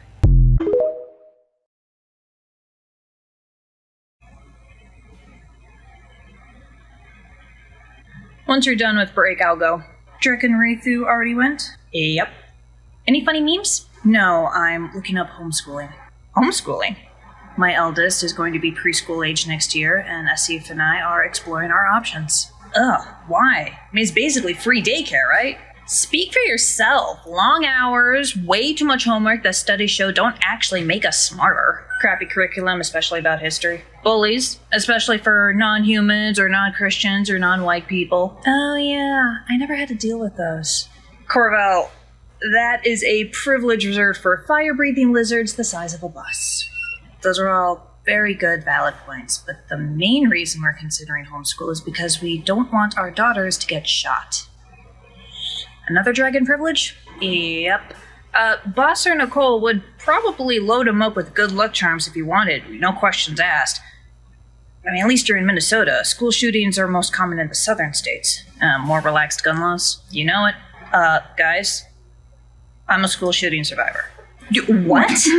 7th grade. There was this kid named Troy. Nobody liked him because he treated everyone like dirt. He sat next to me in math class and just gave me the creeps. The one time he had a sort of girlfriend, he threatened to hit her because she wanted to go see a movie instead of the arcade. Well, anyway, he got his hands on a pistol, one of those old-timey ones in those Western movies. Revolver. Yeah, that. Left math class to get it from his locker and came back to kill the teacher and probably some of us. Luckily, he loaded it up with the wrong bullet, so it jammed and nobody got hurt. I think he's still in jail. But the middle school's just on the other side of town, so it's not just Georgia. You think they're actually going to change the laws this time around? I really wish I could lie right now. You know, the Canadian border is just an hour's fly north. We are seriously considering that option. We need more scones. Which flavor? Blueberry, chocolate chip, 4 cheese? Yes. Great. Oscar, help me with the mixing. Oh, you got it. Now, where was I? First morning in jail, a tattoo guy bothered you over breakfast. Right. Well, I didn't have my coffee yet, so I thought I'd actually done something to give offense when this fella came up to me and stole the muffin right off my tray. So I look at him and I go, "I'm sorry, did I accidentally bump you back there and knock your muffin on the floor?" And he just stares at me and goes, "You don't know how this works, do you?" And I go, "Of course not, it's my first time. Is there a rule book? The guards didn't give me one." He almost fell over, he was laughing so hard. I'll bet. He bugged you after that? No, we got along just fine. He was only in for some light stealing. Oh, I've run into inmates like that. Back in the 50s and 60s, I got arrested for activism, and a good chunk of the inmates just didn't bother me. They even respected me because of that. But then there were those who thought fairies and other paras, and basically every other non-white, non-cishet, non-male person could go suck an egg, so they would target me. One guy, taller than Raythu, came up, no words, just to beat me up on my first day at that jail. I left him drooling on the floor. Oh, that must have been fun. Oh yeah, but surprisingly challenging. And that's because, he comes up to me a few weeks later, I'm ready to go again, and he actually apologizes. Turns out, he's part troll, and was trying to hide that from the rest of the jail. But the guards found out and let the cat out of the bag, so he needed to make new friends quick. Yeah, funny how that works. Oh, did you help him? Oh yeah, it held it over his head after we got out, but he paid me back in the late 70s. He became a handyman and completely renovated Boss's kitchen for a serious discount. Man, I wish I'd made friends in jail.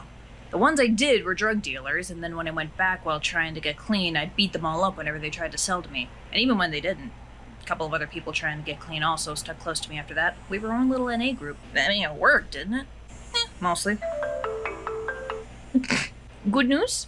Just my sister. Nicole made her a bunch of protection charms disguised as hair accessories, so now the two of them are going shopping.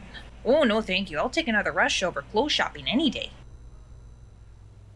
Oh my gosh, these look so cute! And I love the variety. You are a smart cookie. Thank you. I normally don't like clothes shopping because I have to be picky, which is why I wear everything to the ground. But JC said you might be able to help. Honey, I am right here. What's the pickiness factor? Mostly my autism. I need silk, cotton, or other very soft materials, otherwise it sets off my sensitivity issues. Must be school appropriate, layers for Minnesota weather, and I don't want to spend more than $500 if possible. For a whole wardrobe. Mm-hmm. Ooh, I love a challenge. Let's start with the clearance rack and work our way up. I thought you didn't like the rack. For me, but I'm a high-maintenance bitch. You're way more sensible. Everyone's pay should have been directly deposited this morning unless you are Oscar and elected for paper checks. Any issues? Yeah, I'm missing about $5 million. Any real issues? Damn. Good effort. Well, I might have an issue unless I misunderstood. I worked quite a bit of overtime, so I expected a bit more. Yes, I actually have your overtime check in my office. I wanted to talk to you about it first. Okay. Ooh, in trouble. You worked over 50 hours of overtime the last 2 weeks. I have that check here, but I thought you might want some other options. Well, what other options are there? Option 1 is the check itself. Option 2 is a magical blessing. Do you still have medical debt? No, I declared bankruptcy. It knocked out my credit but got rid of my medical bills. That would have let me keep the house if I'd been able to keep my old job. In that case, I can give you a blessing of housing. It's a specific type of luck and protection spell that I've been tinkering with the last couple of weeks, and does take a bit of energy and or magical materials worth arguably more than your overtime check if I were to be cruel. Essentially, you would have your own roof over your head by the end of the month, rather than having to rely on the goodwill of friends and family. Even with the bankruptcy, you could be hunted by every government agency in the world and not have a penny to your name, but you would still have your own home in weeks, rather than the months, if not years, it would take you otherwise. Well, I'll take option 2. I thought you would. Welcome to CaFae Latte. We've got all the pumpkin spice for you, as well as apple and maple varieties, if that doesn't float your boat. Oscar? Good lord, I barely recognized you without the beard and the long hair. Roger! Oh yeah, the kids over at the youth shelter helped me out. They wanted to dye my hair too, but I talked them out of it. Should've let him have it. You still couch surfing? Oh, hopefully not for much longer. The fairies are magically helping me with that in exchange for overtime. What about you? Oh, I finally got into a group home. Fewer people than the shelter, less dangerous, less time waiting for a bathroom to clear up. Oh, that's wonderful! Don't I know it. Hey, think you can sneak me a coffee? I don't have to sneak you anything. You see the sign there? We have something called a neighbor account. Some customers add $1 or $2 to the account in a pay-it-forward manner so that others like you can get a coffee and pastry. You just charge it to the neighbor account. We usually have at least $100 or so in there. But don't you get something with dairy? I don't want to have to clean up the bathroom afterwards. But the 4-cheese scone looks so good. Roger. Fine, I'll take a coffee and, dealer's choice on the pastry. Nothing too sweet, though. I'll get you one of those Dragonfire muffins. They're a bit too spicy for me, but vegan and crumbly, and we have dairy-free butter to go with it. Mayonnaise is too spicy for you, old man. Well, excuse you, I have a very delicate palate. Dark roast for you? You got it. Hey, you guys hiring? No, unfortunately, we're fully staffed, but I'll keep my eyes open for you. And be sure to check in with Lindsay. You know she has a spreadsheet of all the places in town, whether they're hiring and how willing they are to take one of us. Oh, God bless Lindsay. And coffee beans. Thanks, Oscar. I'll see you around. You take care of yourself, Roger. Excuse me, I'd like to speak with your manager. Of course, is there something I can help you with? No, I just need to speak to them. Well, all right, ma'am, wait here. Bob? Good morning. What's the issue? You need to fire this employee. Why would I do that? He's homeless. Oh dear. Let me be sure I understand correctly. You want me to fire my employee simply because he's unhoused? Obviously, you clearly didn't know, but I overheard him. Worse, he was talking to another homeless man and gave him a free coffee and muffin. That was Roger. I let him use the neighbor account where some customers add a little extra money so people like him don't have to be charged for a basic coffee and snack, unless I misunderstood that. No, you understood and utilized it perfectly. Did Roger act inappropriately? Bother any of the guests? They were talking about bathrooms. Well, he's lactose intolerant. I was simply telling him not to get anything with dairy so he wouldn't have to clean up after him. Nothing explicit or graphic was said. Well, still, you let one in here, you're bound to get others. Is this a coffee shop or a soup kitchen? It is my cafe, and as neither Oscar nor Roger have posed any threat or caused any offense, I fail to see why I should disallow either from entering my domain. They're homeless, they're lazy, and they steal, and they're probably drunk or on drugs. I do have a recovering addict on staff, but it's not Oscar. He's worked overtime for the last 2.5 weeks, and not a penny has been misplaced. Well, now, who would be foolish enough to steal from the hand that feeds you, never mind the faith? You'd be surprised. Well, still, it's not appropriate for him to work here. How on earth have you come to that conclusion? Well, like I said, this is a cafe, not a soup kitchen. This is the affluent part of town. People come here specifically so they don't have to deal with this.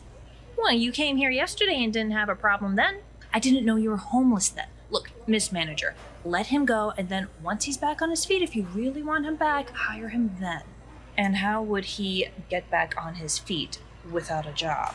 Work somewhere else. Well, it's much easier said than done. Granted, I'm over 150 and remember when you could just walk into a shop and have a steady paycheck for the next 20 years, but it's not like that anymore. And it's even worse when you don't have a home address or phone number. Poverty, wages, and unemployment are also one of the greatest contributors to homelessness, especially when paired with the lack of affordable housing. If you don't want to lay eyes on an unhoused person, I suggest you leave and come back after some time passes. He'll have a permanent roof over his head by then. I appreciate what you're trying to do, but it's just not safe, and I am not comfortable. And I shouldn't be punished for bringing up some very valid concerns. You have yet to bring up any valid concerns. I should curse you with homelessness. Oh, that's not necessary. Are you certain? Yes, ma'am. I think she just needs to learn to not make assumptions. Losing her home would be far too harsh in my experience. As if you could. My husband makes 6 figures. No, could you not tempt her, please? I think she likes challenges. I do, but I prefer results. As you assumed ill of my employee, everyone you meet will assume the worst from you for a year and a day. After which you will be welcome back in my cafe. Now get out. You just lost yourself a customer. Do people usually speak to you that way? When they know I'm homeless? Well, most people ignore me. Others, frankly, are worse. You weren't actually going to curse her with homelessness, were you? No more than a month.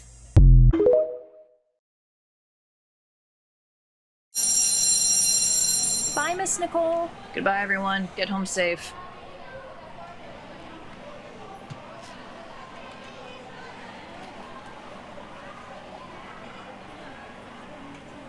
Hi, it's Nicole. Jason left his noise-canceling headphones in my classroom. If he or his parents come looking, tell them I have them. I'll be in here for an hour. Yes, we just started on paints. Thank you. Hi, are you Miss Nicole? I'm Jason's mother. His headphones are on my desk. Oh, thank you. Wow, they made a mess. If you're not making a mess, you're probably not doing art right. Can I ask you something a little personal? I won't promise to answer. No, of course not. It's just... Jason talks about you all the time. Art is his favorite subject, and when he found out that you were autistic, just like him, he was so happy. Not every teacher is great about accommodations, but you've made this a safe space for him. Thank you. I try. So, when he got diagnosed a few years ago, I threw myself into research so I would know what to expect. My friends call me extra, my husband says I'm a nerd, but it works. And it also means that when my younger son, Henry, was 15 months, I started noticing the signs that he might also be autistic. Toe walking, flapping his hands and shaking his head when he's really excited, going into full tantrums or downright meltdowns when we go even a little off routine. And there are also less obvious ones, like lining up all of his toys, taking them down and then lining them up again, random bouts of zoomies, a slight delay in motor skills, speech and interpersonal skills. Anyway, I immediately booked him with a specialist to get a diagnosis, and the doctor said, well, he has a lot of the symptoms, but he makes and maintains eye contact, so it can't be autism. That doesn't make sense. Lack of eye contact is a symptom of autism, probably the most famous, but not necessarily a requirement. Thank you! And it's not just me. Henry's 4 now, so all the daycares, preschool teacher, counselors, regular physicians for yearly checkups, they've all mentioned something about him being autistic, and they're all stunned that he doesn't have a diagnosis. And I know it's just a label, at least that's what Jason says, but the lack of the label is keeping him from behavioral therapists and other resources that could help him. I managed to find a local university that'll screen him, but they have a 6-month waiting list. The preschool has been largely good about accommodating him, but I don't know how long that's going to last without an official diagnosis, so I guess I'm asking if you know of any of the resources or ways that could help with that. And I want to make it clear, I'm not looking to cure either of my sons. I love the way they think and view the world. I just want to make sure they have everything they need to be happy, fulfilled, not screwed over by society. Getting diagnosed is often weirdly difficult, partially due to stigma, partially misunderstanding, partially lack of funding and research or resources. There was a solid chunk of time where I thought I was a fairy changeling, not a human, because the lack of mainstream understanding let such a rumor gain ground. Remind me to show you Jason's Halloween pictures from last year. He did actually go as a fairy. That's awesome. I know a handful of local universities that might also do screenings, or at least know people who will, that I can email to you, but I mostly recommend going to the Stoughton Street Witches, where I volunteer. Not only do we have spells and artifacts that can directly help with autistic symptoms like oversensitivity and meltdowns, but they can also indirectly help. Charm for Good Health won't cure diabetes, for instance, but it will have you cross paths with a doctor who's able to best treat your diabetes in an affordable rate. And that seems to be what Henry needs right now. Thank you. I know it's not your problem. Don't forget the headphones. Right. I say this in the most respectful, professional way possible. Fuck me up, you caffeine cleric.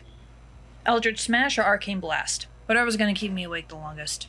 That'd be the Arcane Blast. Fair warning, you do not drink it for the flavor. Taste means nothing to me. Fair enough, large is a 645. We are paying with gold coins.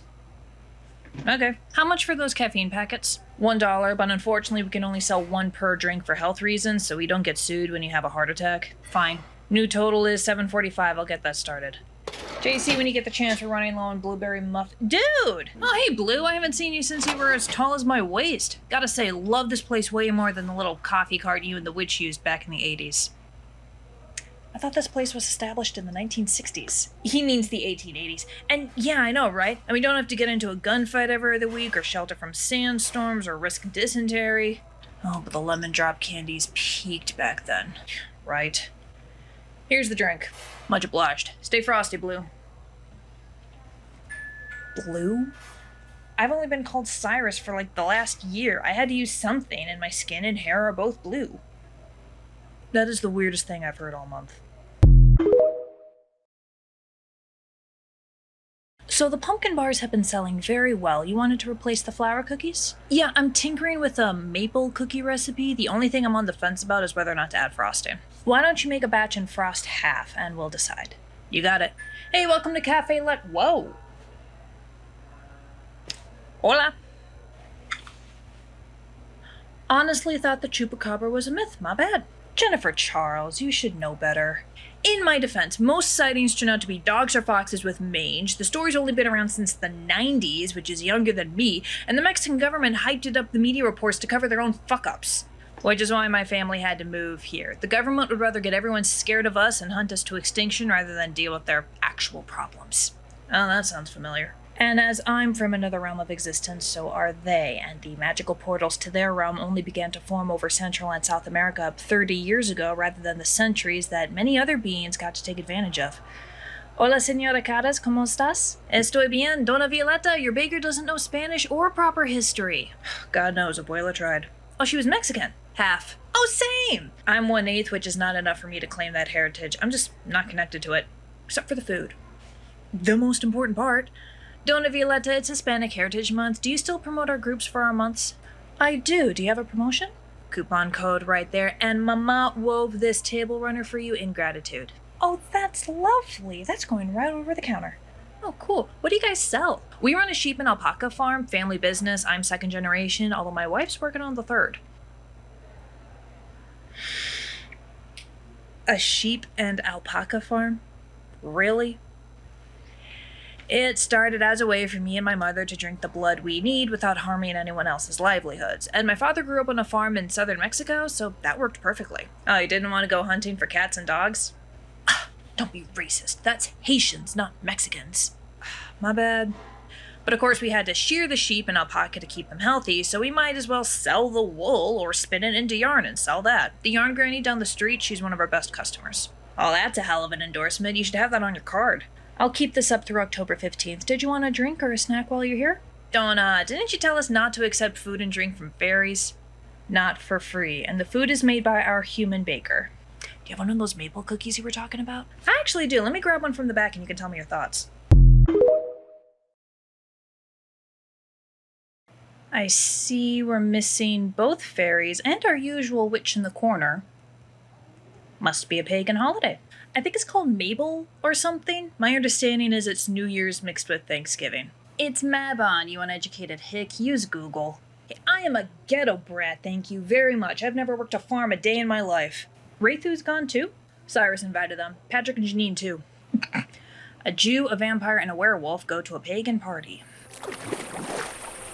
Okay, you have to be cheating. How do you cheat at apple bobbing? I don't know, but you're doing it. If anyone's cheating, it's Janine. She's got the biological advantage. She doesn't need to breathe and she has fangs. Typical trans woman pushing the cisgenders out of the sport. Michael! Jesus! I'll wear a blindfold if it makes you feel better. Wait, really? Normally I only do that with Patrick, but I'll make an exception for you two. Woman, there are children present! Relax, your kid's distracted by the alpha hunk himself. Are you painting a nose on the pumpkin now? No, I'm giving him a third eyeball. Really? Uh-huh, it's so he can see better. That makes sense. Looks like you need a little more paint. Hey, Nicole. Thank you. I do not and never have wanted children, and yet seeing him with them makes me want to spread. I think we're more attracted to the kindness and compassion than the kid part. Although I'll admit I'm starting to come around to that. Really? Really? Yeah, I think babysitting my nibbling and seeing who's Nia with her kids is starting to give me hatchling fever. Careful, that's how they get you. I still want to wait at least 200 years, though. Oh, thank fuck. I mean, same, but yeah.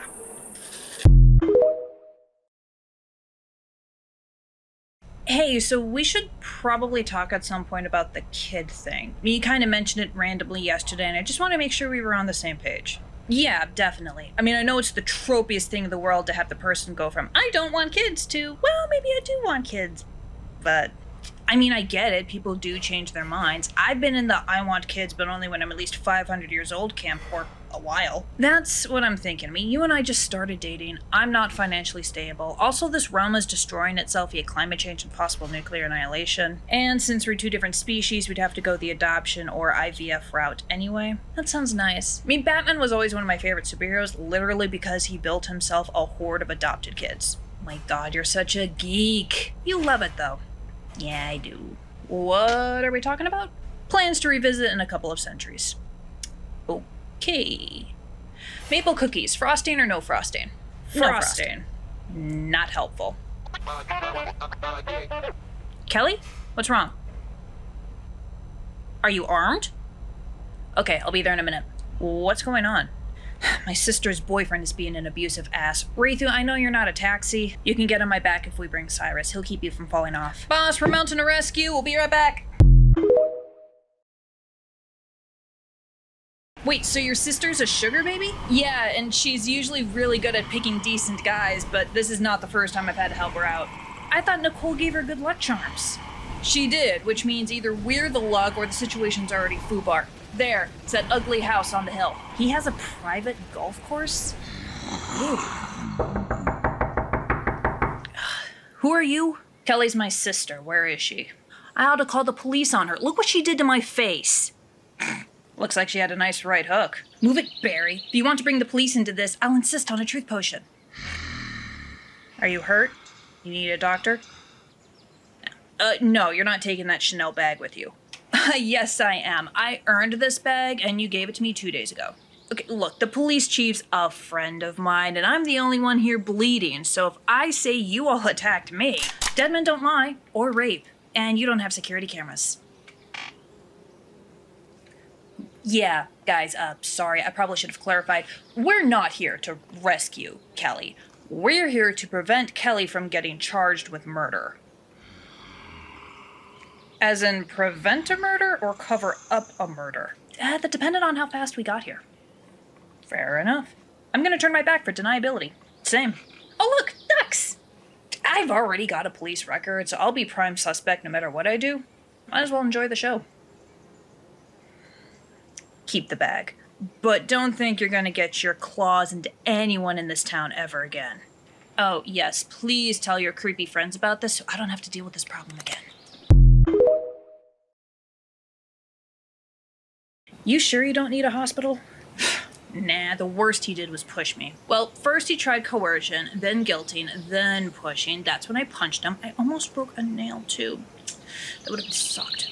Do you usually run into this problem? No, I'm very upfront when I meet a new daddy. There's a list of things I wholeheartedly enjoy, a list of things that I'm fine doing, and a very small list of things that are just off the table. If they want something off of that last one, I point them to one of my friends and wish them luck. But most of the time, they don't even want anything from that list anyway, so we're fine. And this guy did. Yeah, when we met and I laid out the rules, he said he was totally fine not doing anything on the no-no list. But today he decided to insist on it just this once, and I said no, and he didn't like that.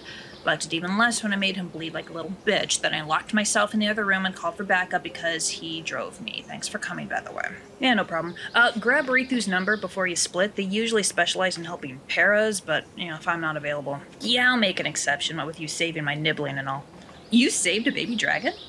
Bob did most of the work. It was definitely a team effort. Look, we're calling them Zeta. Oh my god, oh, they're so cute. Look at the little horn. And the way the purple scales reflect gold, they're gonna be a heart stopper. Yeah, Ameth's already dreading the day they become a teenager.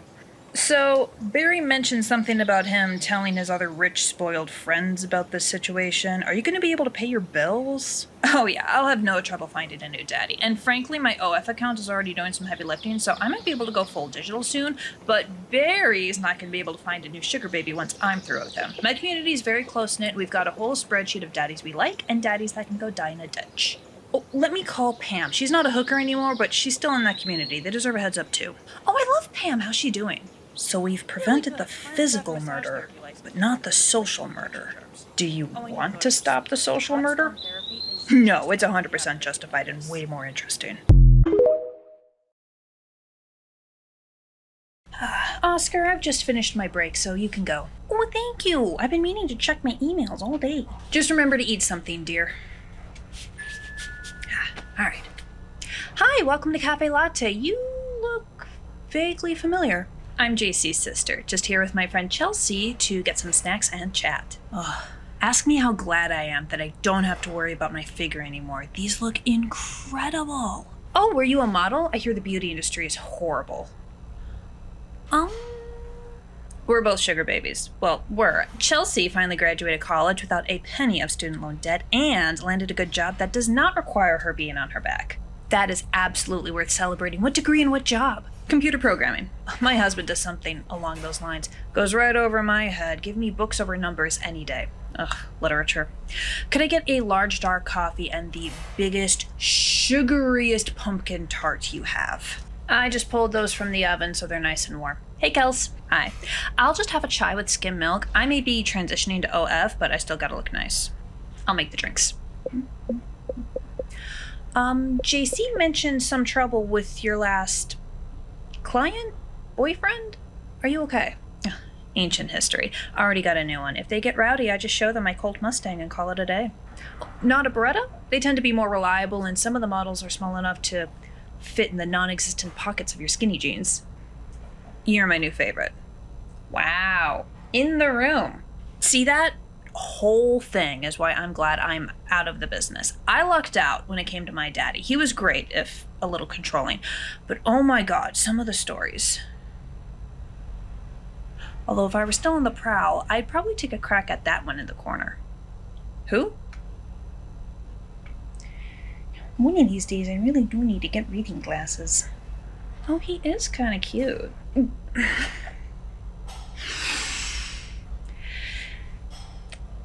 So, Oscar is an employee and thus probably isn't in the correct tax bracket to be a sugar daddy. Definitely not. Aww. Why are all the cute ones either jerks, broke, or taken? It's Earth's greatest mystery.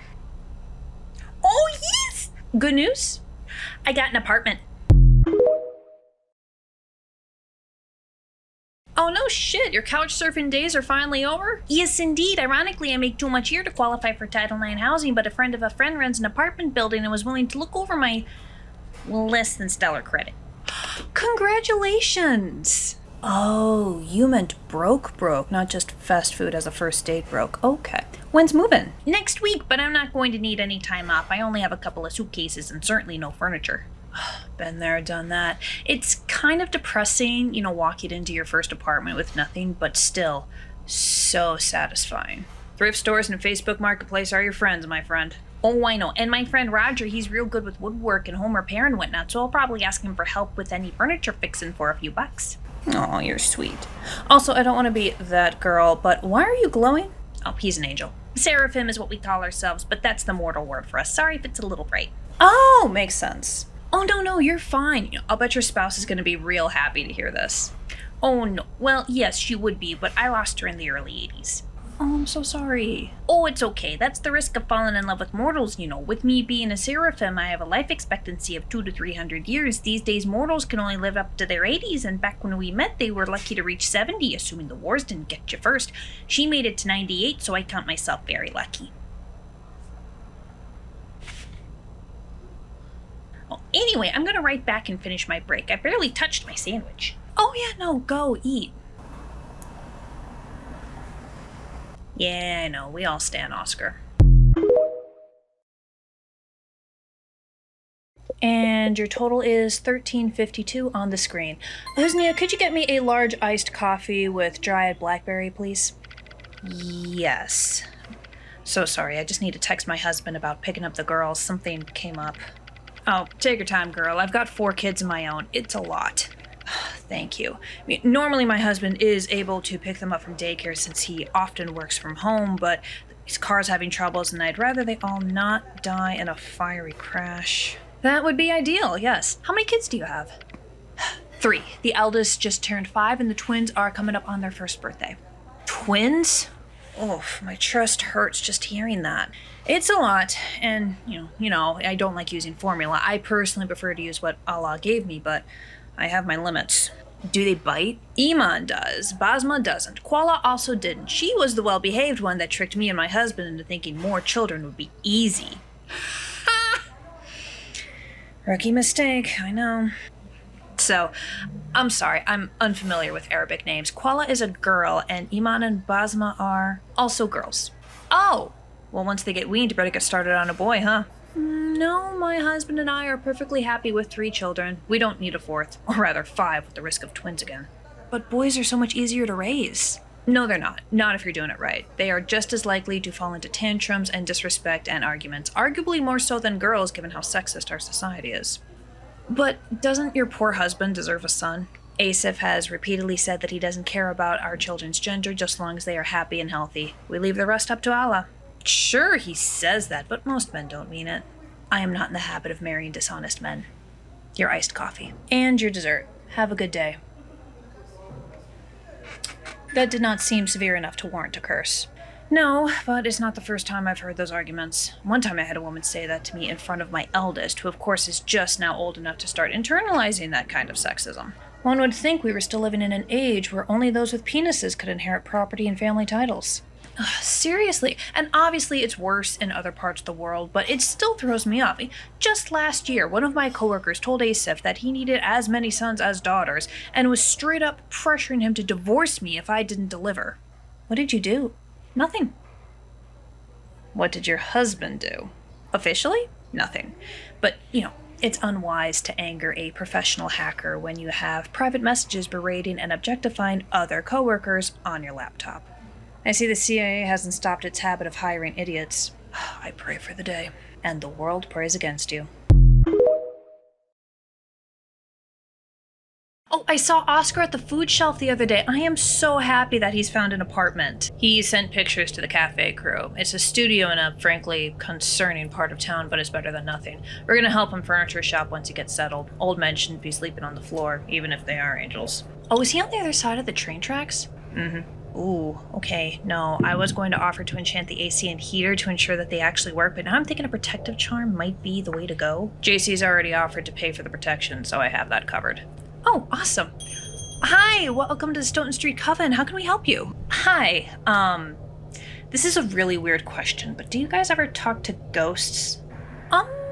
Communication with the dead is sporadic at best. Normally, spirits only linger when they die with intense emotion, usually grief, rage, hate, but sometimes it's less painful, such as being really passionate about an art project they never got to finish. Yeah, half of the ghost hunter's job isn't even hunting or forcing them into the other side, it's putting their affairs in order or pointing out fake wills. I mean, John spent a whole year helping a ghost finish a novel. It's not normally how ghost writing works, but as soon as he got it on Amazon KDP, that ghost was gone. Even though I think it only sold like 10 copies, he just wanted it done. That's probably what's going to keep me tethered even if I die old. Right.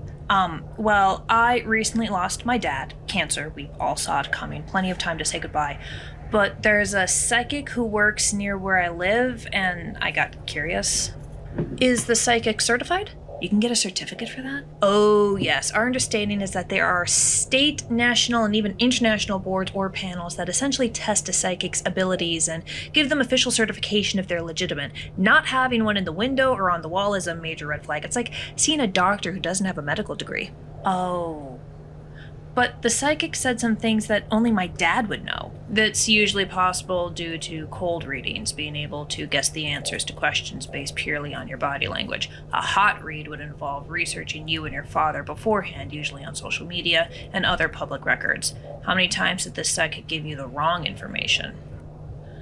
Well, I didn't keep track, but there were a few misses, I guess. I don't know, it's kind of hard to remember. That's totally fine. Can you tell us the name of this psychic and where they're located? Yeah, sure.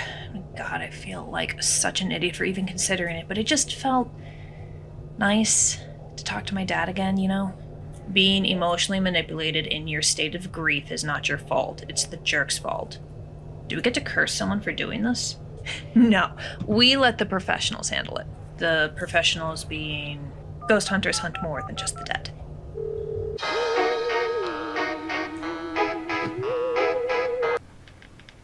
Ghost Hunter John.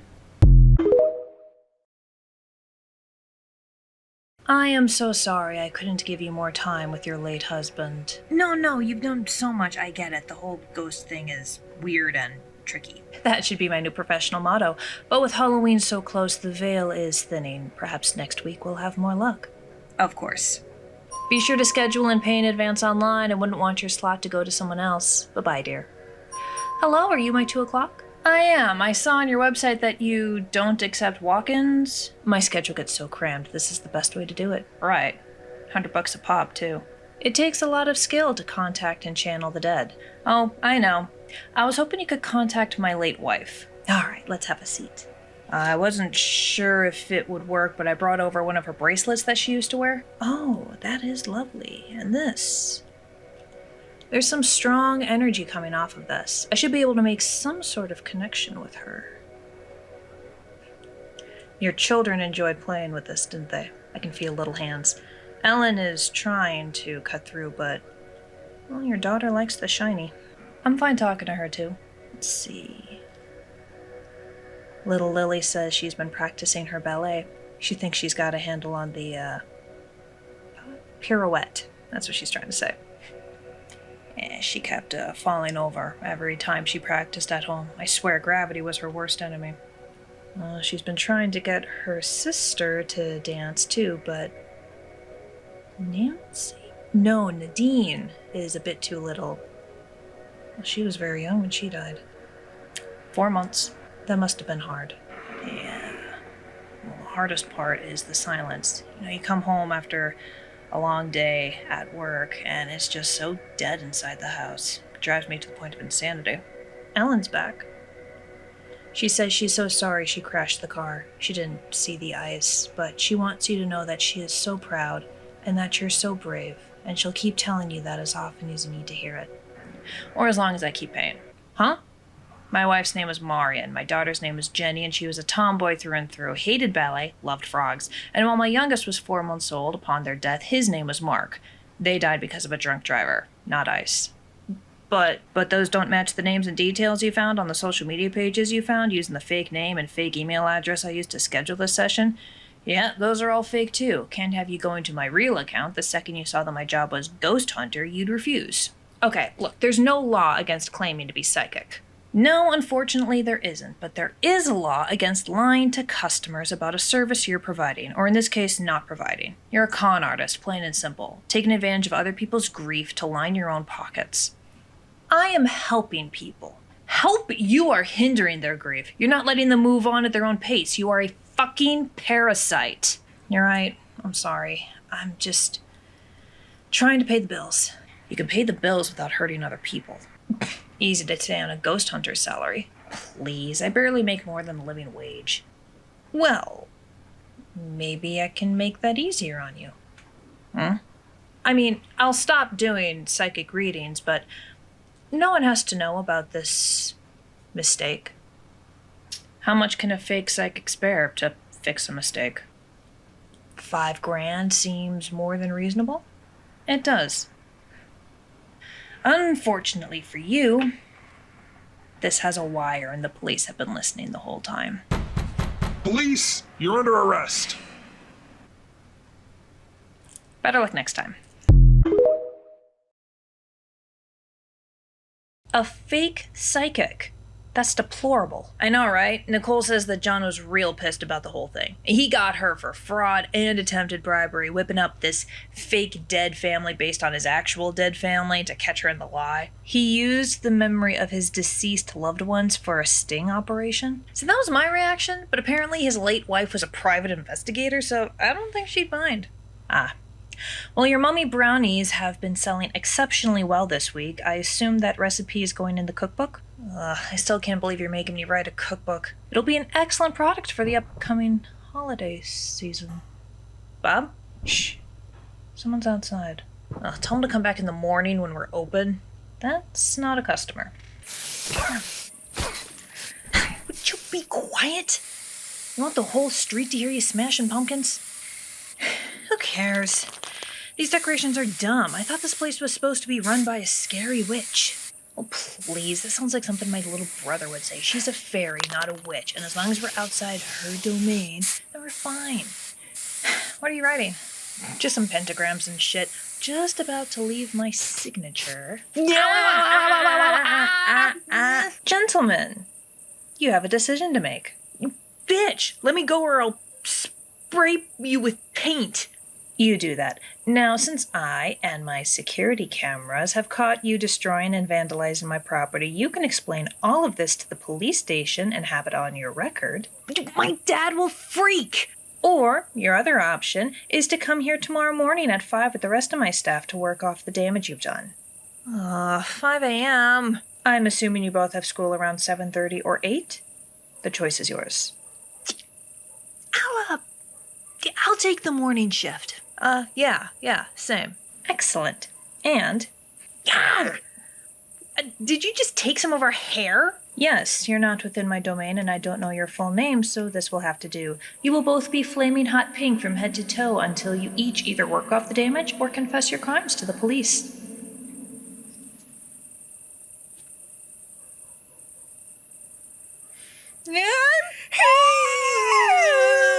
Why would you do that? Insurance. I know a liar when I see one. If you arrive on time, you'll get free coffee.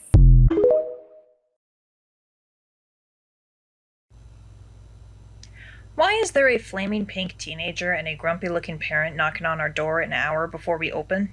He's one of the two responsible for the mess on the outside wall. Cleaning supplies are in the back, Cyrus can show you, and as you are 5 minutes early, you get a free coffee. Can it be an iced latte with raspberry? Yeah, kid, I gotcha. I'll pick you up when it's time to take you to school. You're the owner? That I am.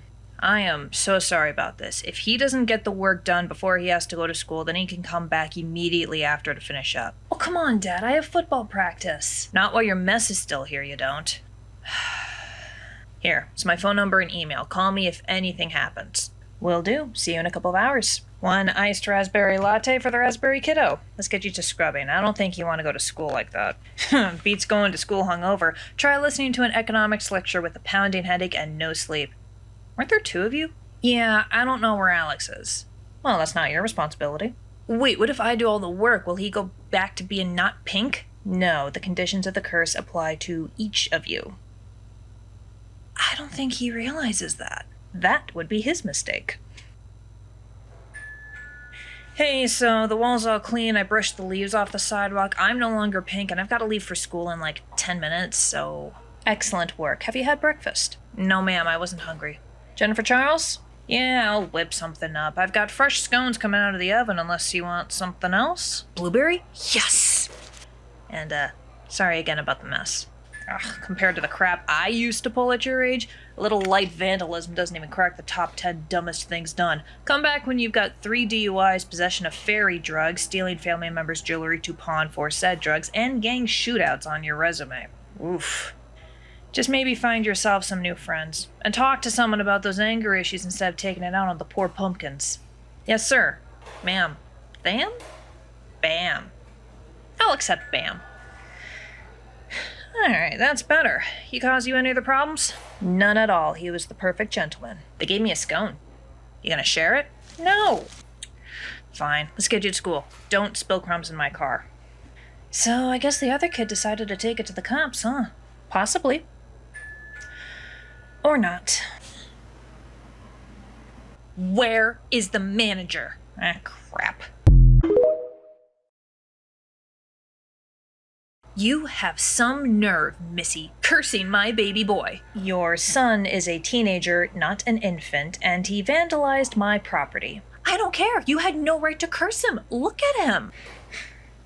How is he supposed to go to school like this? I told him exactly how he could end the curse, even gave him options. Either confess to the police or work off the damage. If you were to ask your friend Logan, who arrived promptly at 5 this morning, you'd see that his curse has ended. Logan was always such a pussy. I saw the outside. The damage is fixed. The wall is fine, so you can turn him back to normal. No, he does not get to evade responsibility for his actions because Logan did all of the work for him. We have plenty of other jobs that he can do. Wash dishes, clean tables and floors, assist Jennifer Charles with the baking. You want my son working a low-level food service job like a loser? He's better than that. The other option is to take this to the police. They'll arrest him, have this whole incident on his record. Oh no, consequences for his own actions. You shut up, and you end this curse or I'll sue. Go ahead, we've already taken pictures and documented the damage. The curse causes no physical or psychological harm and is easy to end. No lawyer will take your case. Graffiti is art. You're violating his right to free speech. Freedom of speech means the government cannot arrest or prosecute you for speaking against it. It does not grant permission to vandalize someone else's property, and it certainly doesn't mean freedom from consequences. Come on, Alex. We're calling you in sick today while we talk to a lawyer. You know, I'm normally not a fan of blaming the parents for the kids' behavior, but there's always an exception. And here's your brownie. Anything else? No. Okay, let me know if you change your mind. Oh, hey, Ritu, I thought today was a holiday. Yeah, Sukkot lasts all week, but you're only supposed to not work the first and last few days. Midweek isn't Sabbath, and I could use the extra hours. What's this I hear about Bob cursing teenagers to be pink? Oh, yeah, no, you missed it. We caught a couple of vandals, and Bob gave them the choice to work it off or go to the police. They were flaming pink from head to toe until they did that. One of them came the next morning, and he was totally fine. But the other had his mom show up to yell at Bob and demand the curse be taken away without any consequences, threatened lawyers and everything.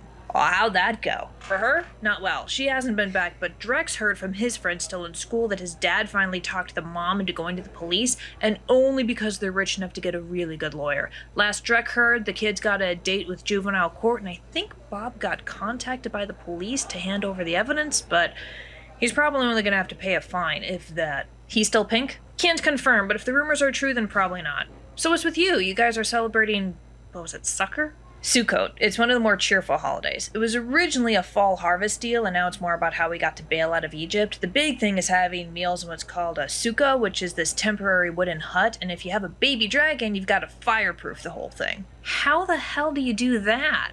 Well, different dragon clans do it different ways. We like fireproof blankets because they're way more comfortable and colorful and don't reek the way certain chemicals do. Other families go a lot looser on the wooden part of wooden hut and just straight up use metal or brick, which annoys some of the rabbis, but I think not burning down the whole neighborhood is a little more important than following laws designed for and by humans thousands of years ago. That sounds kind of fun, like a camping trip. Oh, it definitely feels like that, but we usually stay in our own yard. Some people go into the wilderness, but with all the stuff happening in the forest, they've decided against that. Whoa, what's happening in the forest? Just more disappearing hikers and campers than usual. They tend to spike around fall and winter, which makes some people think it's a ghost. I heard something about a hiker who committed suicide out there, and that's the spirit that's causing all this. Excuse me? Yes? If you're done talking, I've been trying to get you to refill my drink for the last 5 minutes. We're not a restaurant, we're a cafe. You have to come up to the counter if you want service. No, that is unprofessional. You're the server, you come to me. Yeah, that's not how this works. I'll refill your drink and charge you for it. You're gonna charge me for a refill? Yeah, we don't do those for free. Considering how rude and unprofessional you've been, I think you should give it to me for free. You shouldn't talk about your personal lives when you're on the clock. Bullshit. We work 8 to 10 hour days. We are absolutely allowed to have small talk to pass the time. It makes the work faster and easier. As long as they're not flirting with their boyfriend, we're all good. I'll remind you that the next time Nicole comes in. See? Right there. You shouldn't be doing any of that. Right. God forbid you remember that we're people with lives outside of work. You know what? You just lost yourself a customer. You promise? I remember the days when people were expected to sing while working to pass the time. There is no way we can give you even half the market value for a whole unicorn corpse. However, we can use those parts for enchantments or charms that we would give you for a very small fee. It would take some time, though. Obviously. I wish to reward my lieutenants for their loyalty and efforts. One of them is having fertility issues with his wife, so a powerful charm to fix that would be ideal. The rest can be general protection and or luck charms. I will let you keep 1 hoof and 3 pints of blood. We'd rather have the teeth than the blood. Deal. Nicole, can you call Cooper? Yeah, tell him we've got a cleaning job for him. Hey, John, I'll be with you in just a second. I gotta get some paperwork. Take your time, Mike. I thought you didn't give to charity. I don't, but this coven has assisted me and my hunt with their spells and charms multiple times, so I see no reason not to support them if I'm in the area. You gonna handle the ghost horde starting up a few towns over? Obviously. I hate this time of year. The veil between the worlds gets far too thin, and I end up running around like a chicken without a head. I called Cooper. He'll be here to handle the unicorn's body soon. John, what do you need? Hey, Nicole. Lindsay mentioned that you guys were working on a charm that would glow when ghosts are near, kind of like elven blades but for the undead. Yep. Bracelet, necklace, keychain. Ooh, keychain. What are you hunting? We've been getting calls about a ghost in the nearby forest, likely responsible for the spike of missing people, hikers, campers, hunters, etc. I'm being sent for initial investigation, figure out what's going on, and report back to headquarters once I get the scoop and can figure out next steps. Another would-be queen of Minnesota? I hope not. Most ghosts are way more relaxed. It's why I love my job. The one who just wanted me to write a novel as he dictated it? Easiest hours I've ever worked, even if the story was less than stellar. Here's the keychain, $5. Thank you, Nicole. Stay safe out there. Do try not to die, Jonathan. You're annoying enough alive. Thanks, Hurla. HQ, I've been wandering around the area where all the missing persons were last seen, and I'm not seeing any sign of paranormal activity. None? Absolutely nothing. Are you sure I got the right coordinates? We're sure. Report back to try. Hey, HQ, you're breaking up. Can you repeat that? Hello? Normally this would be the first sign of ghostly activity, but... Busted charm, maybe?